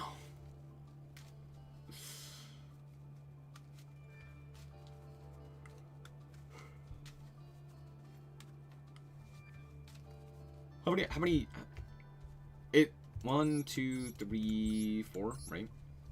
It was 4 URs. They had a 5th, maybe? Because the thing is, they're also going to add the K9 cards to the Vanquishal stuff, which is also going to be a bunch of URs.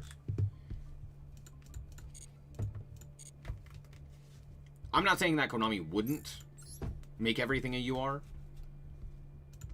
but I'm also like, there's not a reason to necessarily do that in comparison to, or as opposed to making a bunch of other archetypes get an additional UR.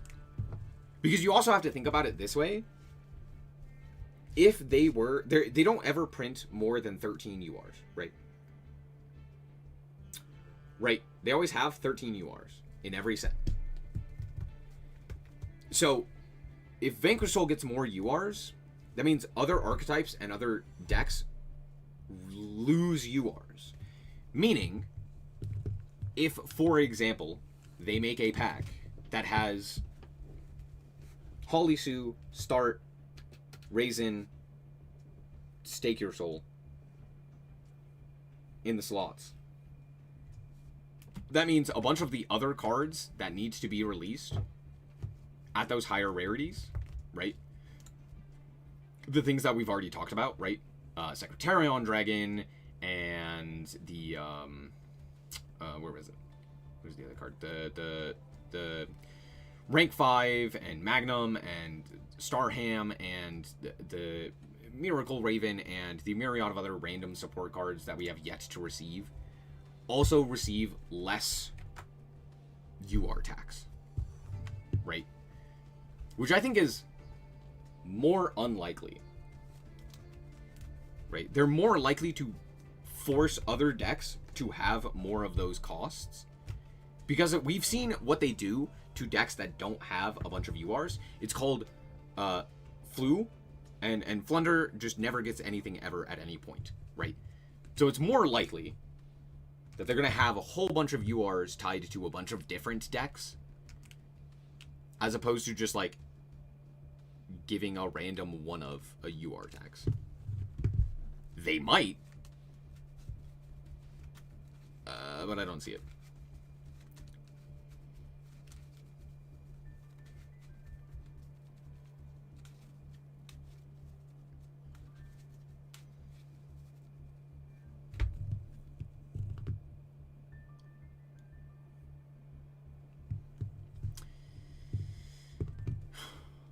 Anyway, is that it? That's pretty much it.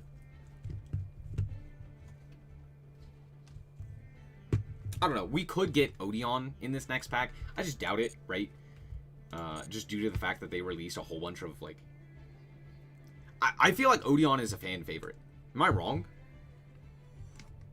Because, you know, it's Odeon. It's DM-era shenanigans. So I feel like a bunch of people would be excited for that. And so because of that, they'd probably want to put it in a big pack. But I could be wrong. Maybe that's the reason to sell the other pack.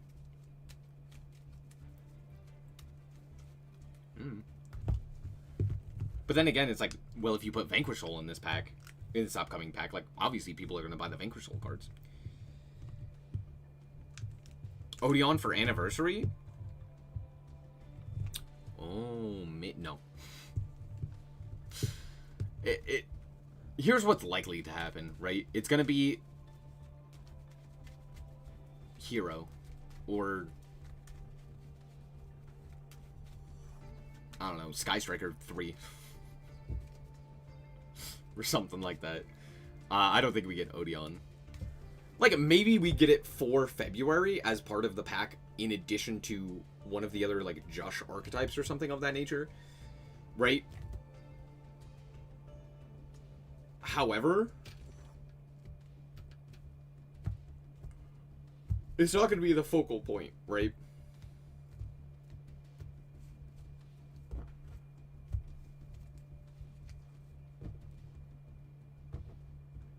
What else would they give us?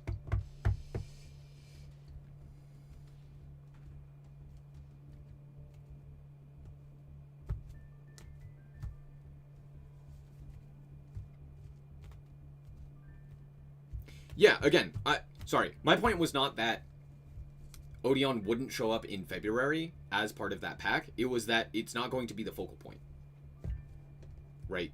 Similar to how, like, Sky Striker was the focal point last time, even though we got the Exodia stuff.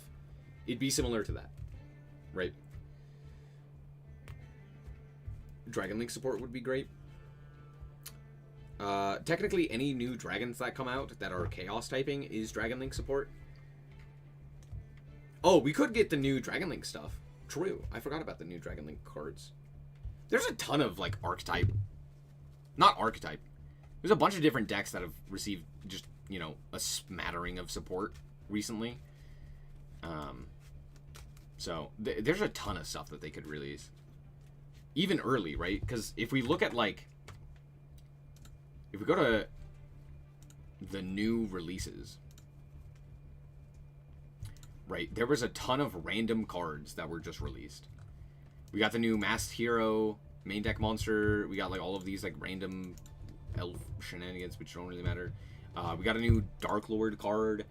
We have, like, new Junk cards, which are, you know, fairly okay, along with, like, overtuning and stuff.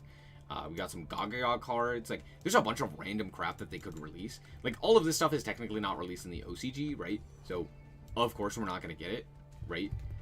That being said, it's a bunch of stuff that they could release pretty early, right? And there's a ton of other stuff like that as well. So, we are still just missing... I mean, obviously we're missing a bunch, but anyway. I am going to call it quits there for today's stream. Thank you guys so much for watching. Hope that you guys did indeed enjoy. If you did, like it very much, so appreciate it. And remember to always stay frosty. Bye-bye!